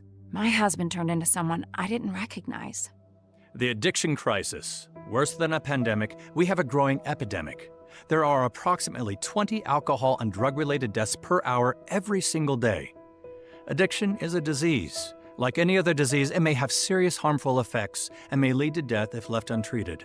Introducing Serenity Springs Recovery Center, a place of recovery and rediscovery. We understand the unique challenges men face in their journey to recovery. Set on 38 private acres, our state-of-the-art facility offers a safe, supportive environment for healing and growth. Our team of dedicated professionals specializes in evidence-based treatment, providing our patients with the tools to overcome addiction and achieve long-term sobriety. If you or a loved one needs to make a change, call us today at 386-423-4540 or visit us online at serenityspringsrecovery.com and reclaim your life. Action picking up at Foxwoods Resort and Casino in Connecticut. It's a 1-point lead for the defending champs. They're trying to get a big win and an impressive win on the road here against the Boston Butchers as the Philly Smoke have that 152-151 lead. We welcome you back inside the studios. Justin Shackle, Dave Bontempo with you. Now, our Philadelphia now in the driver's seat. Yes, just a 1-point lead, but Boston had been in control for the overwhelming majority of the first 10, 12, 13 rounds or so. But here come the defending champs, winners of 3 rounds in a row for the last 5. Over that sequence there, what impresses you most? Well, the lineup for Philadelphia, fighting to their pedigree. I look at Cunningham, former champion, fought to that level. Hart fought to that level. And then for Boston in that last round, Coffey did not take advantage of his situation for boxing on the outside. He went inside, and Nathan was able to snatch that from him stylistically. So Philadelphia, using their natural advantages and starting to roll, they could be up a little more because some of the earlier calls went against them, but here they are. I think both teams have to be happy about where they're at, sitting, going into the money rounds here with a 1-pointer. And all the fighters that we've seen from Philadelphia over the latter part of those middle rounds, the majority of them are going to be in money round competition. So you want to keep an eye on that. Let's take a look back at the middle round highlights. They are brought to you by Balance of Nature. And this is kind of where the tide started to turn. Round number 12, couple of welterweights going at it. And it was Isaiah Johnson making it 2 for 2 here against Boston's Kino Luna. Boxing sharply on the outside, doing just enough. He got there a little faster when they both tried to have the mutual exchanges. And there was good action in this round. We talked about lefty-lefty. Sometimes it's not that exciting, but this one did have a lot of intensity to it. Then fast forward to round number 15. Like Dave mentioned, Steve Cunningham punching to his ability as we see him and Miguel Teo go at it. Teo did a good job not going down to keep this at 10-9, but Cunningham is unflappable. And he's somebody that you rely on. And for your Philadelphia perspective, you're happy to have him going in the money rounds. You're happy to have Ellis. You're happy to have some of those stalwarts that have proven themselves all year. Just notice the referee raised the wrong hand right there, but it was Cunningham who came away with the 10-9 win over Miguel Teo. As you see the fight card coming up in the money rounds, round 17 through 24 to close it out. Look, just a 1-point lead here for Philadelphia. There is a lot of ground to make up. We could see one team pull ahead. We saw last time in the first meeting, April 26th, 9 consecutive rounds won by Philadelphia. Something tells me, though, that's not going to repeat itself here. No, but if Philadelphia can make it something like that, maybe 4 more out of 6 or something, they'll be in a good spot. We'll be watching to see that last fight, first of all, because that will be reprised later on. And then also with the Ellis and Pineda flip-flop in the strategic styling of their staggered matchups, how that's going to play into it. So we've got some variables to look at here. Yeah, that's something that kind of whets your appetite because Rashida Ellis, Camila Pineda, they've met up 3 times already this season. Ellis has outpointed Pineda all 3 times. Now they go their separate ways. You have Pineda facing Chanel Butler in round number 21, and then round number 22, Ellis gets in the ring with Brandy Robinson. So it's an opportunity for both women to score some points for their respective teams. Maybe Butler and Robinson will have a say in all this as well. That's right. And when you look at the flip-flopping, which was deliberate by the coaching staff, you think of, say, a baseball team with 2 number 1 pitchers. Well, I don't always want to go ace versus ace. I'll take my ace, try to go into a different game and see if I have a better matchup. And that looks to be what Boston has done here. And so there are some things to consider and whether that strategy pays off. Well, what's in store for the money rounds? We're about to find out. Round number 17 about to enter the ring as we go back to Foxwoods and get the money round started with Adam Palacio. Time for the money rounds as we welcome the 160-pound division. Our fighter from the Philadelphia Smoke, Paul Kroll. His opponent from the Boston Butchers, Rashidi Ellis. One, ready?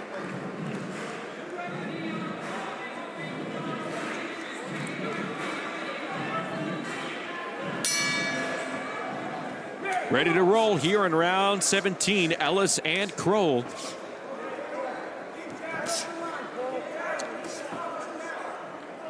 Well, if you're looking at it from the Boston perspective, you're figuring that you should at least come out of here even after Ellis, and you're hoping for something more. There are not a lot of fighters on this Boston team that can give you a 10-8 or a 10-7, but this is one of those fighters. Ellis can improve to 8-0 here in 2025. If he picks up another win here over Kroll, a pair of 160-pounders. All right, not exactly what you want there out of Paul Kroll. And he's going to get a warning. I think he could possibly get a point deducted.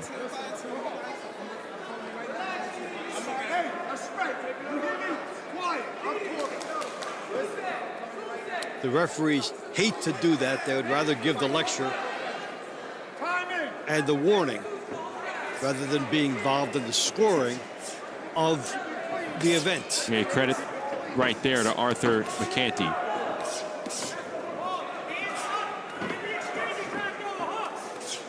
took that time, really, I think, to calm down both fighters, especially Ellis. Yes, yes, and then punching from his knees out on a break. And in these situations, as the coaches know and the fighters know, a lot depends on who the referee is when it comes to certain infractions. In some states, let's say in Texas, we'll see the referees be a little bit more proactive and take points. Here, you figure you got your warning and be happy and get back to work.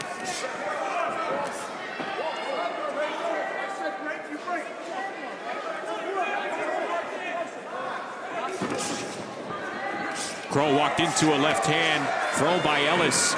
And this one a bit more physical. Again, Arthur McCanty getting right in the middle. Well, and maybe some things that have led to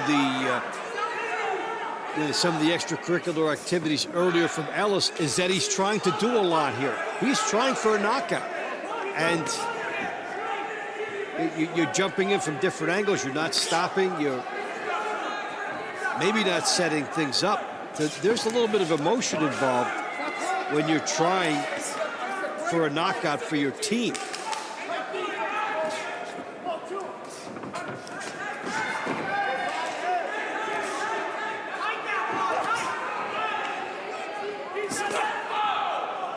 "20 seconds to go."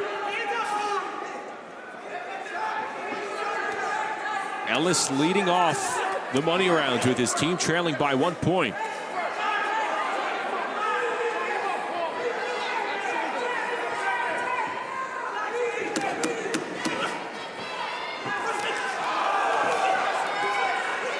These two exchanging right in the middle of the ring. What's become a physical round ends with probably the best sequence of the round between Ellis and Kroll. Ellis definitely was teed up trying for a knockout in this one, trying to help his team. It did not materialize, but he did pour everything out there. You see a low blow. It gets down to the ground, and another punch there.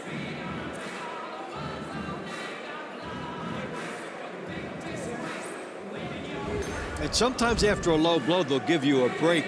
But they That get back round to the goes action. 10-9 to the Boston Butchers. Philadelphia 161, Boston 161. This round is brought to you by Climax Moonshine Fire number 32, known to bring the heat. Up next, it's the 175-pound weight class. For the Philadelphia Smoke, it's Jesse Hart. For the Boston Butchers, Steven Sumter. Here's a rematch of round number 14, Jesse Hart and Steven Sumter.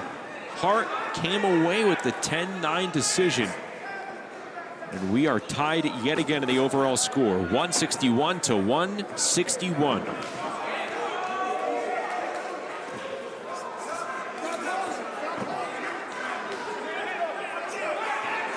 What you're seeing here is a referee letting the fighters work out of it as long as one hand is free, which was the case there. Some referees will just break it as soon as you come together. Some will give you the chance to work out if it's operable. Jesse Hart with the blue tape on his gloves, also has the orange shoes.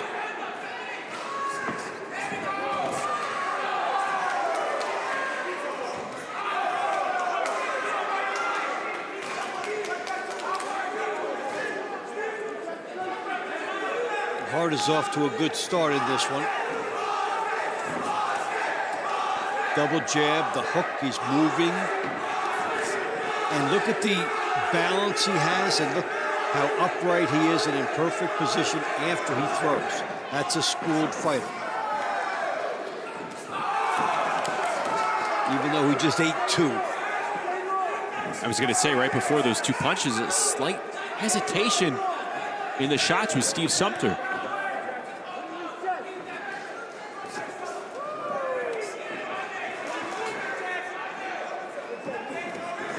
Oh, good combination there. Sumter going over the top. Now that is gamble. He made a bull rush. He made a bull rush in. And then threw the big left hand. Which the risk is, if your opponent sees it and it's telegraphed, he can move to the side and clock you with a counter. But it was well disguised enough by Sumter that he pulled it off. And Sumter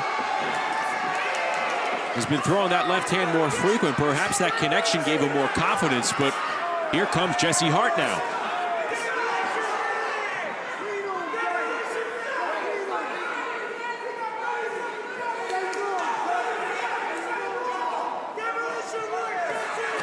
Hart, right hand and a counter there by Sumter. Hart landed 2 and then scored a right hand, and Sumter clocked him with a counter. And Dave, the counter looked more impressive. This has been a more entertaining fight than the first one between them, and that one was good.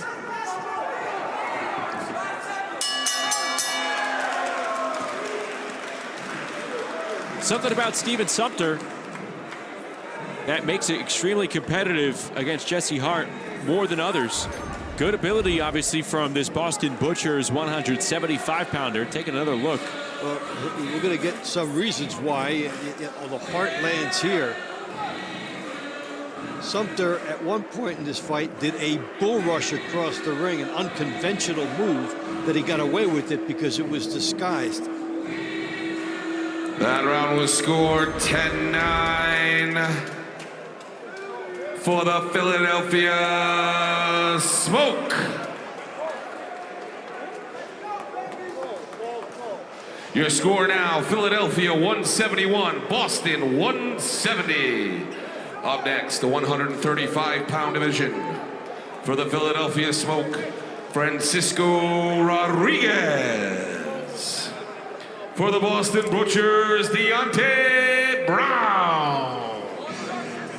Rodriguez and Brown about to get going at 135 pounds.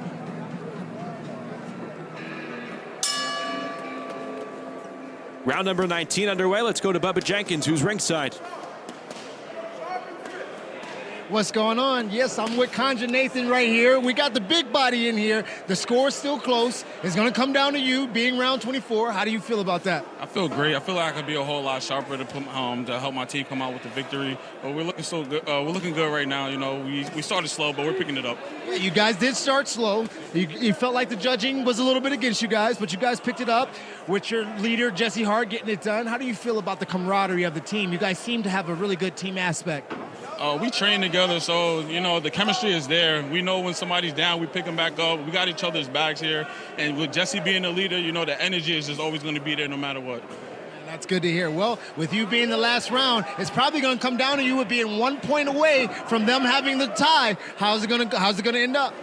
I'm definitely going to get the job done. Yeah, big points, or what are we talking? Whatever I got to do to help the team win. There it is. They heard it from Nathan right there. You guys cover the action. I got the interviews. Let's get it. Conjure Nathan is in such a unique spot in terms of the TCL rules.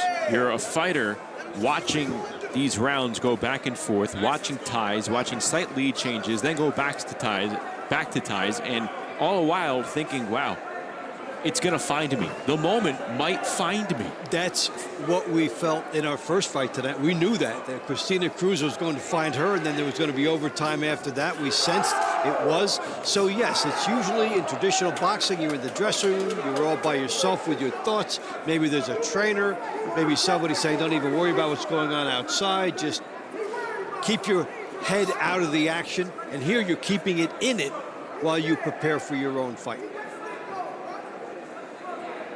Francisco Rodriguez and Deontay Brown, they went at it in round number 3. And Rodriguez picked up a somewhat surprising 10-9 win. And that's a win that is paramount in the sense that it was unexpected. So now in a very close fight, that's one point that Philadelphia got that perhaps you did not see them getting, and now he tries to make it a double.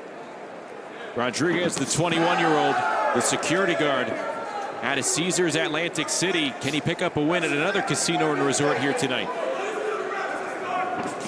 Oh, he ate a big left hand that came from down south from Deontay Brown. Well, when you come in, you have to bring your defense with you. And that particular occasion, he did not.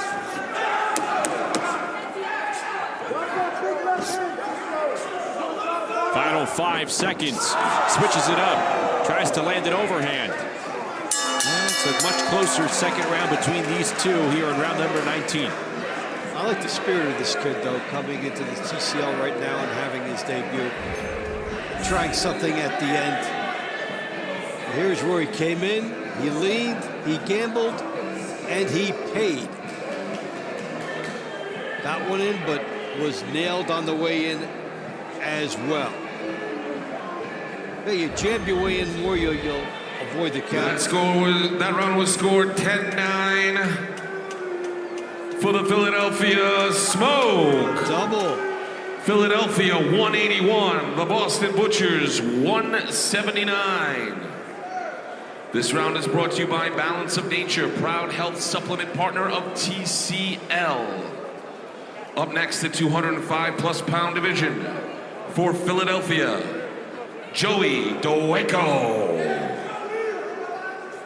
For the Boston Butchers, Skylar Lacey.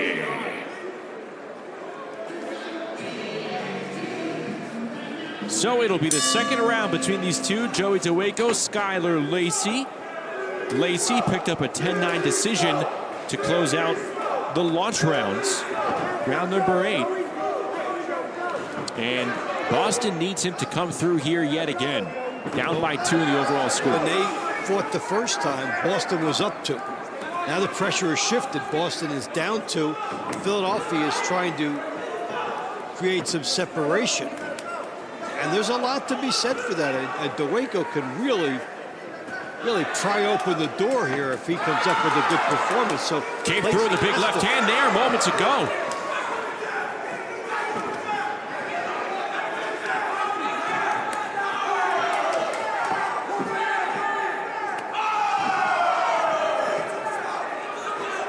What do you think of the approach here by Lacey? Well, he's okay on the outside as long as he's firing. He won the first fight from the outside. He did take a couple of shots at the midsection of Doweko. He's utilizing his height and reach, which is a natural advantage. He should. And I like the fact that he's moving more in this fight than he did in the opener. I'm not crazy about how low he's got the left hand, but at least he's bringing it up and not getting hurt by it. His movement has been able to compensate when Doweko comes out of it. And what do you see? Doweko is spinning in a circle.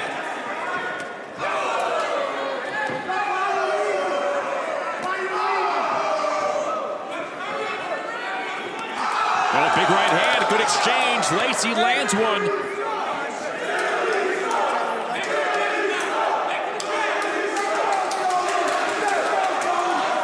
How can Doweko adjust? Again, just that sticking up that long jab. Skylar Lacey has found a way to negate Joey Doweko. Stay away. Keep the jab near his face. You see Doweko has to reset. Now Doweko has put his head down, and he's just going to come forward. He's willing to eat some leather in order to try and get some punching opportunities. Just over 30 seconds to go. Another Lacey right hand lands flush on Doweko. Now what happened is Doweko was trying to come in. He left his guard down and he left his chin up. And he got nailed. More subtle body work by Skylar Lacey. This is a way more impressive round for Lacey, and he already won the previous round. This is the most significant round-to-round, bell-to-bell performance he's given in the entire season. This is his best round mechanically of the entire year. A good answer back for the Boston Butchers. So there's a guy that was thinking about how to make his adjustments. Although he did get hit with that one, he stayed on the outside after, and was able to land his share of punches too. The lacy movement is what's going to win it for him. That round was scored 10-9 for the Boston Butchers. Current score, Philadelphia 190, Boston 189. Up next, the 126-pound division for the Philadelphia Smoke, Chanel Butler. For the Boston Butchers, Camila Panana.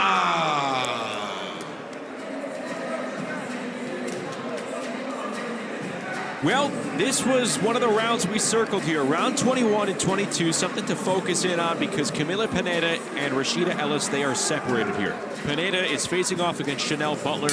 It's a chance for Pineda to get in the win column here against a Philadelphia Smoke fighter. And if she can theoretically tie her, giving her team the lead. Butler, meanwhile, came up with a 10-9 decision over Brandy Robinson in round number 9.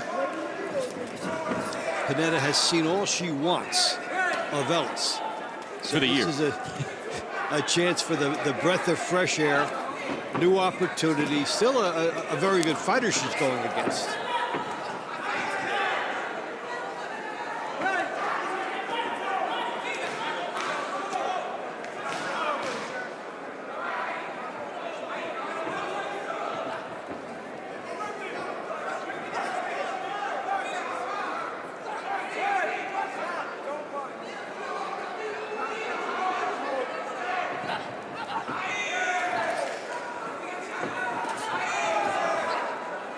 A lot of tying up and Pineda initiating a lot of it. Butler looking to improve to 4-0. And 3 of the 4 losses for Pineda here this season have come from Rashida Ellis, who is waiting on deck for Philadelphia. And the luck of the draw for Pineda, a lot of undefeated fighters in her way. The Butchers again down by just 1 point. They know it is absolutely within reach.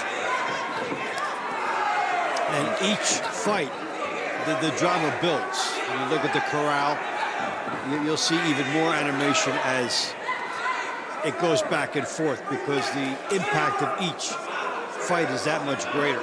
We are down the stretch inside the final 4 rounds here of this Eastern Division battle. Philadelphia trying to remain undefeated and improve to 3-0, while Boston has a chance to get to 500 here.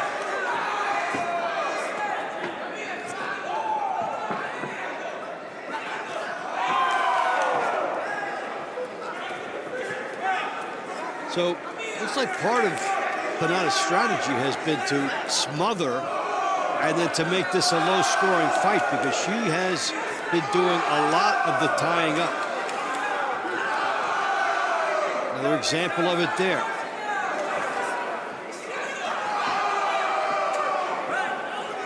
In theory, if you make it a low-scoring fight, but then you do the scoring in those low-scoring fights, you could come away with the win. We will see how the judges view this one in round number 21. 2 featherweights fighting at close range, making it physical. We shall see. Boston liked the performance from Pineda. What would the judges say? They have a lot to choose from as far as what they want to reward. That's the shot that got through on the countering end against Pineda, and another close one in there. She didn't have a lot of offense herself. The last round was scored 10-9 for the Philadelphia Smoke. Philadelphia 200, Boston 198. This round is brought to you by Serenity Springs Recovery Center, a place of recovery and self-discovery. Up next is the 126-pound weight class for the Philadelphia Smoke, Rashida Ellis. Well, the door is open for Philadelphia now Boston with Butchers, their strong finishers. Robinson. Yeah, Philadelphia now up by 2. They have one of their star fighters in the ring at the moment. Rashida Ellis taking on Boston's Brandy Robinson. About to begin round number 22. All that's left after that. Super middleweight, Ray Robinson for Philadelphia. Ronald Ellis going for Boston. And then the heavyweights, Kanja Nathan and Michael Coffey.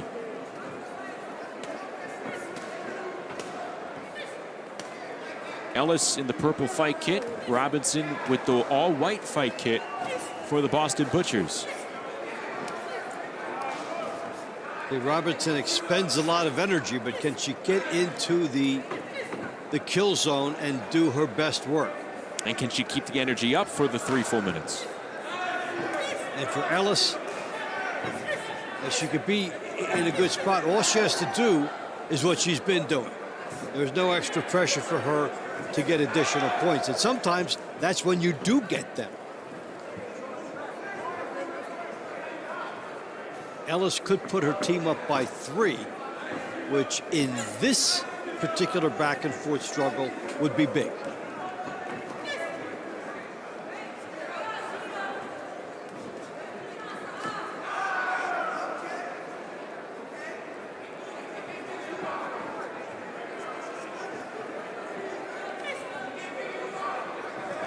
Ellis cutting off the ring and trying to get one step ahead of where Robinson is. Now, when you see where Robinson is moving, Ellis can try to get there first. Boxer circling to the left. You can take a quick step to the right, try to get there first and make them switch back. That's when you can get there. Good right hand landed by Ellis.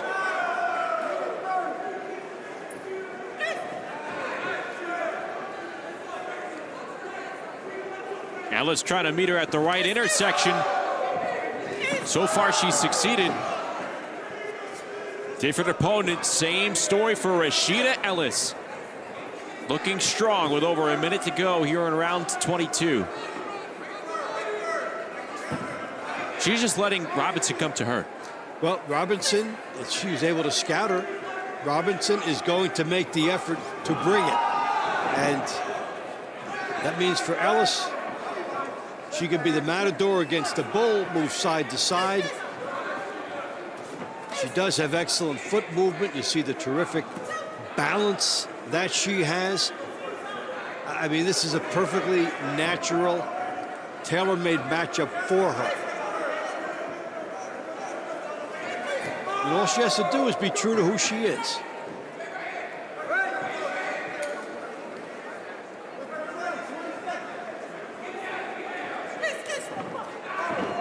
Closing seconds here. Ellis looked like she lost her footing, but she regained it nicely.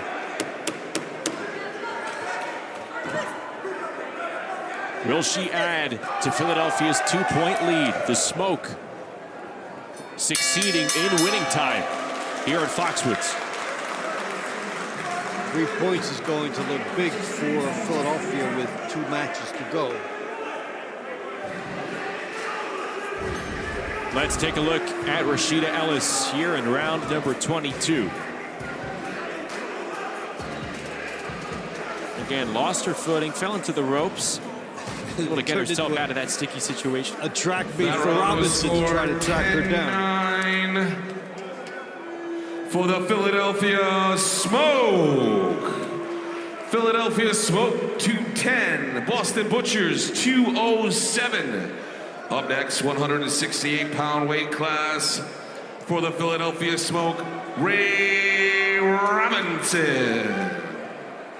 For the Boston Butchers, Ronald Ellis.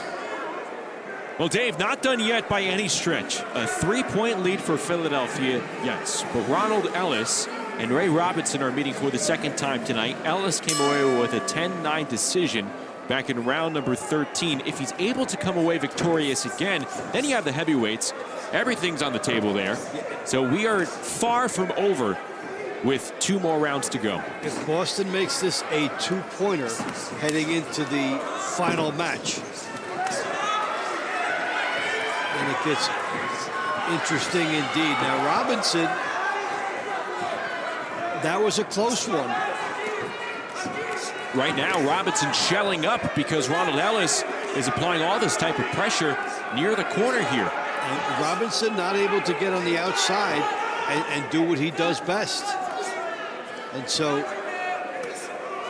Ellis is working him in on the inside. And sometimes a fight takes on a different personality, and you think that you see something on the inside that can work to your advantage, even if you're an outside fighter. So you go against the style right now that has worked more for Ellis, with Robinson being a willing participant on the inside.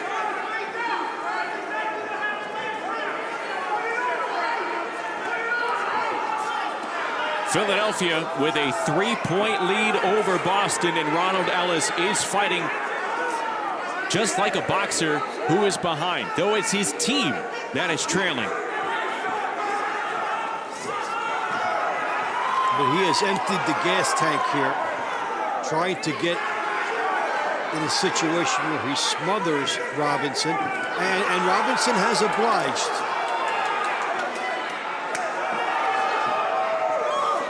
Good combo moments ago from Ray Robinson, the elder statesman here. He, along with Steve Cunningham, the most experienced fight veterans for this Philadelphia Smoke squad that has tasted so much success over the last year plus. This is phone booth warfare. What am I bid for a jab? This is it. You have the emotion of the fight dictating the style.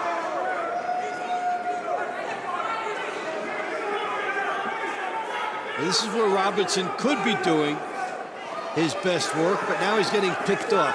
Oh, and he eats a big left hand from Ronald Ellis. Now a right hand, and now they're exchanging right in the middle of the ring. Final 20 seconds in round 23.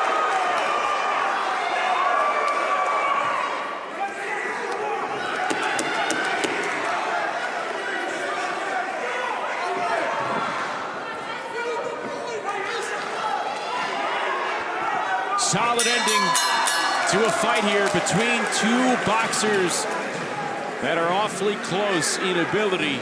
It was a close round back in the middle rounds, and here just as close in the money rounds.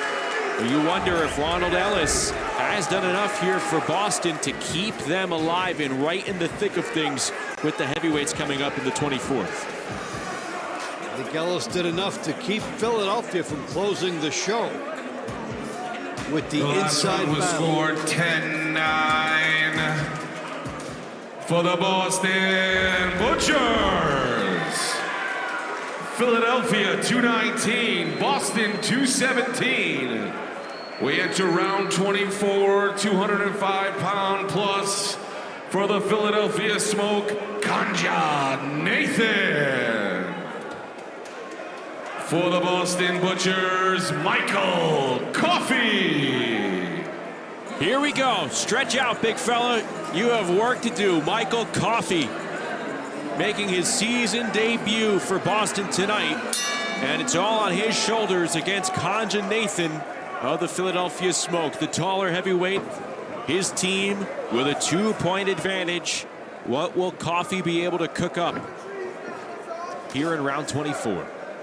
Michael, no pressure. We just could use a knockout real bad right now. That would be the Boston perspective.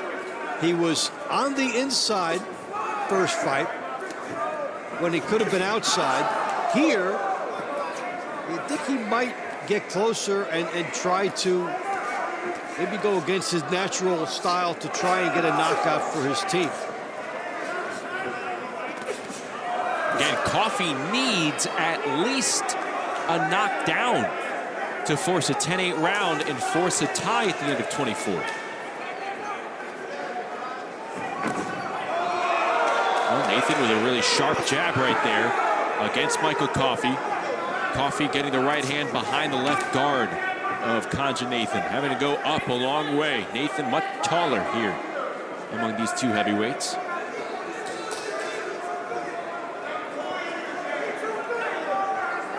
This is the shootout at the desert. Who's going to fire their gun first?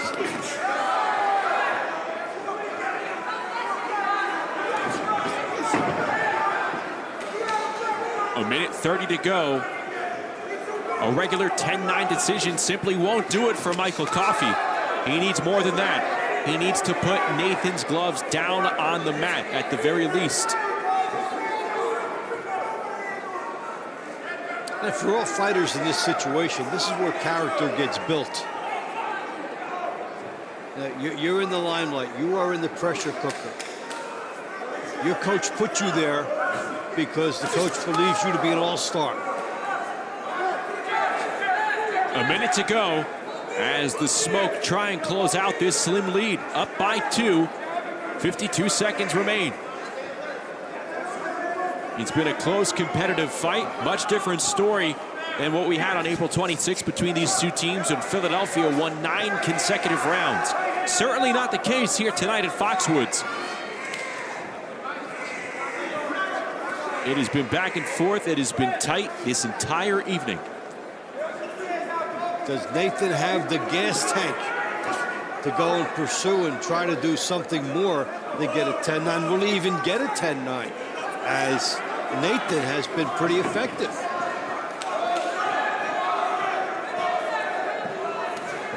Ten seconds to go.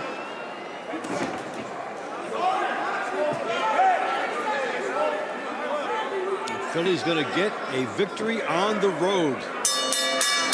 Good teams know how to win close fights, and especially close fights on the road.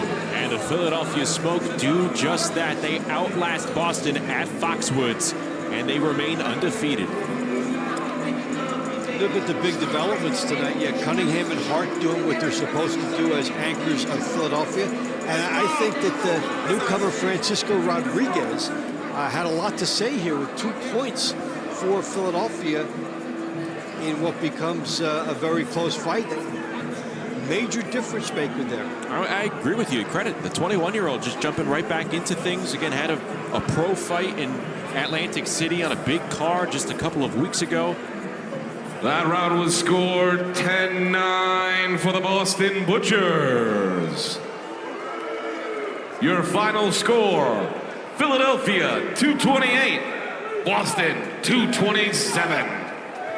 So they give Michael Coffey a 10-9 decision in there. Coffey does win the round for Boston, but again, the overall scoring, Philadelphia ends up winning by 1. Boston needed more than just a regular 10-9 decision. Take a look at how it played out as Boston did not get those 10-8s. And you look at Ellis, had opportunities, went for it, but could not get the 10-8. You look back on some fighters that lost the first time. Coffey lost the first time, won the second time. You look at the fact that some fighters could not get the big 10-8. And then Francisco Rodriguez, to me, is the wild card. 228-227. Philadelphia victorious on the road over the Boston Butchers, and the defending champion Smoke remain unbeaten. They improved to 3-0. We'll take a break. We'll come back. Plenty more to come here from Foxwoods.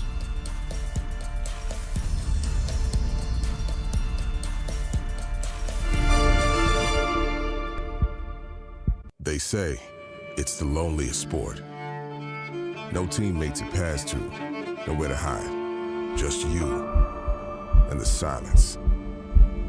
To survive here, you must evolve. To win, you must become something more.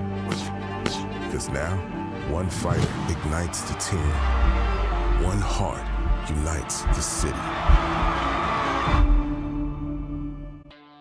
I'm a 79-year-old powerlifter. I set 4 state records for New York State for my age bracket. I set a national record on the deadlift. And I found for me, my body adapts better eating healthier food, putting better things in me. I take balance in nature because I've seen the benefits for me. I'm reaping the benefit of this product. There's no question in my mind. Otherwise, I wouldn't take it. Forget about it. Get 35% off your first set as a preferred customer. Claim this offer by using discount code. Talk is cheap when it comes to saving our country. We're not just any cell phone service provider. We're Patriot Mobile. It's not enough to simply talk about values. We live them.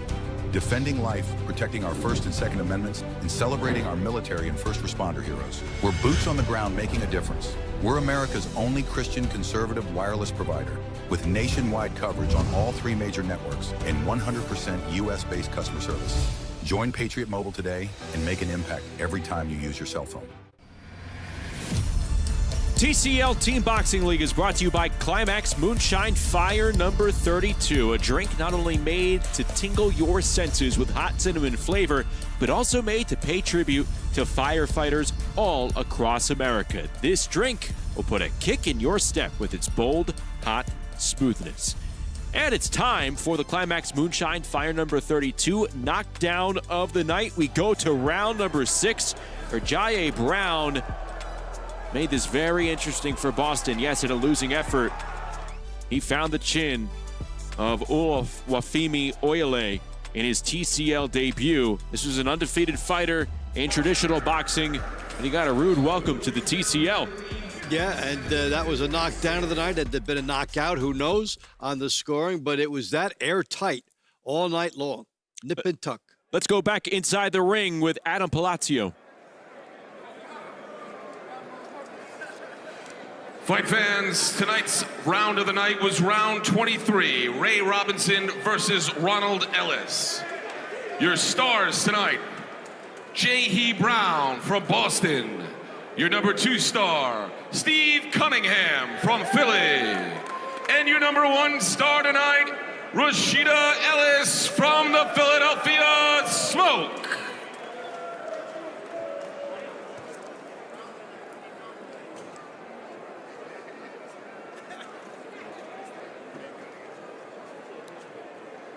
Here with Steve Cunningham. You got one of the fighters of the night. How do you feel about your performance? How do you feel about what you guys did tonight and coming away with the victory? Hey, I feel our performance was great. As a team, man, we like Michael Jordan all over, man, all of us.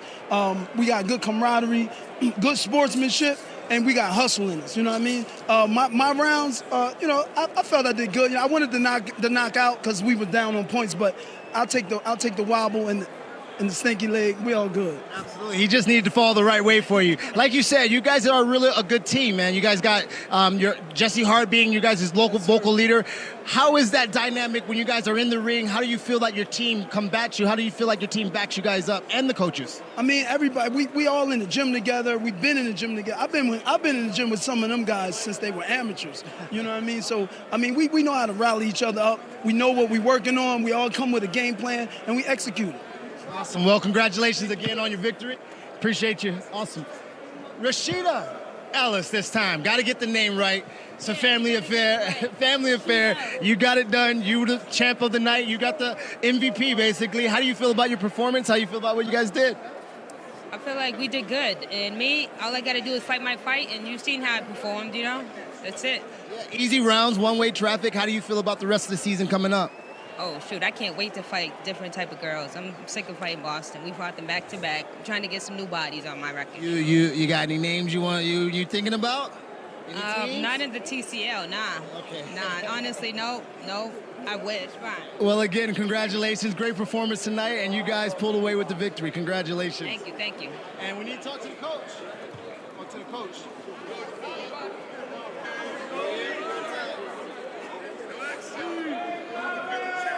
I know you don't like the camera, but we got to get your words. We got to get an understanding from you. How you feel about your performance? How you feel about your team?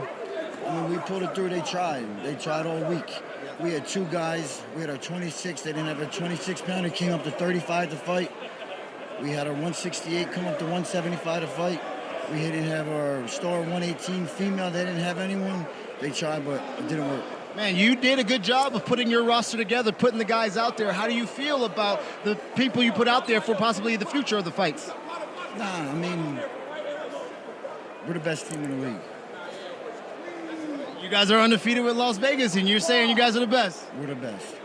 You heard it right here. They got the championship done tonight. They got the win. Back to you guys with all the action.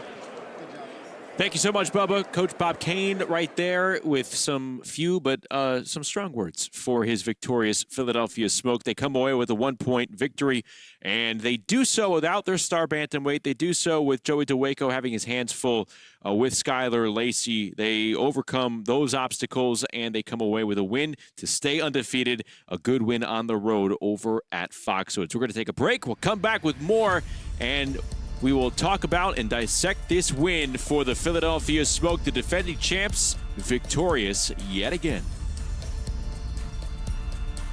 They did the crime. The unresponsive male was deceased as a result of stabbings. Nancy Grace will do the time. That so-called evidence was planted.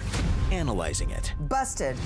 We have launched into the only thing we know how to do, analyzing facts, analyzing evidence, and building a case. It would be wrong of me not to share that with you. Join us on Crime Stories with Nancy Grace as we investigate missing people and unsolved homicides. Weeknights at 6 p.m., 5 Central on Dr. Phil's MeritTV. Sleep Cream is the revolutionary all-natural cream made of organic oils and plant extracts. Simply apply Sleep Cream at bedtime and start enjoying. Sleep like a baby and bright-eyed, bushy-tail mornings. I mean, you do want to start sleeping better, right? Try Sleep Cream today.